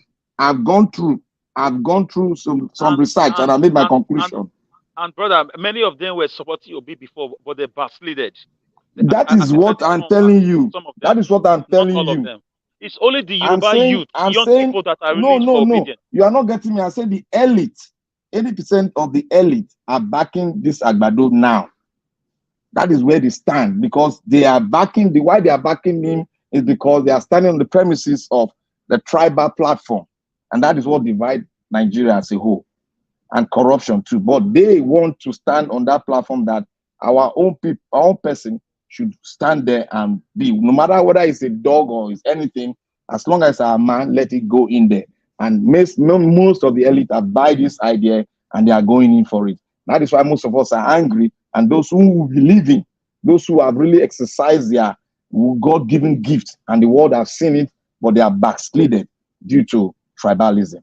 So that is it. And I want to also speak on whether INEC is going to change it. I think that's a decoy. I read that as a decoy, the other way around, because what they are saying, INEC want to go and alter Abuja, it's already in court, not by Obi. It's already in court. The 25% in Abuja is already in court. That Agbado did not get 25%. It's already in court. So that is place they cannot even dive into. And the court have not spoken, nor have they sat on it. It's already a complaint. It's already in court. So if that's why I call it a decoy. There's something behind what they wrote out, which we have to understand and read it the other way around, so that they will not go there. But there's something behind that. So that's what I want you to be, because what they complain is already in court. So they cannot go there. If they go there, that means they subjected Nigeria to another level whereby the Nigerian nation should come out and let the face out begins. Like I said earlier, I say if the garrison is let loose, there's no stopping Nigerians to go all out. And the whole world, the universe, the heaven and the earth will support them. But the reason why Nigeria is cool now is because we are waiting for the outcome of the Supreme Court, or the court that is on seat now. So that is it. So what I am saying is that, what I want to say more is that, Mr. Alex, God bless you. You gave a good analysis of the military. I am in totality in support of what you said. They are the one that have bastardized the Nigeria atmosphere. They are the one that have corrupted the Nigerian atmosphere, and they are the one participating. They are the one that wrote the constitution in conjunction with some of the elites we have in Nigeria. And basically, they are from the north. So what that man was saying in the news, that he's saying the military is not doing this military, he is part and parcel of the game. He was into the military due to this what they call it, let the military get in there before any other person. There's one thing they call it in the constitution. I've forgotten it. Let the military get in there. Let the North get in there before the South. Quota system. That is what he used himself. That is complaining that the military is not good. That is what he used. They kept him into the military. So for him to start complaining now, he should say it point blank. The North has bastardized the core military. Our military was one of the best in Africa, but the North came in and bastardized it. That is it. Just to get power, to subdue us, to subdue everybody. They came in there, the Fulani Kaba, they came in there and took it. And the question was asked, why is it that every president always go to the military, the past military general to do? Because they are the one that gave you the constitution. And that is why we have been saying that the constitution should be squashed. That the problem we have, the fundamental problem of Nigeria, is that Nigeria has not come together to speak. And the basic is that we should get that constitution blew out. But before we do that, we need to restore the leadership, the type of leadership that can do it. And that leadership will come from Mr. Peter Obi. So every other person supporting military, they are doing them under the premises of being biased and not knowing, regardless, not in support of a change in Nigeria. Because you cannot come in and tell me what every one of us has suffered, except some people who are not in Nigeria, have been in Nigeria. We fought the military to stand still. We did not fear them. We faced them, and we lost a lot of our people. So anybody that will come here to say contrary, that person should be, and to say that person should be thrown aside and put in the background because he doesn't know what he's saying. It's part and parcel of the problem. He's just hiding on that. Oh, let me stay with the obedient, but it's still with APC because the military is the originator of corruption, originator of this constitution we have now. Thank you, Mr. Nigeria. God bless you. Thank you, sir. Thank you very much for your submission. God bless you. All right, we have a couple of people with us right now. I would like to quickly go to Ahmed Bright. Thank you very much, madam, for joining us. You have 8 minutes. Good evening to you. Talk to us. Okay, you are not there right now. Hello? Hello, madam. We can't hear you. I'm talking. Okay, yes, there's some noise coming from your end. Okay, go ahead. Let's see if we can manage it. Unmute yourself again, madam.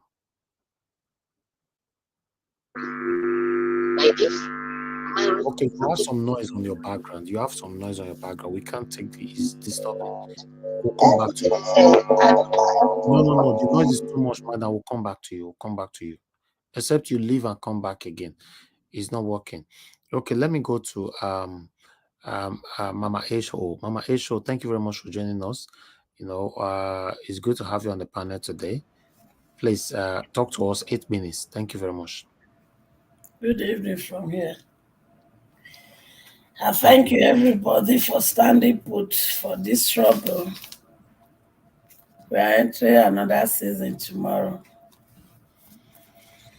And I don't know what report we are hearing. Did they now want to manipulate the 25% in favor That's of... what they're trying to do, yes, allegedly. After they have presented it in court. What kind of a country do we really have? That's Nigeria for you. No, is it that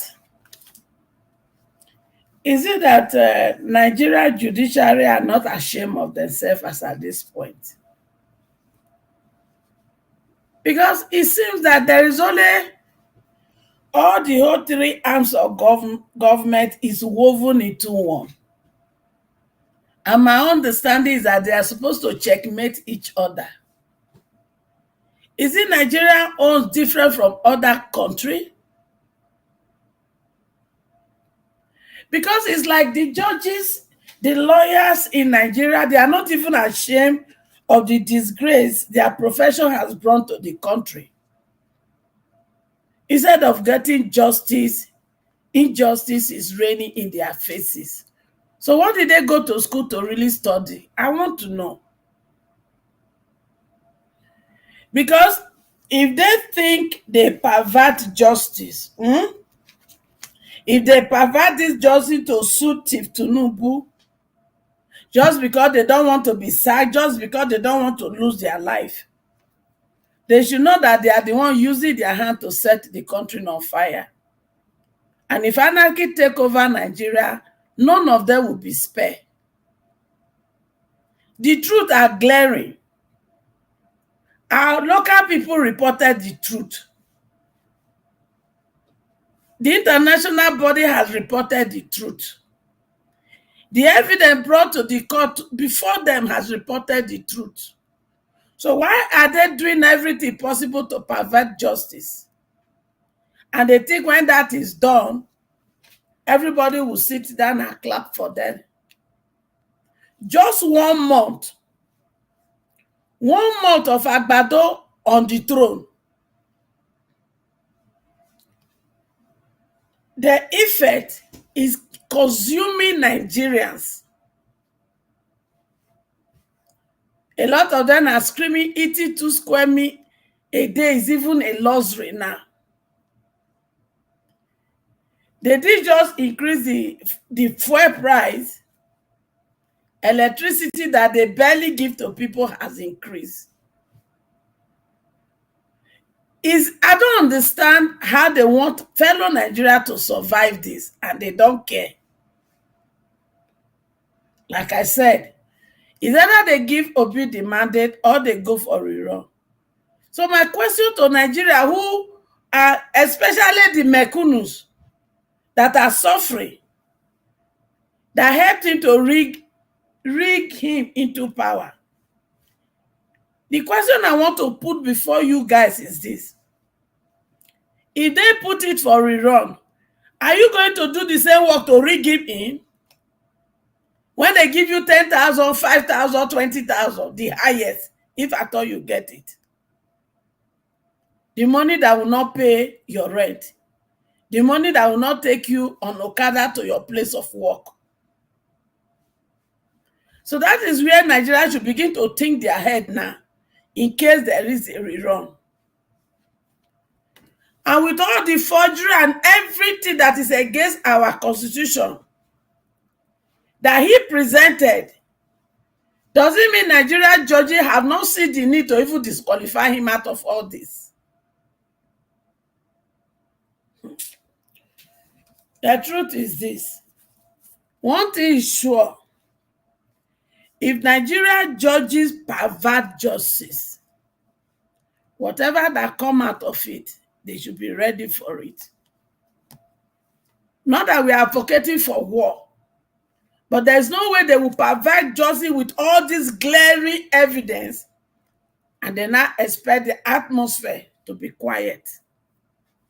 The only reason why the atmosphere is still quiet for now is because those who voted for Obi, they are looking up to him. But anything that makes them to pervert justice, they don't give him the mandate, they don't include him on a rerun, I don't know what will happen. Because every day you receive call from Nigeria, every day you get text message from Nigeria, it is money, money from here.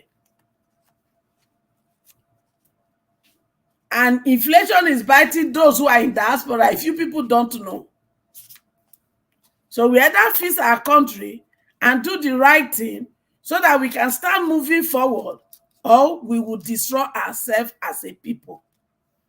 Just because of one person or group of less than 1% of a total population. Nigeria judges, knife and yam is in your hand. Do the needful so that the country can move forward. Do the opposite and set your country on fire by your own hand. That's what I have to say for now. Thank you. I support you, Mama Esho. You cannot give us the wrong judgment and you expect the country to be calm. It's not possible. So do the right thing, judiciary. Just do the right thing. That's all. Thank you very much, Mama Esho. God bless you. Yes, sir. Mr. Elvis, sorry, can I just make a comment, please? Yeah. Yeah. So when it comes to the issue of the 25th of Abuja, so they're gonna manipulate the results to now say that was it Ghost that went to vote now and then they change the result, or to now defer the result that Mahmoud Yakub announced earlier, and then did not call Tinubu that I won Abuja, or call Atiku that I won Abuja, but call Obi, or they're going to change the results. So how do they want to look in the eye of the world? Is it that they want to keep saying that the country is truly a 419 country, or they are trying to even change their trajectory and then put things properly? Because like you're trying to change the results to favor Tinubu now, or to favor Atiku, or to favor who? Yeah, my brother, you're saying how they're going to look at the eyes of the world. They don't look at the same eyes when they issue certificate around 4 a.m. in the morning. Well, that's true, but they've done the deal already. But so are you going to change the result now to now look good for Tinubu or for Atiku or for who? Because this same old elders. Okay, what they are trying to do is simple. I read it earlier on. They are trying to allegedly turn everything around. That's why Obi-Datti campaign team cried out now to turn everything around, that it was Tinubu that won FCT, not Peter Obi anymore. Oh my God, these guys they are truly clowns. They just confirmed that they are truly clowns. Before they didn't confirm, but now they are confirming that they are truly clowns. And let's see how their clowniness will look in the eyes of the world. Thank you. Thank you. Thank you very much. All right. Let me see if Ahmed Bright is your audio is good now. Please, madam, talk to us. Good evening to you once again. Unmute yourself. We can't hear you, madam. Can you unmute yourself? Okay. Let's assume you are now available again. I'll move on to the next person. Mr. Jonathan Kingsley, thank you very much for joining us, sir. Good evening to you. You have 8 minutes. Talk to us, sir. Thank you very much, Mr. Aldous, and thanks to all the panelists. I really appreciate all the contributions that have been made so far today. I just want to start on Falana. Earlier today, for Falana, I see him more as an activist. Falana is more of an activist than a political lawyer. And each time he comes into that terrain, that political terrain, is never himself. And to now add salt to injury, as it stands right now, Falana is seriously compromised. So you can't expect it, because Falana that we know, this is not what he will be saying at this point in time. So he can't really, he's been compromised. Not just only him, Falana, the likes of Shoyinka and other elites. Most of them at this point in time have been compromised. And that is the problem that we have in Nigeria. You see, in Nigeria, there are three sets of people in Nigeria. It falls into one category. And I'll try as much as possible to kind of explain it. It's like you all recall in 2016, in 2015, is it 2014, 2015, during the US presidential campaign, Hillary Clinton made a statement. I would like to borrow her words, just to borrow it to make my point here. It is then Hillary Clinton described, she described some of the supporters of Donald Trump. She called them basket of deplorables. That's what she called them. And when I look at the scenario going on in Nigeria, I've kind of discouraged myself not to describe Nigerians as such. But the event of this election, I've come to that conclusion. That's just exactly what we have in Nigeria right now. There are three sets of people in Nigeria. There are those that are already benefiting from the system. They are in the system already and they are benefiting from it. That's the first set of people. The first set of deplorables. The second set of deplorables are those that are anticipating. They are prospecting. When I say prospecting, they are doing it right now. Lobbying left, right, and center to get themselves into the system. They are anticipating, they are prospecting to get into the system so that they can benefit from it. That's the second set of deplorables. The third set of deplorables are those ones that are ignorant. They are just ignorant of the system. So when you have these three sets of people, any situation we describe in Nigeria, you just put them, it's just like a puzzle. You can just put them into, they will fit into one of these three. Falana, as it stands right now, he sees an opportunity. Falana is just prospecting, it's anticipating now, one way or the other, to get in. He's an elite, but now he wants to position himself, either directly or indirectly, openly or otherwise, to benefit from this from the system. That's where the likes of Falana finds himself, themselves right now. People like that. These are just deplorables. And these people, their actions is corrosive, it's cancerous. It just kept on spreading and spreading. They just recruit more and more people into it. You see, those last set of people, those ignorant people, they are the people like the one I think we showed the video 2-3 days ago, lamenting. Those people that supported Agbado and APC and now they are crying. They are deplorables because they have no clue at all what is going on in Nigeria. That's just how I would describe Nigerians. And for us also, you can just easily plug them into one of these three. They are in these three, one of these three categories. That's just Nigeria for you. And with respect to the military, and the constitution. First, the constitution that we have is a military constitution. Don't let us be there. I'm not deceived. I'm enlightening and informed enough to know that the constitution that we have, like the 1999 constitution, even as amended, is a military constitution. The idea that the committee was set up sometimes, prior to the constitution to draft the constitution, it's a slap on the face of Nigeria. Is that how you come up with a constitution? Who constituted those committees? Do they represent Nigerians from the north to the south to the east to the south to the south? Who are those people that are represented in that committee?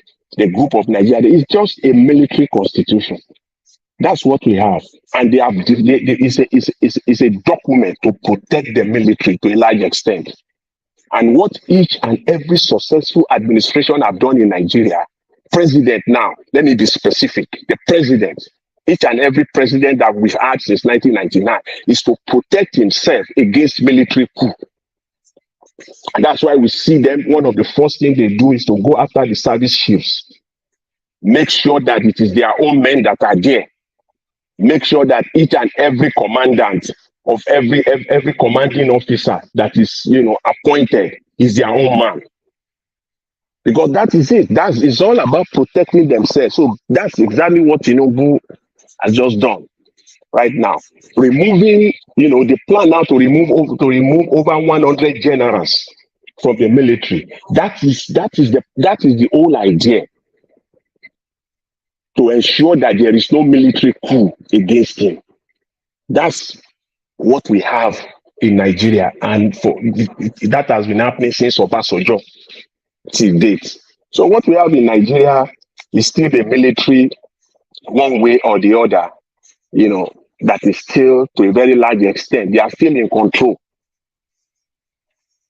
of the Nigerian system. That's my take on that. INEC manipulation.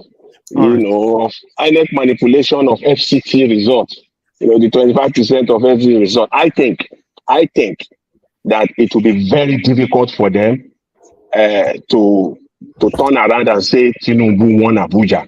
They might, what they are trying to do, in my own opinion, is to get Tinubu to that 25%, threshold. But for outright win, because the spread, the spread win is huge. It was a landslide for Obi in Abuja.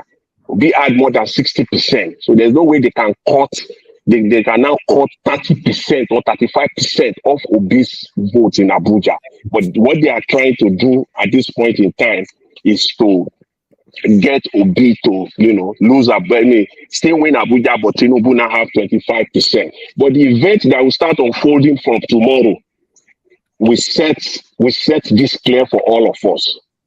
For them, when just finally, Mr. Elvis. Okay. And finally, on the when I say for them, referring to the judiciary, APC and INEC, as I said earlier, I think I mentioned it some times ago, for them, they still continue to meet. They meet, they strategize, but whether they will set the country on fire or they will bring the country together, we shall see. Thanks very much, Mr. Elvis, and thanks everyone. Thank you, sir. God bless you. Thank you very much. All right, Engineer Chris, thank you very much for joining us on the panel. Okay, please talk to us. Before that, let me quickly appreciate to Mama Loveward. Thanks very much for the super chat. I really do appreciate this. Today, people didn't really super chat me, but that's fine. I understand. Sometimes we don't even get spectators like that, viewers on weekend, but I appreciate you all. But one thing I cannot fail to ask, as you all know, is likes. Currently on the like button, we currently have 550. Before we round up, let's make that 600, my people. You not say for this one, I not feel shy away from it.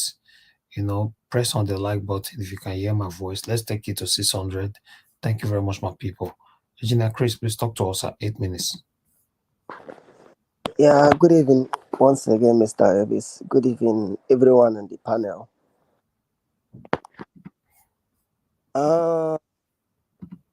Tomorrow, I already feel like there is this lottery coming my way that I'm so anticipating about tomorrow that I'm coming down with headache. I keep on asking myself, why am I agitating about? Why am I so anxious? Then I remember tomorrow is third. There's supposed to be fireworks. We are expecting to get information about. That is a tribunal. Just the last speaker. I strongly believe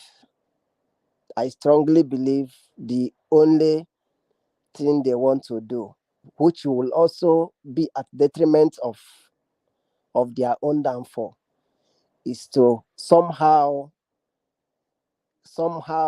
in maybe in a kangaroo mode to put themselves, at least we understand they've gotten up to like 23%, somehow to put Tinubu miraculously up to 25%.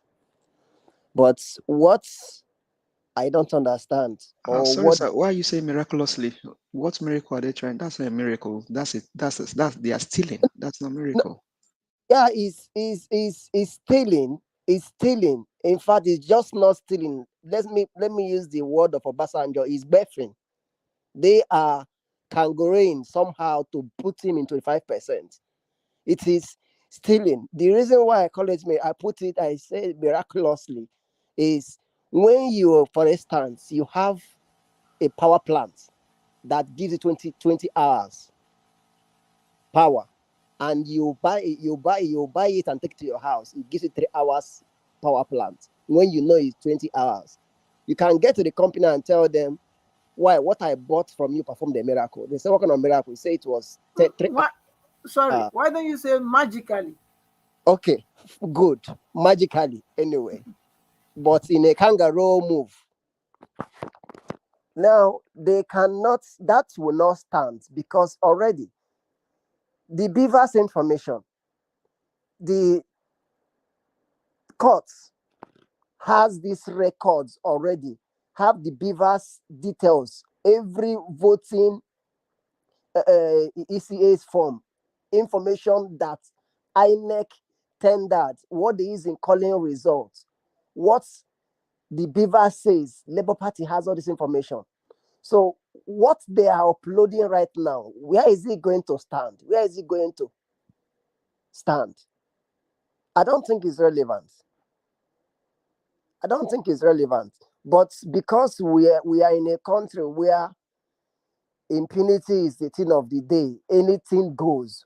Anybody can perform anything, and nobody is scared of whoever. Whatever you bring up can always stand the test of time.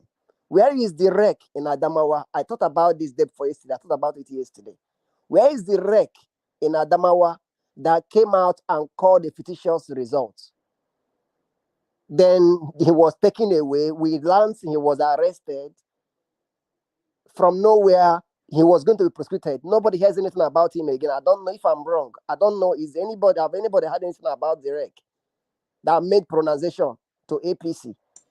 He has a bunker, a duplex in Asorok, where he eats 7 square meal every day. Okay, good. Good. But he could do that because his boss in office, Mahmoud, equally kangarooed somebody into power. So he could do that. So today, nothing. Nobody have had anything. There is nothing going on. He's quiet. Everywhere is quiet about him. So because they know this thing is normal for them. They do this on daily. So at any time they play this out, they always have their way about it. That's why they can get into system, change whatever they want to change. The same way from is it Festus Okoye could come out and make all the assurances, and the next moment he's changing his mouth. Mahmoud is coming out, making assurances in Chatham House, did the same thing. The next moment he's changing his mouth. Everybody is saying the same thing, and the next moment, the only one that maintained his integrity, I kept on saying this, was Mike Higini. the former Cross River, whatever, commissioner. The reason why I said he maintained his integrity was because since the very interview he granted after the election, that he was somehow watching his words, but he made it open that he was disappointed because what happened was not. It was a man-made error. It was a man-made mistake, and it wasn't glitch from. It wasn't any issue of the IRF or whatever. He said it, but he mentioned that he was disappointed and what happened. And since then, I believe he respected himself and kept quiet. He stayed off media since then. At least if you don't have shame or you don't have conscience to say what is not right, don't speak at all. So I respect that. He has refused to speak. So the so-called Okoye would have also stayed quiet, not speaking, knowing that whatever he says will be a lie.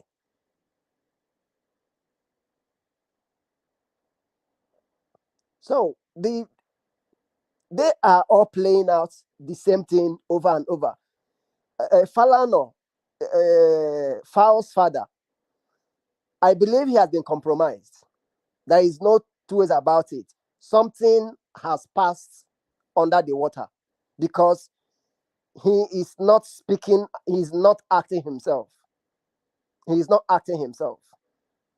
There are a lot of them, and not just that, it has also made me not to have respect in a lot of majority, or would I say almost all the so-called spiritual fathers we have in Nigeria. This election have made me lost respect that I have for every one of them, apart from few. The man in Plateau, the northern man in Plateau that stood for obedience. INEC spoke to a point, they started talking about DSS. Apart from him, apart from these two, or maybe Ritabao and what I think within 3-4. But the rest, the frontliners that we know, every one of them are all playing politics. But one thing I know is we are All right, patient. your time is up, sir. Thank you. Yeah, we are patiently Round up going. 1 minute. Yeah, we are patiently going to wait. No matter what, whoever they are dancing around, we are all waiting. The only end story at the end of it is when these results, when this judgment will be given, then that is where every Nigerian is okay. Finally, nobody is concluding now. Whatever they want to dance around, let them do until they pass those judgments. Then Nigerians will now say, okay, finally, we are no longer making assumptions. This is what is going to happen, or that is what is going to happen. Now people have made the pronunciation. So that is when Nigerians are going to decide really the way we are going to go, if we are going forward or if we are going backwards. So that is my take for now. Thank you. Thank you, sir. Thank you very much for your submission. All right, let's see how many people we still have here. I believe everybody have contributed, so we need to. Okay, I'm Bright. Let's try you again for the third time to see if your audio is better now. Please unmute yourself, madam. Your audio is bad, very bad. It's not good today. I don't know why. We can't hear you. We can't hear you. Nobody can hear you. It's so sad. It's so sad. I apologize for that. All right, guys. Thank you very much. I appreciate every one of you for your time. So we've come to the end of this broadcast. We're going to take on our last final submission right now, which I would like to start with Mother Patricia. Mother Patricia, please give us your final submission and your submission in 5 minutes. Thank you. Okay, thank you. Thank you, Mr. Ives, and thank you to everyone that has given that submission before. And of course, only that's for good evening, and thank you for all you do for us. Yes, my submission. Going with the net media, it's clear that Tinubu has no way for escape. They have to give way to who the crown is due for. This a crown is first in his head. That's why it's heavy for him to carry. And we heard his spokesman come out to say that they need God to do what a man should have done. So that proof is not his. He should please give back the mandate and get out from that place. It's not his. That's that one. And then the military retirement, over 133 generals. Yes, that's a lot of people to retire at once. Looking at the fact that they've been trained, they have been, Nigeria has invested in them. I know that Asari Dokubo came out to say they are criminals, but along the line, I don't believe that was the right way to go. It's like copycatting. I think Tinubu is hearing us because I said it that he has to cut down from number 1 to 10. So I think he's listening. This is copycatting. And even if you have to cut from number 1 to 10 in these 3 or 4 institutions, I don't think they should have been up to this amount of people.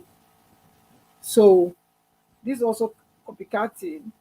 There are many things they could use them for, because looking at the fact they have been trained, Nigeria has used a lot of money on this, spent a lot of money on them to get to that point. So there are many ways they could have still be useful if this man on this first seat knows what he's doing. The father is retiring all of them. Proof is a capital proof that he doesn't know what he's doing. He's just how would I say, guessing, dabbling into here, there. When you are confused, you don't even have any direction. You try to do everything at the same time, and they all keep failing, and it will keep failing. Sorry to say, I'm not wishing him to fail, but he doesn't have the masterpiece, the master plan.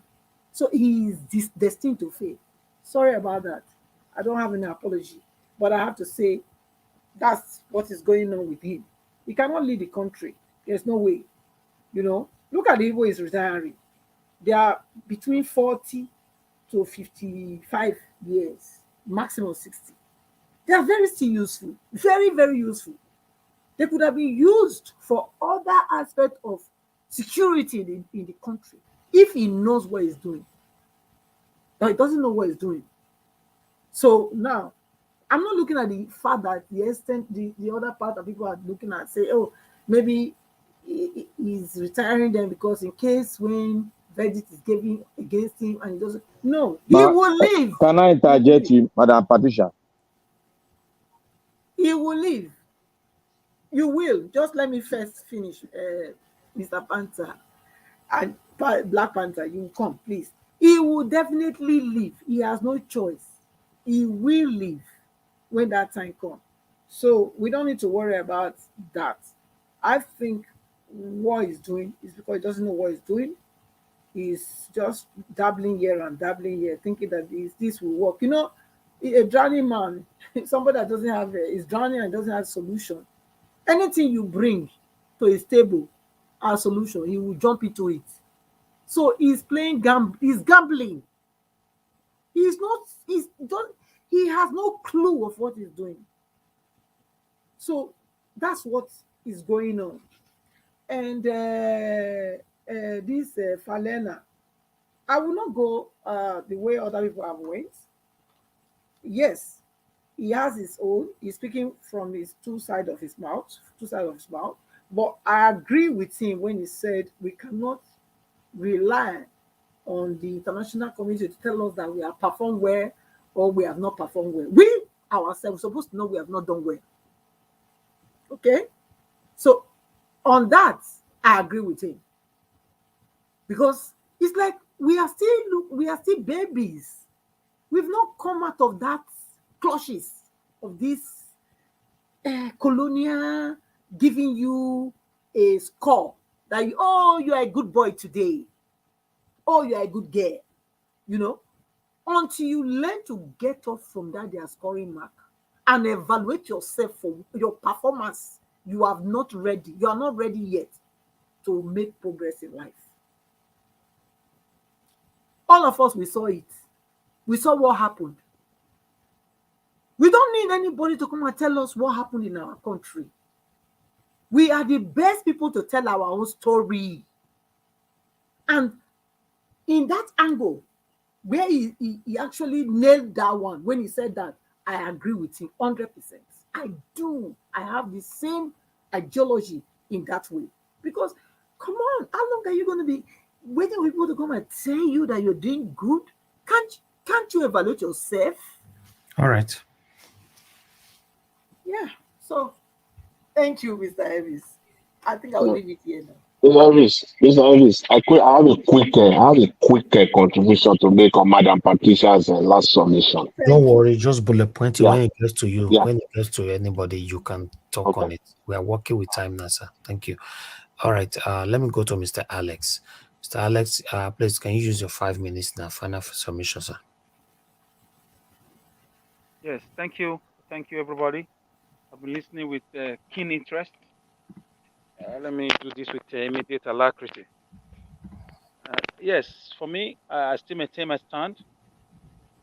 Peter Obi is now a source of reference to the whole world. He's the only one holding the country together. As for the military, the decadence in the military. All the problems we have in Nigeria today is orchestrated by the military, the northern elite military. Likes of Babangida, Bruce Salami, Theophilus Danjuma, Buhari, that the living or the one that is not living. These are the, and so on and so forth. And some key Southern ones too. They have been responsible for the evil happening in this country.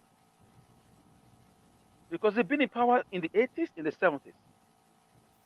They are responsible for all the economic woe. And God will not forgive any of them. God will judge them. God will put them in the hottest part of hell because they've cost lives. They just believe life is just all the sea. There's afterlife where we face God.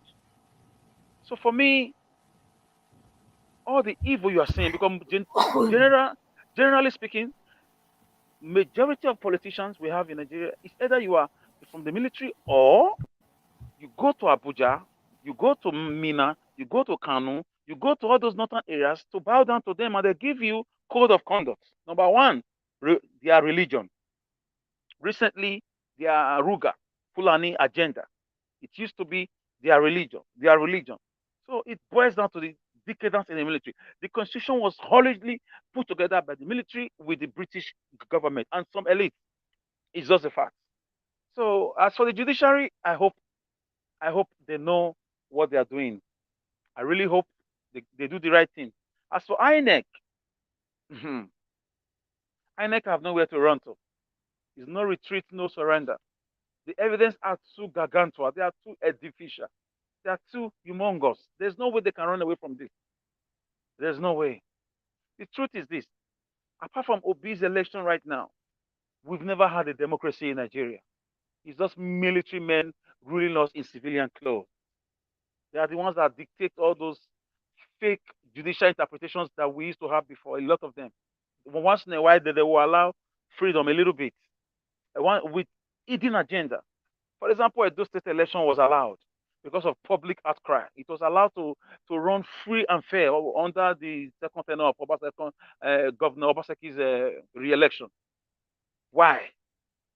Obviously, it was not clear that he made an arrangement with them to allow Fulani do their thing, allegedly. So the military and the northern oligarchs, they are working together. Call them Kaduna Mafia, call them military cabal. They are the ones also selling, supervising the selling of your crude oil, the oil theft.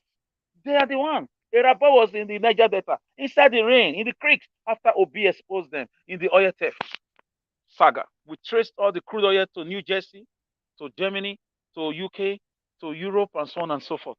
It all boils down to the military. And they go abroad buying, buying houses, marrying 150 women, 30 women. This is what they think about. And what brought us down so badly was that in the 70s, a lot of these military guys were illiterate. Obasanjo was a mechanic. He didn't know his left from right. Gowon was just a primary six holder. He didn't know his left from right. Gowon he didn't know the meaning of confederation during the Aburi Accord. Ojukwu had his wristwatch recording on the resolution of confederation in Aburi. Confederation is a system of government that allows powerful region and weak center. And Gowon agreed. And the British Crown said, "You are a fool. Why did you agree? You've allowed Biafrans to go." He didn't have education. This is the trajectory of the military. Baboos, illiterate, stark illiterate, drug addicts. This is who they are. And we must say the way it is. So this is the problem. And they are the ones that the constitution favors because majority of them went into politics. And if you are not paying alliance to them, you can't do anything as it stands. But thank God for the emergence of Peter Obi. Why did Peter Obi go to court as a governor for 2-3 times? Because some of the cabal were supporting Obi's people who were fighting against Obi, and he was able to find favor before God. Somehow, that's once in a lifetime thing, and it's about to do it again at the presidential level. So, thank you very much. I will leave it here. Thank you. All right. Thank you, Mr. Alex, for your submission and for your time with us today. You started with me from beginning to the end. God bless you, my dear brother. All right. Let me go to give us a mandate. Please give us your final 5 minutes, sir. Thank you very much. It is now or never. Nigeria must be redirected to its destiny and get back to the course. Because if Nigeria gets it right, then the African continent gets it right. And then the whole world also will get it right. I want to differ with Madam Patricia when he said Falana said that how long do you depend on international body to come and tell if your election was right or wrong? Well, there are two sides to that coin.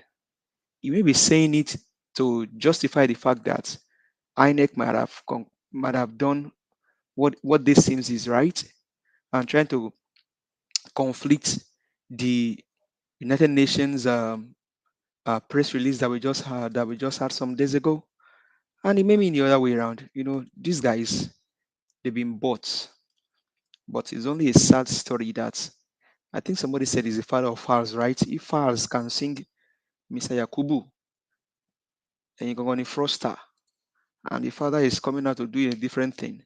Well, I'm not surprised. I mean, Mr. Elvis Edigan told us that that is a PDP chieftain. That is what Dad wants to do, but he is chosen to support Mr. Peter Gregory Obi. And so many of us also. I mean, I was able to convince my dad that, see, whether Tinubu is, you don't care, even if you come from our family, we can never support him. And the old man went to cast his vote for Peter Gregory Obi. You know what? So, but it's just sad that today you see the fight of a conscience for a nation, the rise and fall of integrity, sanity, and compassion for humanity being eroded. People just selling their conscience, looting, stealing without any iota of fear for their common human beings. And so when we take it down to the military, you know, those days when Nigerian military will go fight Sierra Leone war, they go to Liberia, you respect them, you like ECOMOG soldiers. But today, even then, they have a lot of influence in our politics, but it wasn't as bad as this. Today, you can even see the wickedness that is perpetrating in the corridor of power with the military. They put on once they put on their khaki, the next thing they take up is Agbada to go and start voting, campaigning for election, and because they don't have a place to return to, and that should be a sad thing. That the military cannot put the constitution of the country that is stand to sow an allegiance to. What is sad situation? That today military are being bought with Ghana must go as against the security of life and property of the common Nigerians. What a sadness, what a pain, what a pain, what a pain. But for God and Mr. Peter Gregory Obi, Nigeria would have been thrown in the drain. But we still have a string that is holding us, saying that people, regardless of what is happening, we'll still get this nation back. We'll get it back. And judiciary, I'm not going to beg you. Like I've always said, I'm not going to beg you. You went to school, you studied the spirit and the letter of the law. You know when the spirit of the law should be used, and you know when the letter or the technicality of the law should be used. In this case, you all came out and said you will not entertain any technicality. So from tomorrow, we'll see how this whole thing plays out. The money allegedly that they may have paid you, is that what you want to stand for? You want to stand for your nation at this time, when nations of the world, citizens are standing for their nation. People they are standing tall for their nation. Just over a year, January 6th, we saw what happened in the People's House. That one of the police was brought down. Regardless, he didn't care. He said, if I die for the nation, I die for the nation. You're not going to burn down this house or take the vice president. And we saw what happened. How many of you can do that for Nigeria at this time? How many of you can stand and say, you know what? I don't care. Mordecai told Esther, he said, maybe God has chosen you for a time like this. Judiciary, maybe God allow most of you to sit on that seat as a judge for a time like this, when a sane man, a man with competence, character, and capacity, a man that has not stolen from Anambra, and he told all of us, they go and verify. If I have stolen before, come tell me, and I will not vote, I will not campaign again. Maybe God put you on that seat for such time like this to defend the integrity of this man. All right. Thank you. Thank you, sir. Thank you very much for your submission. God bless you. All right. Let me quickly come to Mr. Jonathan. Please, sir, talk to us. 5 minutes. Final submission. Yeah, okay. Thanks very much, Mr. Elvis. I appreciate it. I'll just make it as brief as possible. Actually, I wanted to, for the sake of time, I wanted to make that contribution earlier, but Madam Patricia didn't mention it. And I think I should just kind of summarize it, because I believe it's completely, a discussion for another day. There is no time to exhaust it. Look, with respect to Falana saying that, that the EU or all those other, the West, they don't have the audacity to get involved in it. Of course, I believe they do. They do. At this point in time, they do, because, see, EU gave millions of money to INEC as grant for the purpose of conducting this election. So, if you don't want them to talk, don't take their money. It's as simple as that. If you don't want EU or the West to be involved, don't take their money.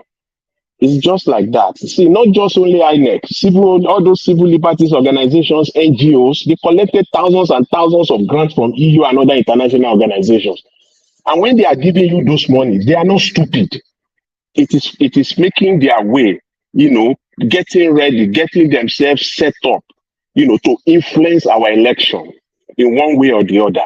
See, countries, all hell are being, all hell is being let loose now in some Western countries, just because of $100,000 involvement from foreign countries into their elections. But in Nigeria, when you see EU coming in with millions of euros in the name of grant toward our election, they are not stupid. Their strategy is to get involved in your election. So if you don't want their report, you don't want their observation, you don't want their report, you don't want their involvement, stay away from their money. Conduct your own election yourself. Don't rely on external funding for your election. In this 21st century that we are right now, this age and time, Every country, you all know what is going on in the United States. You know, they are still busy. Donald Trump, even after his time as president, is still now is most likely going to be indicted just because of the involvement, you know, that are related to election stuff. See, countries are not taking it lightly. In Canada now, it is most likely, if not most likely politically, the prime minister will resign because of like less than $200,000 involvement of China in last election. He's now running Etasketa right now to save his government. Just less than $200,000 of some people from China that got involved into the last election. So if you don't want their money, if you don't want their involvement, don't take their money.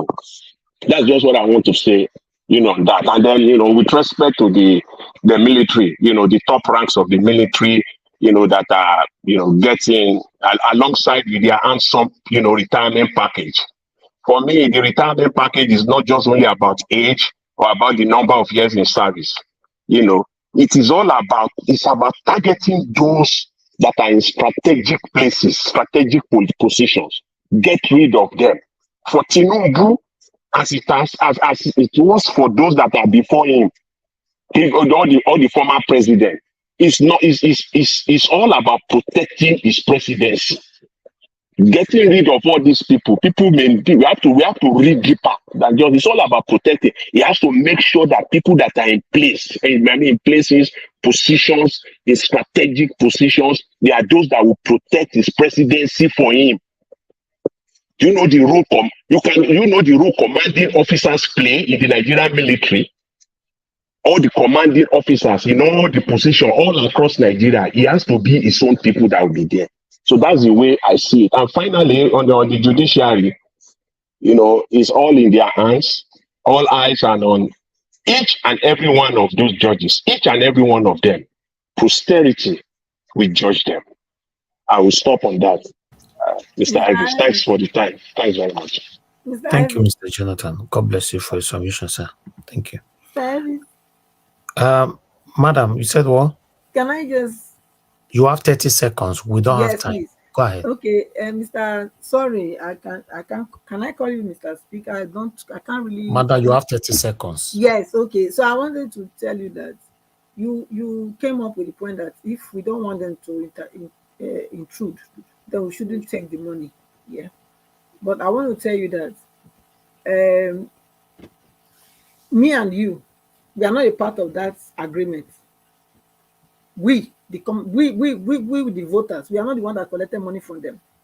And from my point of view, I think it's high time Nigerians start to find homegrown solutions.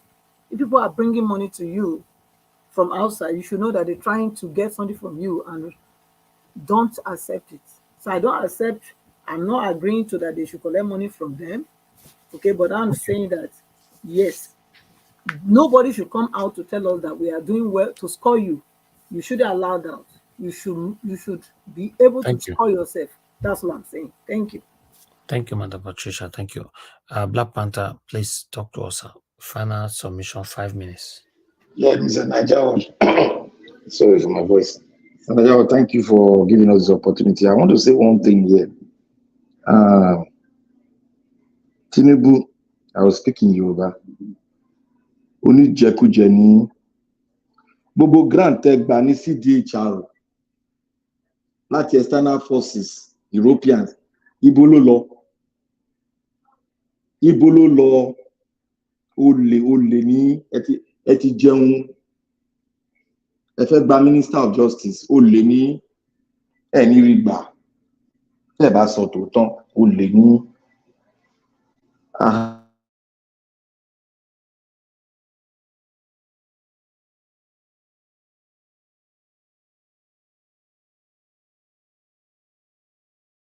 So, Black Panther, you are done? Okay. All right. No, are you hearing me? Are you hearing me? No, we didn't hear you. You stop. Oh, my this thing went off.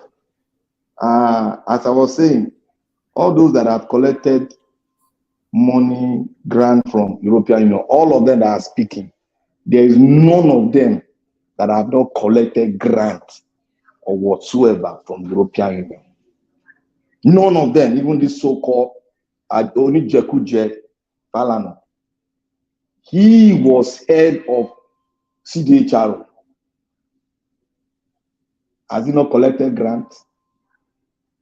So what are we talking about? If we should try as much as possible to investigate all these people that are talking. These are all belly mongers. These are people looking for ministerial positions. That's what they are looking for. What is it? Akamu. Akamu have eaten his. So everybody say, Akamu that I started law before. Now he's a minister. He's not a big boy. Everybody want to go under that umbrella. If you cannot beat them, you join them. That is the syndrome. That is the Justice Department is gone.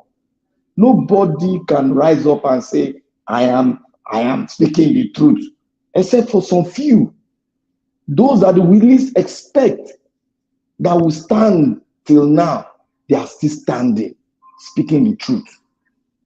So what I'm saying here is that we all should please continue to preach the truth and make our skin thick, because we've not seen anything yet.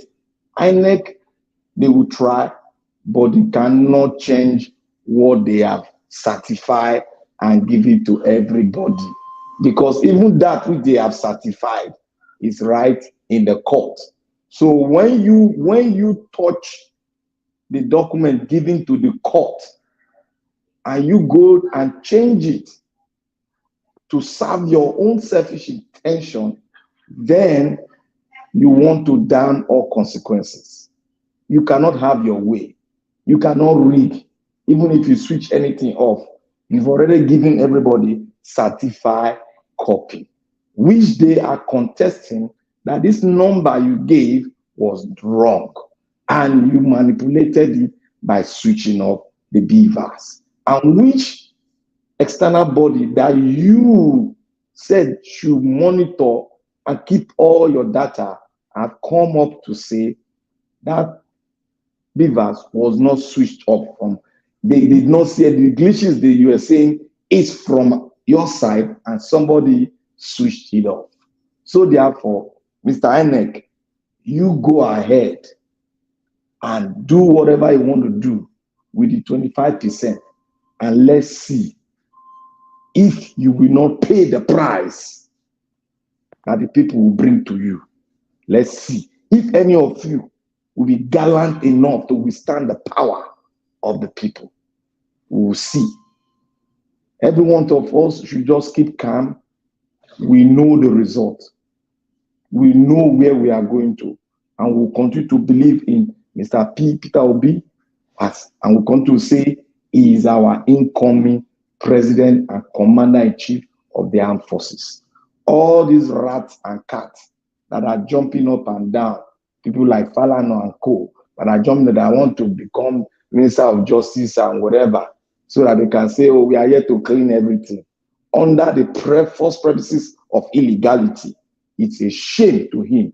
And that to show you that many of them, he himself has shown that he has corruption in him, but he was just waiting for the right time to display it, and he has displayed it to us. I will say, Falana, you are part of people that we need to flush out. Thank you. Let the real men take the flag and fly the flag of victory. Thank you, Senator Watch. Thank you, sir. Thank you very much. Engineer Chris, please give us your final submission. Thank you. Yes, I want to start with Falana. They say that that goes this way. Anybody that makes a comment that said, oh, I used to be good, I used to be helpful to people, but based on my treatment or based on payback from individuals, I decided to change. Now I don't do good to people anymore. I decide to be hardened. That is arrant nonsense. Anybody that is heartless has always been heartless, waiting for the right time to exhibit that attribute about him or her. Whatever Fanana is playing out right now has always been in him. Even when he's speaking the truth, you always watch him. He has this on clear tones, the way he paints and the way he twists words. So you always tell there is something unsaid that is somewhere pending, waiting to sometime or someday come out. And that is what is playing out. In Nigerian political political aspects, everybody is on prosy. In Nigerian politics, everybody is on prosy. I'm saying it in that way. Politicians are all for grabs. The police chief, the police top officers are all for grabs. The military are all for grabs. The military police, the red cap army, they are all for grabs. Nobody is doing work anymore in this country. Nobody is serving the nation anymore in this country. All they are all doing is waiting for the right time for them to have the taste of cake that comes along with their service. Being loyal,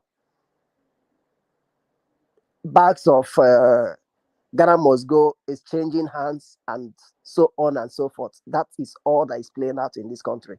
Nobody is serving until we have that one leader that will be at the helm of affair to flush out these things that cause themselves humans, to flush them out.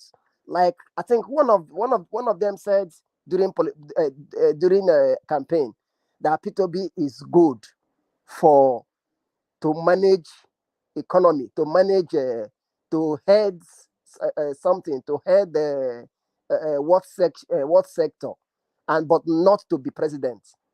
And he responded, if he's good to manage so economy as you're putting it, why would he not be good to be at the number one person to do the job better? They all know what they are doing. They all know what they are doing. None of them anymore. We don't have politicians in this country until nobody is serving Nigeria.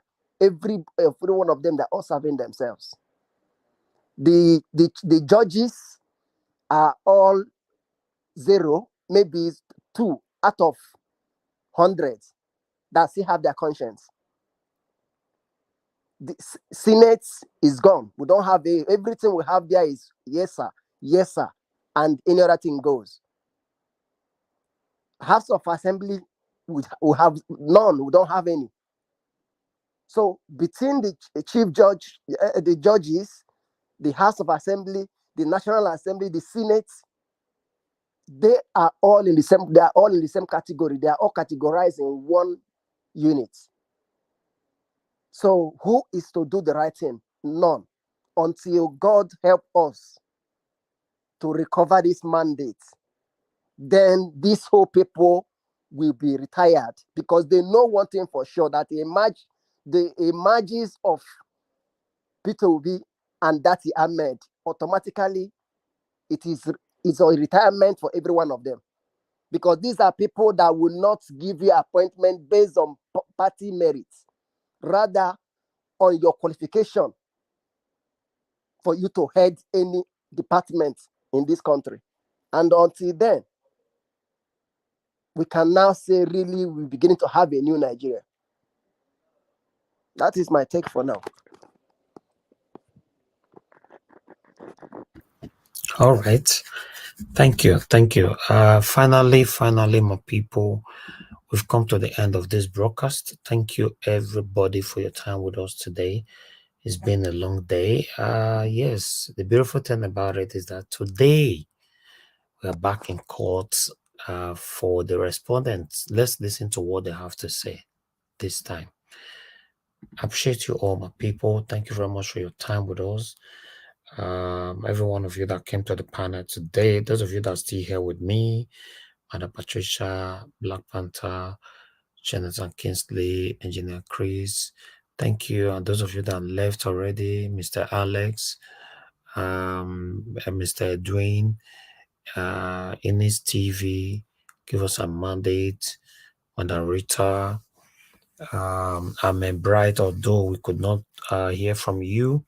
Madam Nena, the same thing, you will have an audio issue as well.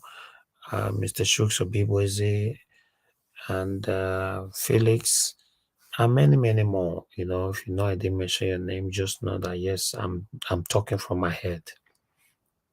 I'm not a computer, but I appreciate you all equally. Then, for those of you that supported us today, I want to quickly appreciate you, Amaka Fujabi. Thank you very much. Nana Henry, thank you. Seven Girl Mede, thank you. Pius, Moye, and to Mama Love World. God bless you all. Those of you that likes and shared our video, may God bless every one of you. I appreciate you all. Before you leave right now, help us to hit on that like button again. You know, please, before you leave, just press on the like button. If possible, copy the link, take with you. Keep it in another platform where you belong. And I want to address this one quickly for some of you on our Nigerians WhatsApp group. Information reaching me that someone else have created a WhatsApp group saying that they are Nigerians. Sometimes I don't know how we Nigerians allow people to con us or deceive us. There's no way we can open a WhatsApp group. You're not hearing from me or any of my admins.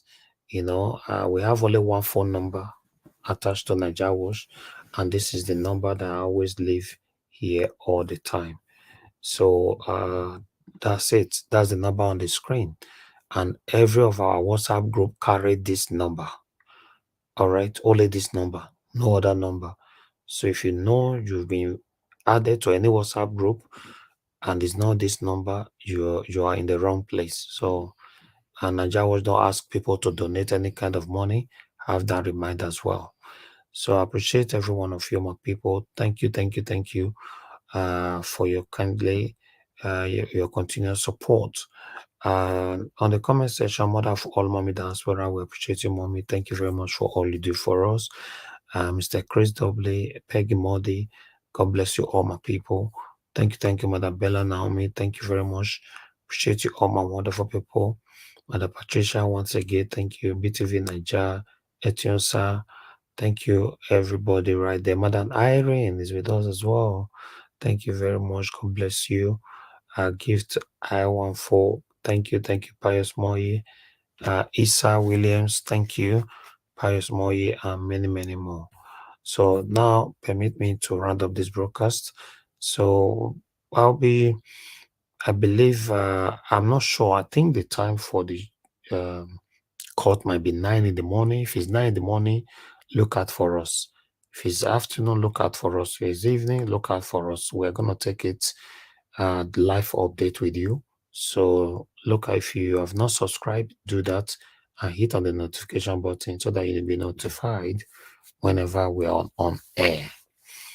And God bless you, my people. It's not easy doing this, but it's by God's grace and the encouragement coming from every one of you. I appreciate you all. Trust me, I respect you all, and I'm blessed to have you all as my family. Let's continue to do this together until we have a better Nigeria. Thank you very much, my people. Now we'll go join the curtain. Good night. Thank you. I know they do competition with anybody. If I offend you, forgive me. Show me love. Go there, biza. Kama bara wa lo ninu ife kan akanbi. I know they do competition with anybody. If I offend you, forgive me. Show me love, I go show you love. But I know they do competition with anybody.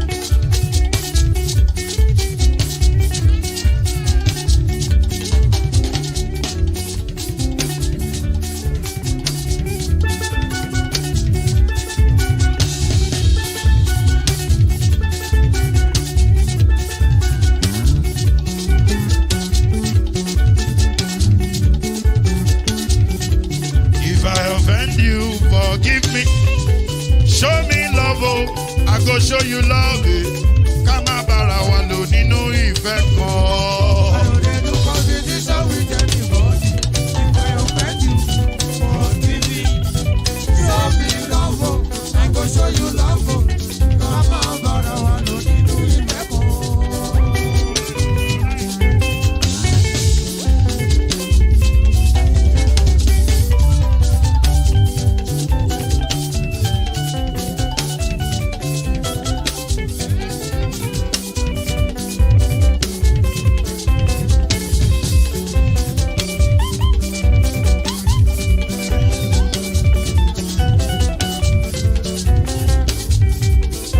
know they do competition with anybody. If I offend you, forgive me. Oh. Tó bá ti sanwó fún Ṣẹ́gun Nàbí o. Ẹ fẹ́ jókòó. Alákọ̀bí.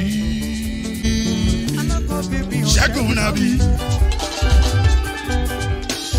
Alákọ̀bí.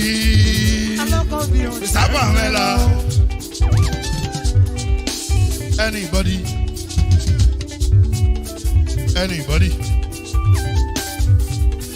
Any bobo. Anybody. Mo ló ń fọlú. Ó gbà mí bó ṣe rí mi láti kíníṣí. Délé mo ló ń fọlú. Ẹ jẹ́ ń sọ̀rọ̀. Délé o délé.